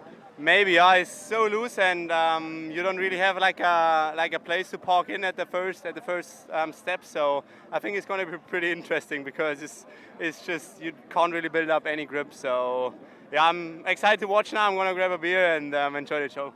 Okay, so you guys sit tight. We might have some more action coming on this final hill.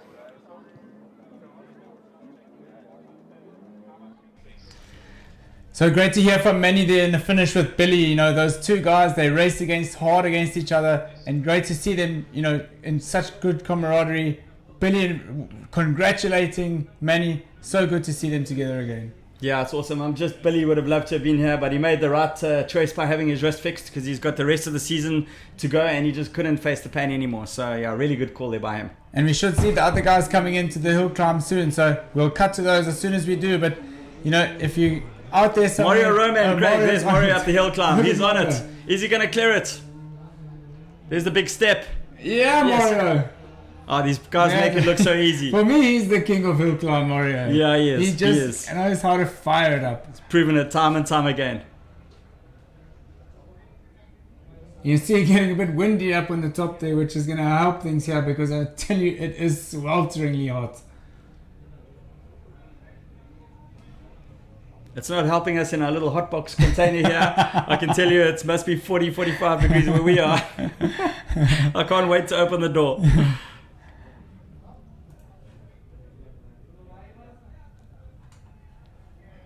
So we're waiting for the king now, waiting for Graham Jarvis. We're waiting for Theodore Kabakchev. We're waiting for Mario Roman.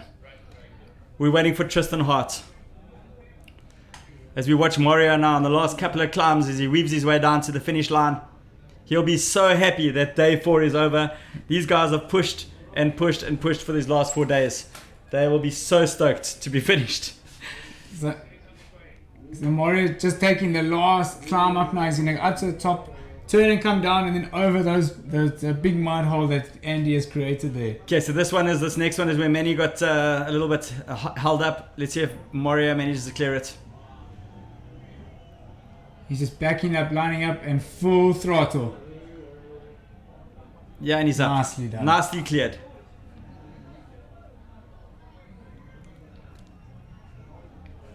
Weaving his way. Look at the speed he's going, Daryl.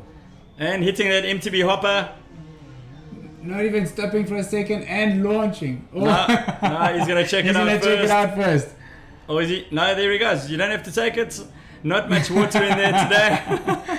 So Mario going for the safe option. Nicely done. So that's a great race from Mario, man.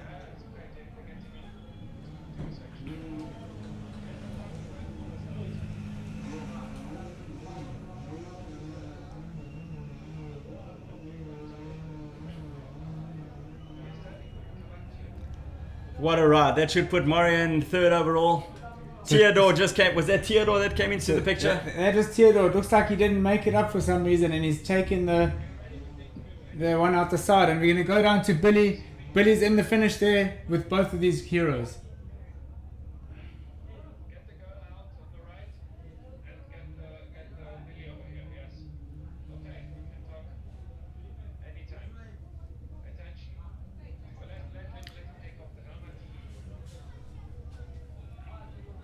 We're on. Here in the finish of Mario Roman, we'll just let him take his helmet off and get his hat on. Pushing the pace pretty hard this morning. How was it out there? It was super technical. I would say the hardest day of Red Bull Romania. Yeah, all the way up and down, super technical and sketchy.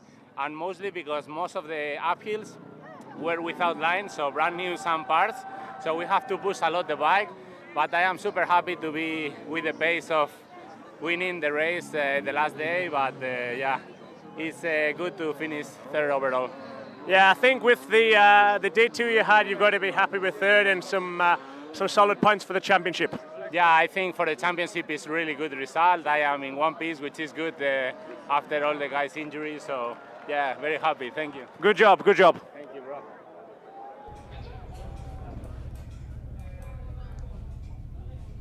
So while Billy was doing that interview, we've seen a few of the other guys coming to the arena here. There's Mr. Graham Jarvis. He's firing up this line here to the top. He's almost going to weave his way back down into the arena. He is just about there, Daryl. Yeah, this will be Mr. Graham Jarvis's 7th Red Bull Romaniacs title. He's only got a couple of 100 meters to go. Is he going to hit the MTB hopper?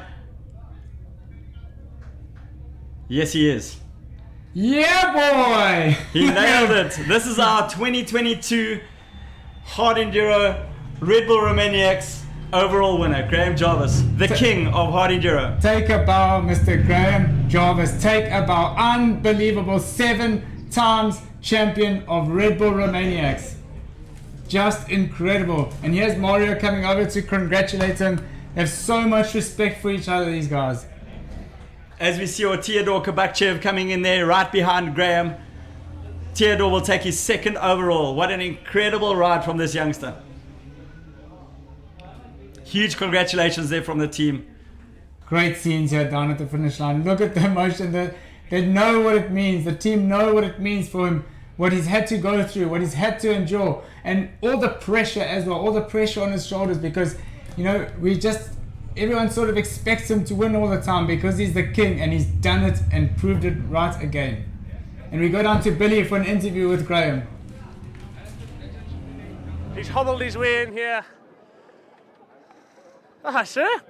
How was that? Oh, it was a little bit tough today. I just had no energy. I was just surviving, just bloody hanging in there. Yeah, I seen Theo put the pressure on a little bit in them early checkpoints. I walked up and checked my phone and thought, oh, this could get quite interesting this afternoon. But no, never was it really in doubt. You kept it cool and you brought it home this afternoon. Well done, Graham. Not cool, but just incredible. Just happy to be here after the knee. You know what that's like, don't you? So, and I don't know the stats, but I would imagine it's the first privateer to win Romaniacs for a very long time. First win on your own team. I guess it's a special one for you and Alberto there. Yeah, just a big thanks to Alberto, Mike, Grant. Just put a load of work in. Just incredible. 1 year after the knee injury. There we go. Anything else to add? No, just thanks to my team and thanks for you for coming. Oh, thanks, Graham. There we go. Private team winning the hardest race of them all, so I think everyone's got to tip the hat to that one. Just incredible, just incredible. I mean, look at the emotions that comes out of Graham now. You know, during the race, he's just so focused and determined and just so nice to see with him a smile from ear to ear. So Graham's got his own team. It's called Jarvis Racing, and he last won Romaniacs 5 years ago. 2017 was his last win, and his first win was in 2008. 2008, can you So there was believe it? 11 years until 2017, and then again. So there's Teodor there, Kabakchev from Bulgaria. Let's switch across to Billy and see what Teodor has to say. Here he is, Theo.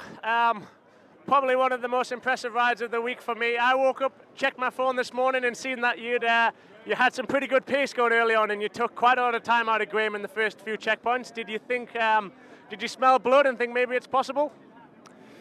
Well, the gap was pretty big, but you never know. It's a race and anything can happen. And I tried to push as hard as I can and ride clean. And also the other guys were doing very good today. So I'm quite happy. Didn't make too crazy things. On the first hill they made a little gap, but then I could recover after that. Okay, I think, yeah, throughout the whole week, like I say, you've been very impressive. I think the first couple of days last year was a little bit of a warning to everybody, but you just couldn't quite manage to keep it together for the whole week. So, no, massive well done for this week. And yeah, what can I say? Second place at the hardest one of them all on privateer bike, you and Graham. It's pretty impressive. Thanks a lot, Billy. I still am not where I should be on the technical level, but you know, step by step we're getting there, and I'm quite happy second place, but I would like to taste the win one day. Huh? There he goes. He means business. Watch out for Theo next year. I'm going to have to go and do some more practice by the sounds of that, and looking how fast he's gone this week. You're invited in Bulgaria. Okay, maybe we'll have to raise the level together, but no, good job, massive congratulations, and go and enjoy it. Nice to hear from Teodor there, and the motivation he has to be on the podium again. And he's so correct. You just never know what's going to happen. It's not over until you finish cross that finish line. And we're just waiting for Tristan Hart to come in. We should get some pictures of Tristan coming into the hill climb, and then we're going to go back to the Live Maniacs cliffhanger where the other guys are into the sections. So it looks like Teodor at the moment is probably going to jump up 2 positions in the overall World Championship. He was 7th going into this round, and it looks like he'll move up to 5th. He'll pass Michael Volkner and, of course, Alfredo Gomez, who got a DNF. So fantastic for Theodore, and then moving up to 5th in the overall. Some great action here at Costa Rica. As we were just watching there, Alexander Hutter from Austria. But let's switch back for another interview. Here, Tristan in the finish. Pretty good performance today. I think the pep talk yesterday afternoon's definitely worked, eh? Yeah, I mean, I had such a good morning. I think I was second with a couple test wins, and I ended up catching Jarvis pretty early on, and he was quite a bit in front of me, so I was having an awesome time with him, and I think he got a little sick and tired of riding with me because he got all aggressive and held it wide open, and I never really saw him again. That's a shame, but I think for the overall, it's gone pretty good. You've climbed another place today. I guess going off what you said yesterday, you're still not completely satisfied, but still a nice feeling to make it to the finish, eh? Yeah, I mean, it's definitely good to be over. It's a long race, as you know, and I mean, to compete with those front guys, you just got to go so fast. Like Tio, I don't think he cares about his life sometimes because he goes so fast in the open stuff, and yeah, I mean, work on some stuff and come back next year, and we'll all try and take down the 48-year-old. There you have it. As Tristan said, it appears to be on the podium. You just have to stop caring about your life.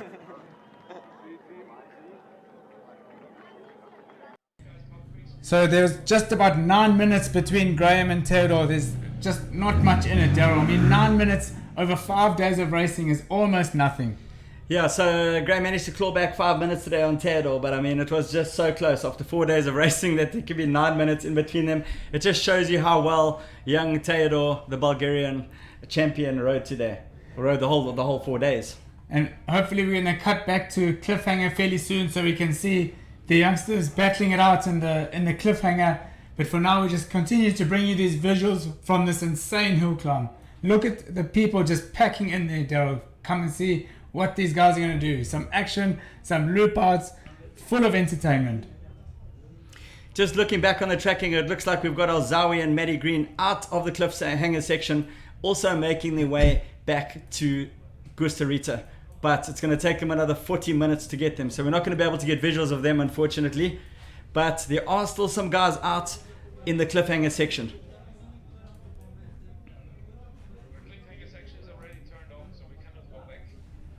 Roman Tuma there from the Czech Republic getting himself into a bit of trouble there. He's a silver rider. And look at these guys all coming into the arena together. Do you think we're going to see a motocross start here, Daryl? Yeah, it looks like it. And cliffhanger's out. They've shut the cliffhanger section down, so unfortunately we won't be able to cut back there again. Look at the wow! Look at the drive he's getting up there. So that was the Iron Rider there. We saw Aaron Flatt from the USA. No, that doesn't look like he's going to make it. Pablo Monge. No, he'll have to turn it around and give it another crack. Impressive riding backwards so quickly there.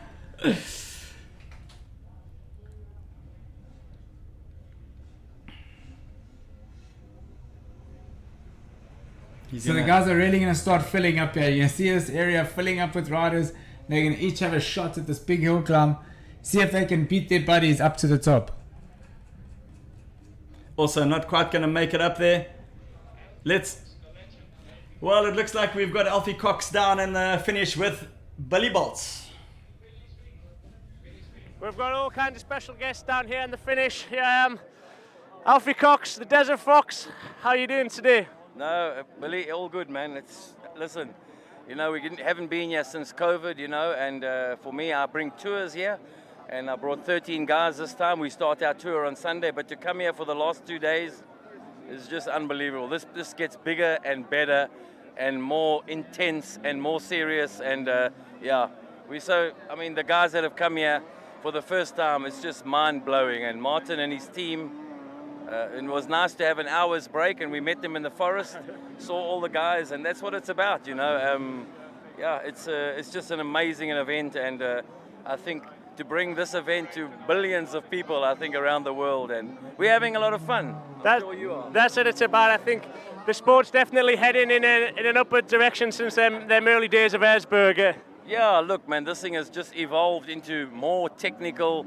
Martin was just saying in the forest that the level has got so high that he thinks he's going to have to bring you guys to vertical walls. It's the only way he's going to stop you from going up. He doesn't like it when a lot of people finish. Obviously, this year it's dry. Yeah. A lot of guys are finished, and that's not Martin's style. There we go. Nice to hear from Alfie, obviously a legend of the off-road world, just out here enjoying himself and hanging out at the finish. Thanks, man. So nice to hear from Alfie there. And Alfie Cox, he took part in the very first edition of Red Bull Romaniacs way back in 2003. Martin gave him a call and said, "Hey Alf, I'm doing this, making this big event, you know, come and take part. I'm going to get you a bike." And so Alfie's like, "Yeah man, cool, I'm coming." And Martin gave him a 450 to ride in the gold class. Well, you know, that was our inspiration back in the day. You know, Alfie doing the Erzbergs and everything else. Obviously, all of his Dakar achievements, I mean, finishing second at the Dakar and winning the first Erzberg. And he got us all into hard enduro in South Africa. And, you know, the continuation is all of these youngsters like Maddie Green still coming through, all caused by Alfie Cox right in the very beginning. And, you know, that's what's so great about this event too, is that anybody can come and do it. There's something for everybody. You don't have to be an Alfie Cox. You don't have to be a Billy Bolt or Manny Littenbichler or a Graham Jarvis. Get yourself to the gym. Do a bit of workouts. Get a bike and come and take part in the world's toughest enduro rally event. There is something for everybody. And you can decide your level. You know, if you want to have just a really nice ride, you go for Atom or Iron. If you want to have fun, challenge yourself a little bit more, go for Bronze. And then there's quite a big step up to silver, you know, with Chris Birch. I mean, he finished on the 500. And then the gold is at a completely another level. So you'll know if you're a gold rider or not. Gold is just another level. But, oh, look at that. That's so cool to see. There's a lot of lines getting formed here. He's just trying to keep that in a straight line. Because if you start going too squirrely on the sideways, you're going to lose a bit of momentum. That was a good attempt there, Gerard David from France. Well, he got up to the top of the step, but he's going to go back down, and it's not nice to turn around from there where he's at. Don't forget that you can catch the highlights of each of these off-road days and the prologue on Red Bull TV. They've got some great entertainment there for you to get up to speed and re-watch and relive all these emotions and what the guys have been going through. As well as on our website with all the live news, we'll continue to bring you interviews, pictures, videos of the day, everything and anything that can just show you how great these guys are.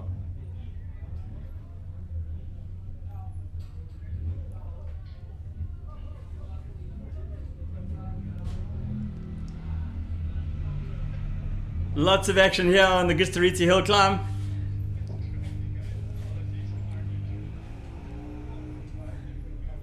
And the thing is that everybody is just enjoying themselves. You know, they're suffering. Their bikes are looping out. They're throwing them down the mountain. They're trying to get up this hill climb, but they would not rather be doing anything else than be riding their dirt bike. I've just heard now that Matthias Volkner is down in the finish line. He did an absolutely incredible job on that, finished on the rally bike, on the Dakar bike. Unbelievable. He brought it here and he finished.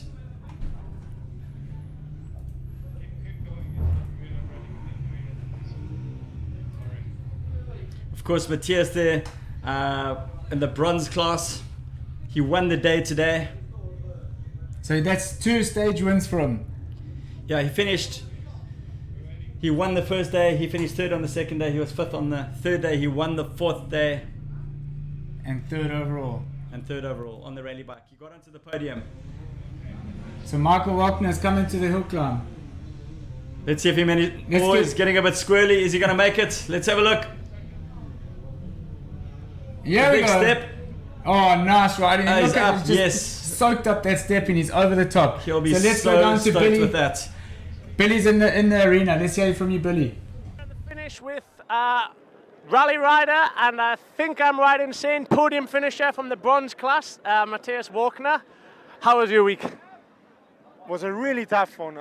Was sure one of the hardest thing I did in my life so far. Was a really nice adventure, nice competition, and I really enjoyed it.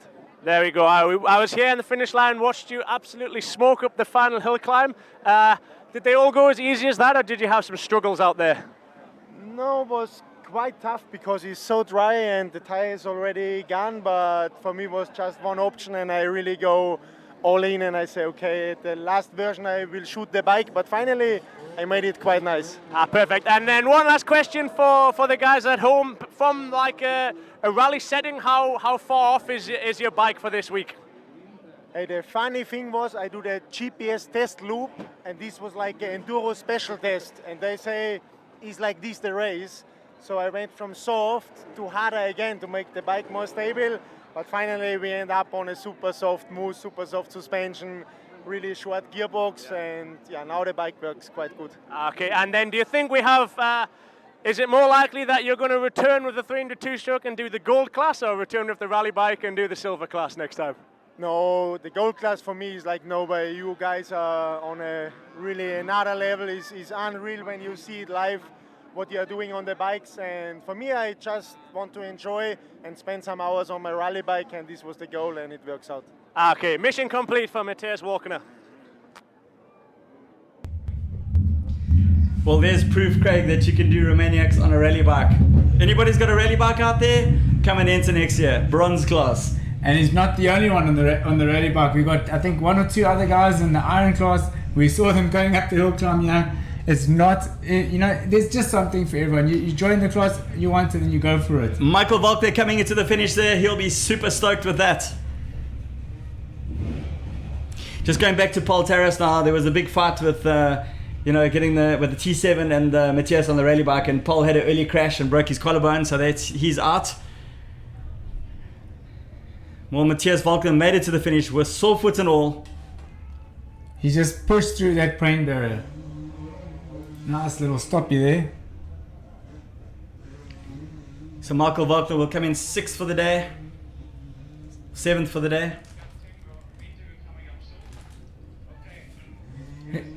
Let's go across to Billy in the arena again.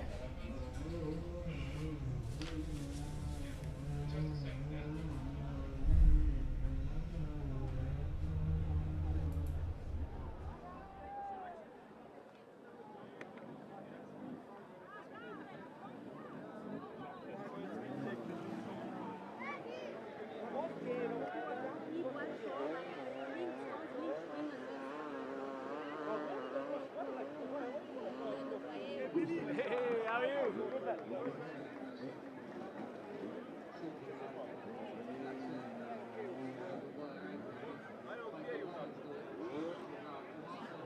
Just let Michael get a drink. I think all the guys have suffered pretty hard with the heat, and they definitely haven't gone easy from a track's point of view. Michael, I think they definitely didn't take it easy from the track side for the final day. Yeah, the beginning was quite good, but then I hurt my foot, so I think there's something broken, and I took painkillers and yeah, try to finish the day as good as possible, and yeah, now I'm happy to be in the finish. Okay, good job for being in the finish. I think we'll let you get straight off and go and sit down and put your foot up. There we have it. So Michael injured his foot earlier on today, but he still made it to the finish, and I think still in the top 5, so good job. Thank you, Billy. Well, that's a solid 5th overall for Michael Volkner. What a great effort from the young Austrian. He's had such a great season so far. I'm just looking outside the window here, Darren.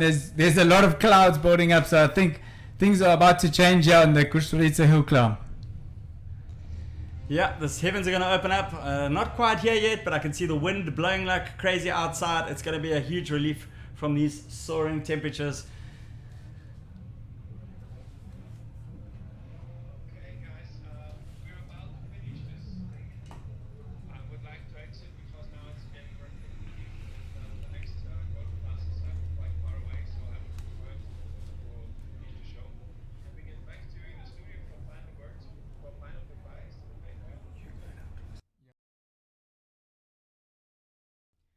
Well, Craig, what an afternoon it's been. There's been so much action here at Krušovica, but I think it's time to wrap up now. Daryl, what an amazing journey we've been through.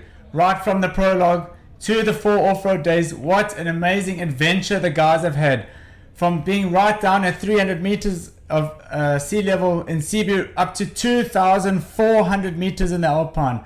What a journey, what an adventure. Everyone has thoroughly enjoyed themselves. So been huge action there on all of the Romaniac sections. So yeah, it's been a non-stop action. Non-stop. So thanks for joining us. Watch those highlights on Red Bull TV. Look at the live news on our website. And please, come and ride next year. Just do it. Get off the couch.